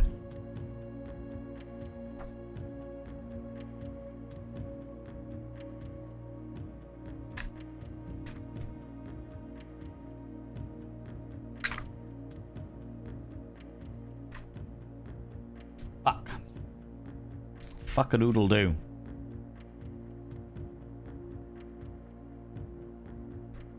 What I'm going to do is I'm just going to go and have a look at the little doodads.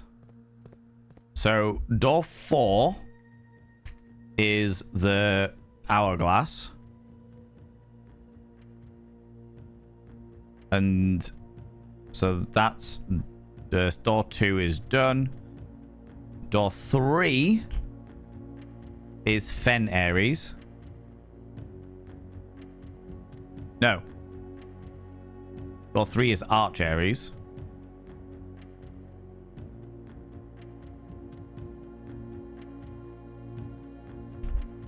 Door 4 is a Raja. Door 5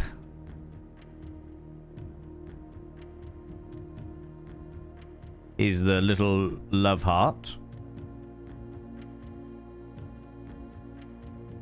And the love heart is Korarika.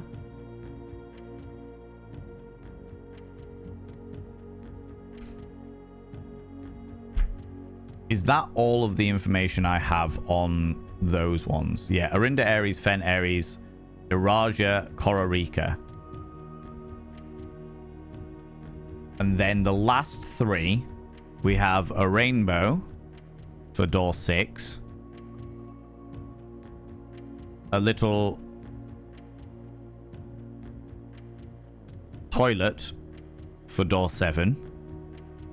And then a diamond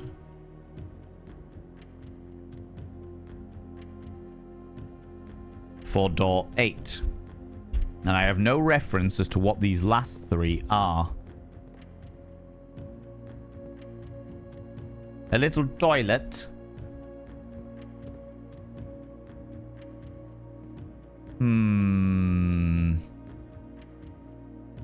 Give yourself 2-week deadline for a new cosplay, but I'm sure it'll be fine. I'm sure it'll be fine. What's the cosplay, Finley? What's the cosplay? Got to a point where I'm happy watching others work it out. Oh god, yeah.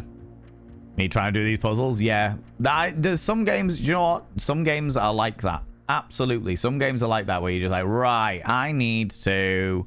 I like, there's loads of games that I fucking love watching other people play, but I am terrible at playing myself. Project Zomboid, Stardew Valley, Kenshi. I enjoy that. I know that Peach Pixelate's been playing an awful lot of that recently, which I have been thoroughly enjoying. Okay. So we've got 4 out of the 8 so far, and we haven't worked out what is what.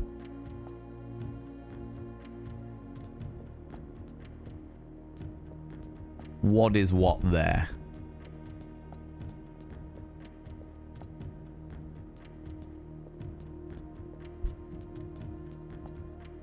Nothing going on down these butts.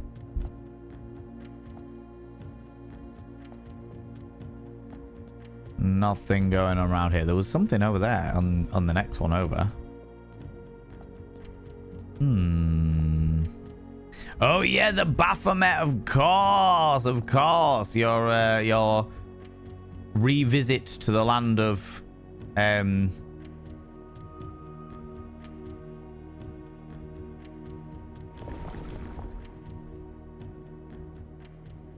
your revisit to the land of Cult of the Lamb, isn't it? Of course it is. You'll be all right for Baphomet. Baphomet, I believe you can do in 2 weeks. That's all right. That's okay. You got the talent. You got the power.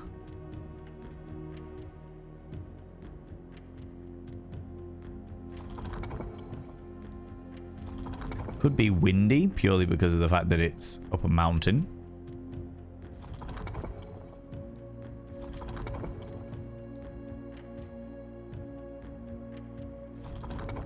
Would make sense for windy up a mountain.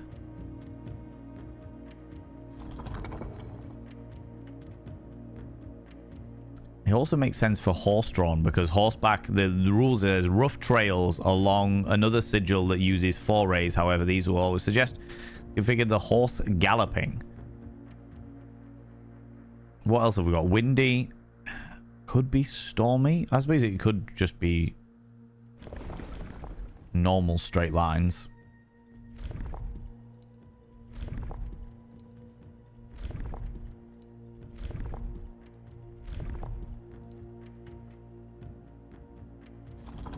That means no untoward weather. You bastard! Sure, fog, why not?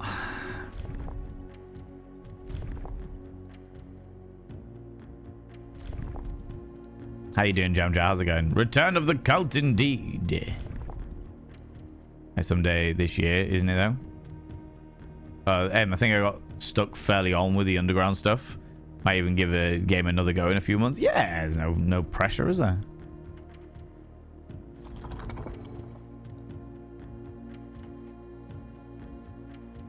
Process of elimination now. That makes no sense, Val. Why are you saying that? That's not going to make any sense.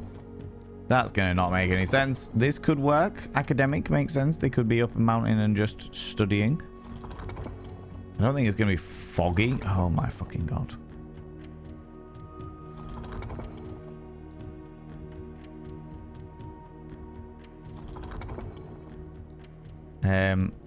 Let's go back to doing... I don't think it's going to be rainy.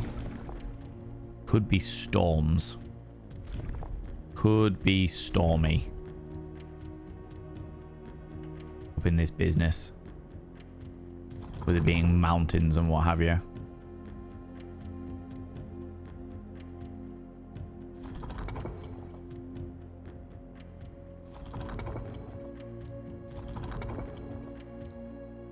I don't think it will be though. It makes no sense as to why it would be. There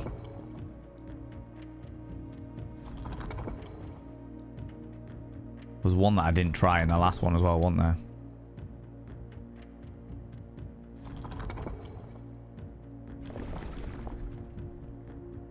That's heat, which is not going to be the thing. That's snow. It could be snow. Maybe we just haven't tested all the right ones. For snow. If it's in the mountains, it makes sense that it might be snow.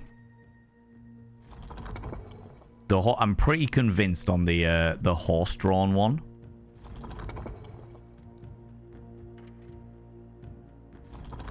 Because of the fact that it does say rough trails, and everything I remember about this area was rough trails.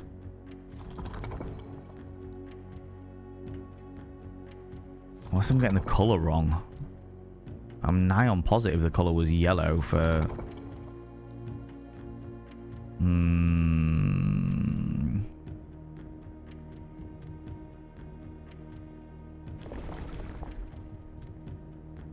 Windy, we've tried. It is normal.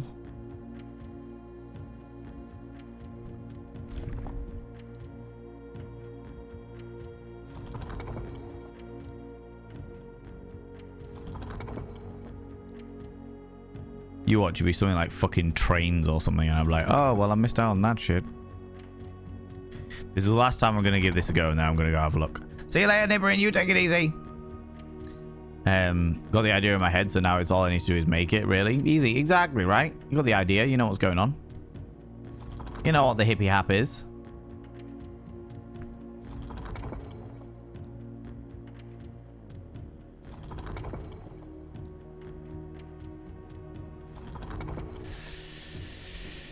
All right.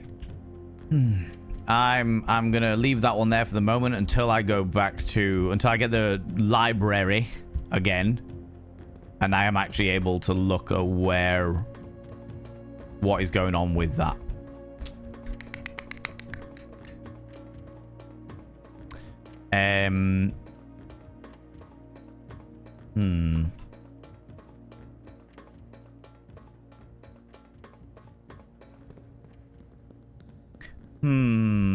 I say to you, I could look for more of the stuff. Don't have a locker room in this one. Don't have the keys for a locker room either, to be fair.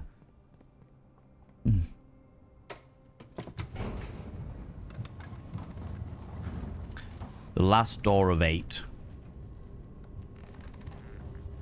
I need to stand up and show off that fit for real, for real? You can show off the fit. That's alright. That's not a problem. You wait till you see my outfit tomorrow, Radio Bombastic. Where I will be, indulging in a, but you know what? I can whip it down a wee bit as well. So you can see the full outfit. I'll be indulging in a maid's outfit tomorrow. While we're playing The Sims 4 at 6 PM BST. And it's just little.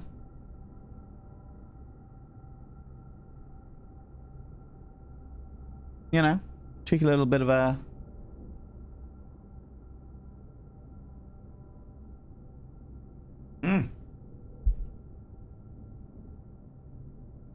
You know how it be. You know how it be.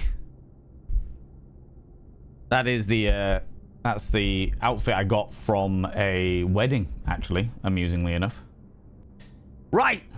I think we're at the stage now where we need to start again. I can go down to, ooh, hello, that way. Go down to the entrance and just have a look at my little trophy thing. Because we've got the steps. We got the steps for it, so we got the steps for it. Oh no, I don't have the steps for it. I don't have the that way. I know what I meant. I know what I meant. Looking forward to just existing this evening. I got a fair amount of editing to do this evening, which will be fine. It'll be okay. Be reet. Right, is this it? Yes, the Inheritance Trophy, Reach Room 46. Full House Trophy. Complete the Mount Holly Directory, 97 out of 110. So I've got 13 things to add. Solve 40, I've done 50 of those. Win 40 parlor games. Trophy Invention, create all 8 workshop contraptions. Okay. Trophy of Drafting. Win the Drafting Strategy Sweepstake. I'm guessing that's going to be in the casino. Trophy of Sigils. Unlock all 8 realm sigils. We've done, those are what we're doing at the moment. The 2 thingies. Solve the puzzles in room 8 on rank 8. Don't know what that means.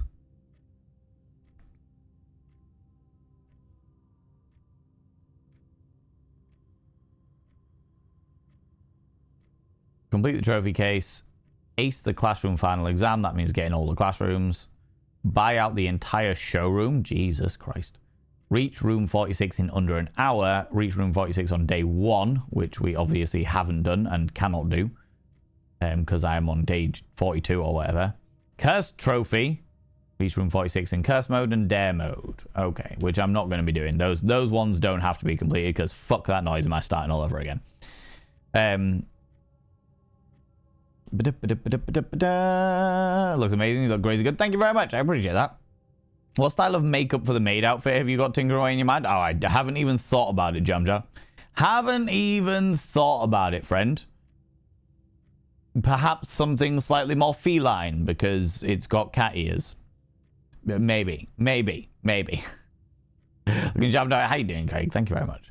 Can't wait to see what you got in store for tomorrow. It's going to be weird. I'm not going to lie to you. It's going to be pretty fucking strange. I need to iron it more than anything else.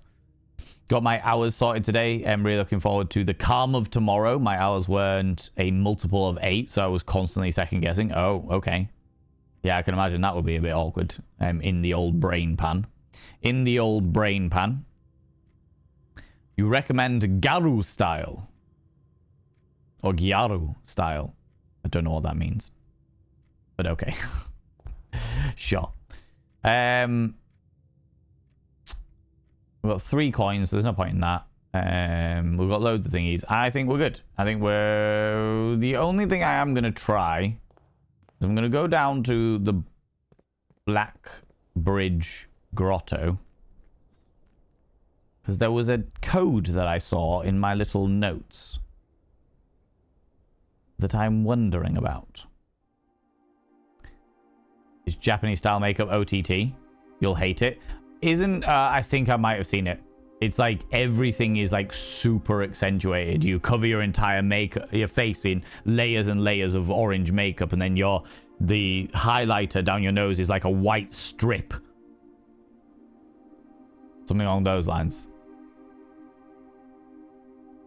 I'd like to see the return of the cute makeup once with rosy cheeks and shiny lips at the tip of the nose. Added for Uwu. That's... What do you mean, Finley? That is literally happening next Thursday when I become a fucking mushroom. Alright? That is literally happening next Thursday. Something along those lines. Cute mushroom fairy. Yeah, that one. Right! 63080.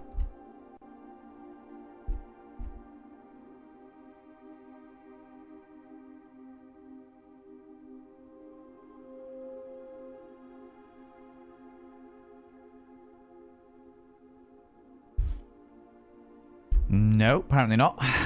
Escape key to exit. Babbage. 63080. Oh no. Admin not found. 63080. Admin not found.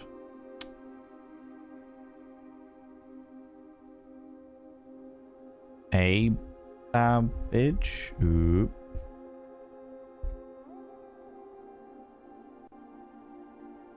HS Sin. Can we do dots?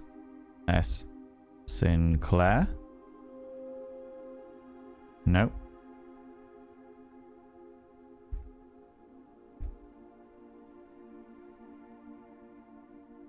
H S Sin. Claire. No. All right. Well, that's wasted that time. That's fine. In which case, call it a day. Downpour. I am so thankful that I brought my washing in earlier. So thankful that I brought my washing in earlier. Total rooms 45. Rank reach 9. Steps taken 133. Items found 13. New rooms 2. 4 green rooms and 4 shop rooms made it the Mount Green Garden Shopping Center. Mount Holly Garden Shopping Center. Save and continue. Let's go. Smells like the sea. I love the rain. And we're getting into rain season as well. Getting into rain season. Okay, day 43. Got rain, yeah? Oh, it's where I am, it's threatening, and Sway lives about 10 minutes drive from me. So I'm assuming it's going to hit me at any moment. How's it going? It's Danny Chaos. How you doing, you beautiful bean? How's it going, you glorious individual, you? Right. So we're still on the search for more sanctum keys so that people can slide their key into my inner sanctum. I'm going to go with the tool shed today. We'll do the classroom some other time. Yes! Oh, this was a fucking killer one. The spade and the fucking thingies. These are the two most useful items in the fucking game. The spade and the sledgehammer. You got to call my name. Ooh. Do. Get mine then? Yeah. We'll get the sledgehammer. Alrighty, Roos.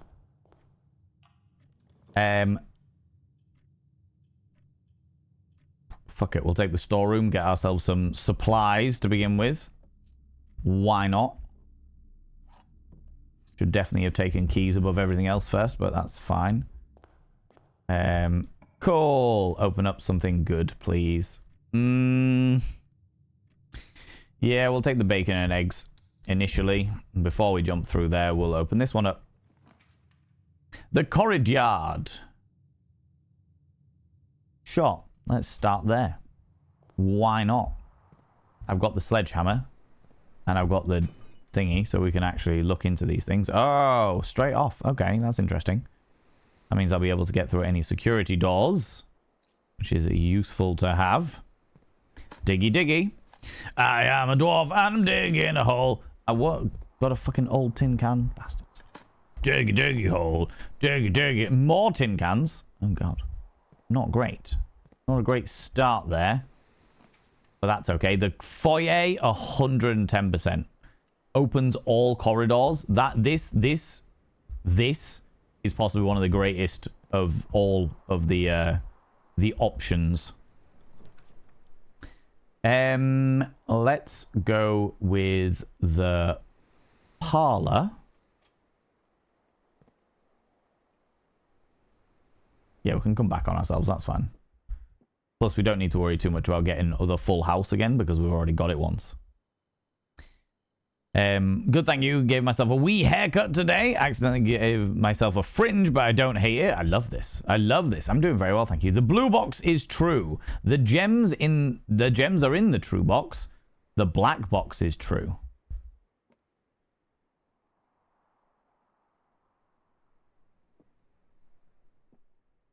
This does not help me. The gems are in the true box. Is this box true? It is.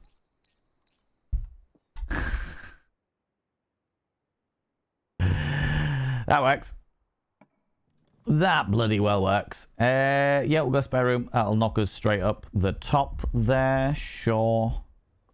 Get us going on. The bedroom. The den. The extra gems, because we're going to need them for pulling rooms later. But we will also take walk-in closet chapel.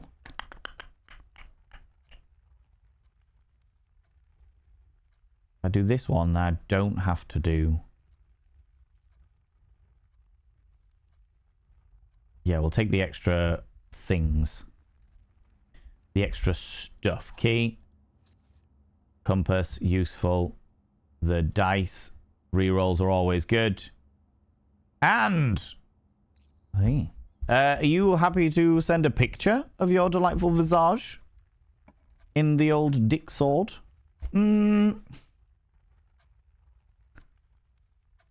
Sure, we'll go for the commissary straight away. How's it going, Shade? How you doing, you beautiful bean? What have we got today? Set of gems, keys, gems, banana. They are awful. 1 key for 10 coins? Fuck that. Fuck that. Yeah, we'll go for the hallway and lock trunk. Yeah, Danny Chaos. You got a new haircut? I want to see it. I want to see what you look like. More gems. This is great. Great news. Good news, everyone. Sure, the passageway is a good one to have there. What have we got over here? The office. Ooh. Ooh.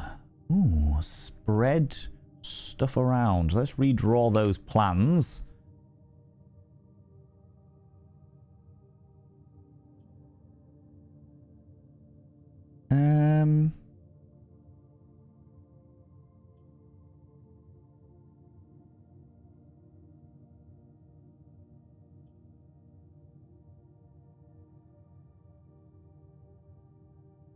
Let's go for the laboratory.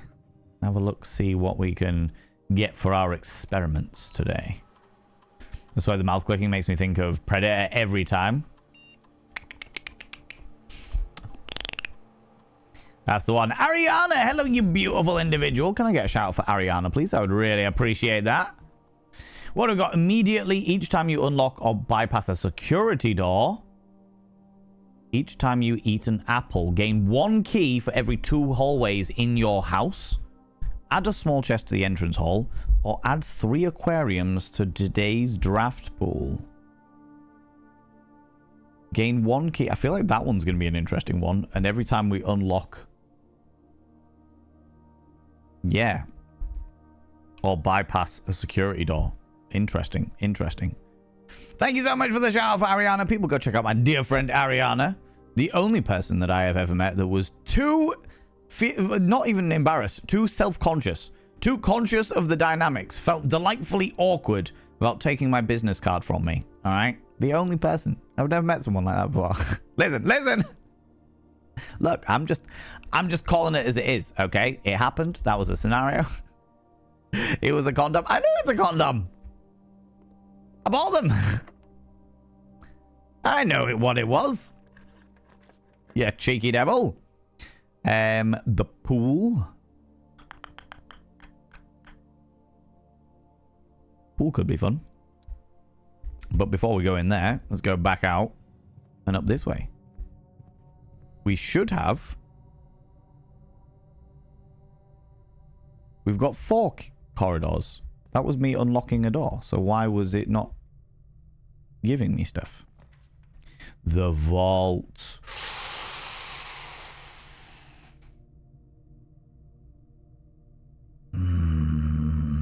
Yeah, I think we're going to go for the vault. Because I know somewhere in here there is a another sanctum key.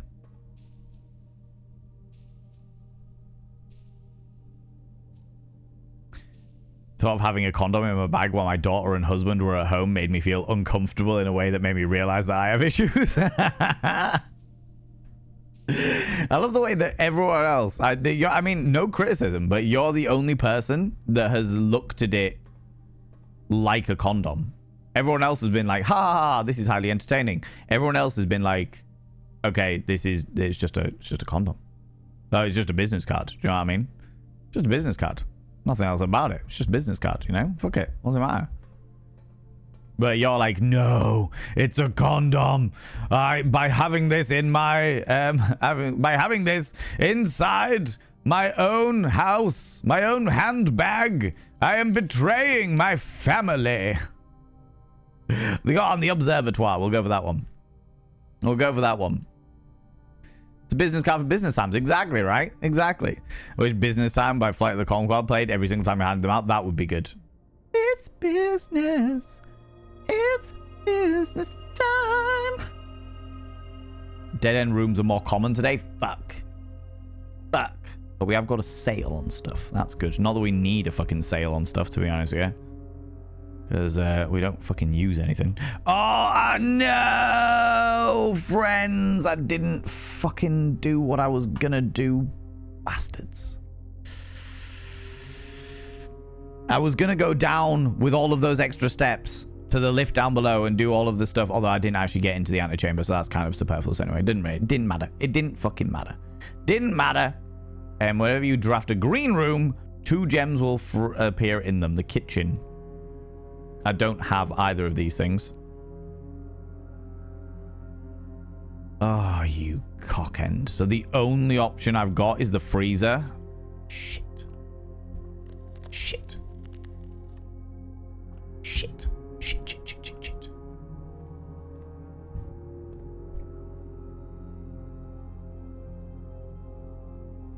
Shit. That was not good RNG. That was betraying of me, alright? Condoms are useful tools. There's a few uses. Exactly. You can blow it up over your head. You can use it to protect your hair from the rain. You should never tell my community this. I have a reputation to uphold. What kind of reputation is this? Ooh, we'll take the library. Because...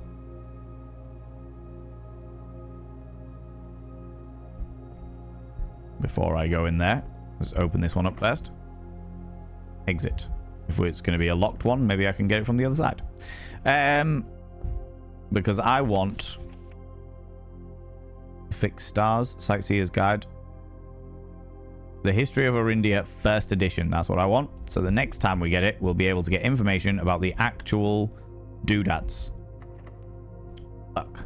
It's also locked. Shit.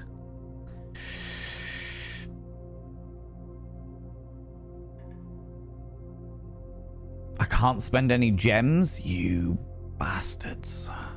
So the only one I can do is the fucking mail room? Fuckers. Absolute fuckers. I've never wanted the furnace room more often in my life. The furnace room! Thank you. Does mean that I'm going to get more red rooms, but fuck it. It's worth it for the...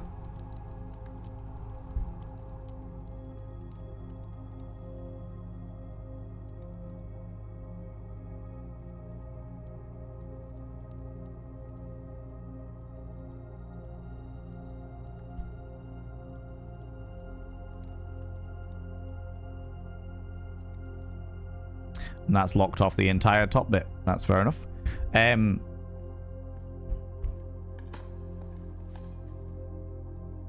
Coins.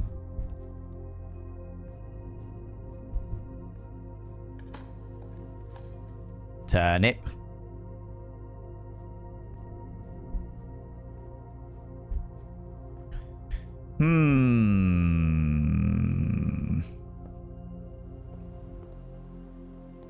I didn't open the pump room, did I? No. Never mind.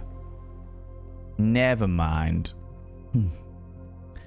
Yeah, Sway took the photo of the that was on the thingy. Yeah.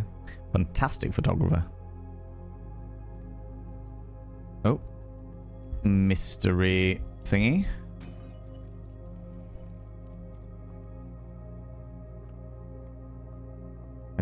And there's no point in me doing the chest thing because I actually haven't gone into the doodad yet.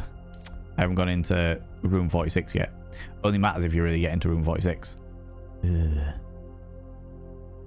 Wine cellar, the kitchen. I don't have any gems, so it's going to have to be the chapel. I have no gems. I have no gems. No gems here either. Oh, this was a bad run, which is really unfortunate because I have got both.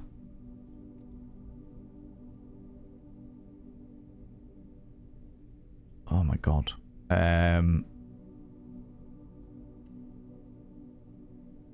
So many fucking red rooms. I've got both the sledgehammer and the shovels from the off today. It didn't make a blind bit of bloody difference. Lose half your steps? Fuck it. What does it matter? What does it matter at this stage? What does it bloody matter? This is it.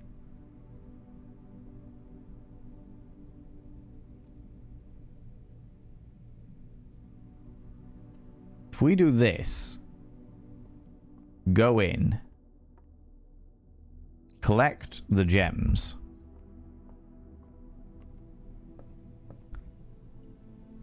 One, 2, 3, 4, 5, 6, 7, 8, 9, 10, 11, 12, 13, 14. We might be able to get back to the freezer. Oh, we will. Because we're good. Forgot about the morning room. Give me extra steppages.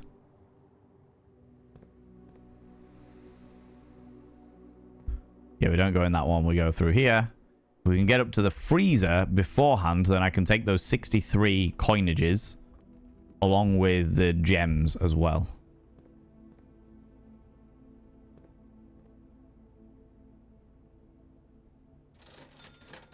set of gems is going to cost 5.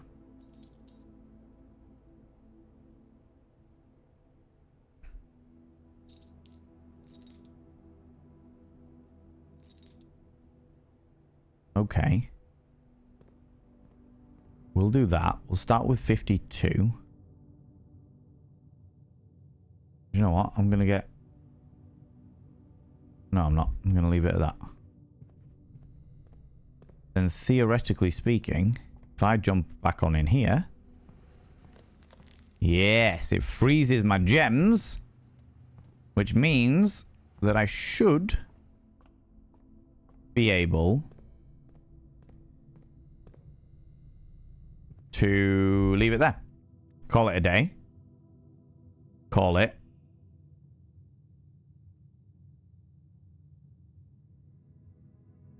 And I can restart, or I can start the next day with 10 gems and 50 odd coins. The Red Villa of Fire and Ice.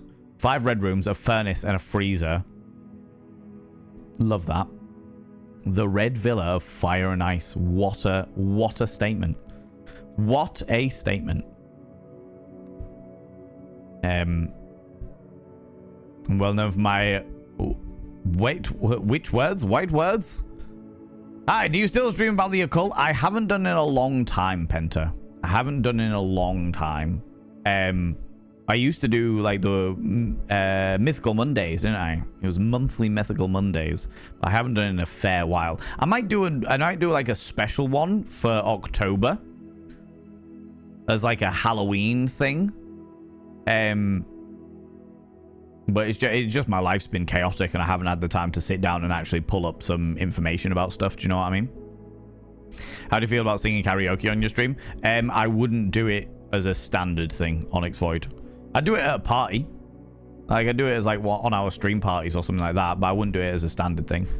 Been attempting day 1 runs. Oh my god, the RNG gods that hate me. Yeah, they're not. It's not great.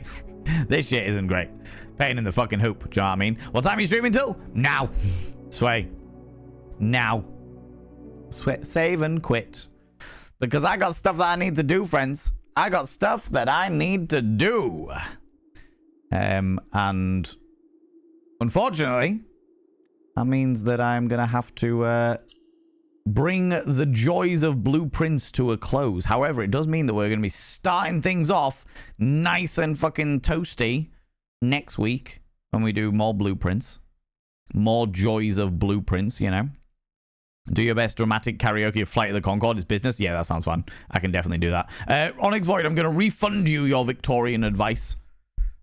Because I got some bits and pieces that I need to sort, you know what I mean? Thank you for stream. Thank you very much for being here. I appreciate that. Before I go, what's that? You want to get close and personal? Get all up in my business? I understand how it is. I see what's going on here, you cheeky little devil. I mean, really. What do you like, you scandalous individual? Absolutely scandalous. Oh, my lordy. It's all this blue, all these blue shits going on and getting you all hot and toasty. Like the blue fires of blue goodness. You know? You know? You cheeky little devil. You. What do you like? What are you like? Onyx Void, come here, cheeky devil. What do you like claiming cheeky kisses, you beautiful individual? Friends, as always, we're going to go throw some love at another delightful individual. And I would love it. I would absolutely bloody love it if you could all stick around. So go throw some love at another wonderful, wonderful human being so we can go and throw some joys at that. Ooh, interesting. People are on. That's all fine, daddy. But before we go anywhere, friends, as per usual, could you do me a massive favor and throw out some mod loves in the channel? You can use any kind of mod loves from any kind of channel. You can use any kind of love hearts from any kind of channel. Say a massive thank you to those wonderful, wonderful moderators. Mods! Thank you so much for being here. Thanks so much for all you do in and out of stream. All the stuff you do for me behind the scenes and all the stuff you do for this wonderful, wonderful community. I really, really, really appreciate you, you beautiful beings. I really appreciate you. Thank you very much, friends. Yes, thank those mods. I love to see other people's emotes. So this is a perfect time to show off emotes in from other communities, you know. Let me have a quick look at who we can go throw some love at. Friends, please do not forget that tomorrow, literally tomorrow, at 6 p.m. BST, that's 6 p.m. British time, I will be wearing a French maid's outfit with cat ears, and we will be playing The Sims 4. I haven't played The Sims 4 before, so it's literally a first-time playthrough for me of The Sims 4, with me wearing a maid's outfit. Yeah, that's what's happening. That is what is occurring. So prepare yourself for that. Prepare yourself. Let me have a quick look. I want to see somebody's playing something nice and puzzly. Puzzly in the brain pan that's going to make all the puzzly goodness.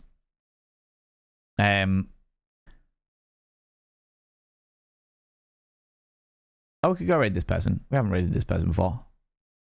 I don't think we've raided that person before. Maybe. Possibly.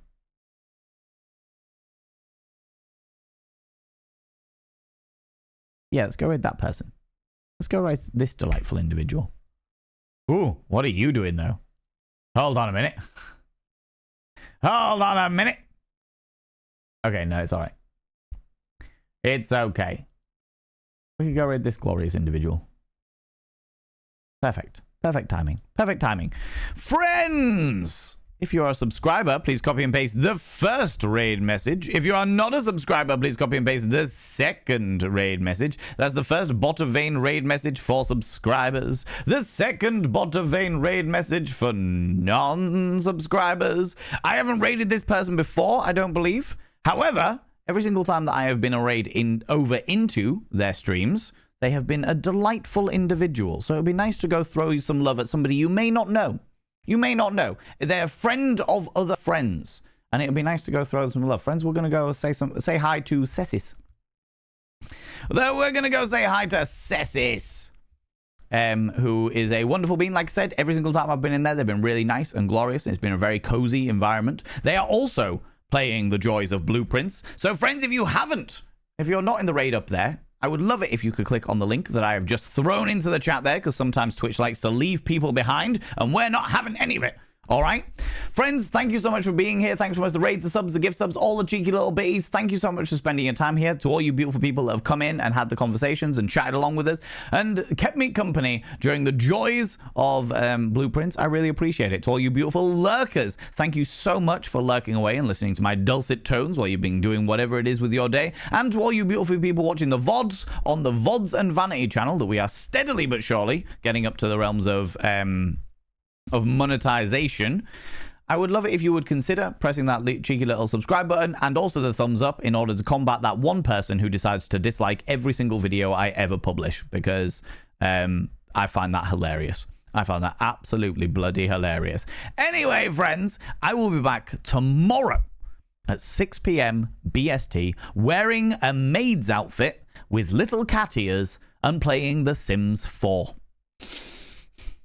Until then, don't do anything I wouldn't do. Because if I wouldn't do it, it'll fucking kill you. Let's all go throw some love at Cessis. See you in a bit. Bye-bye.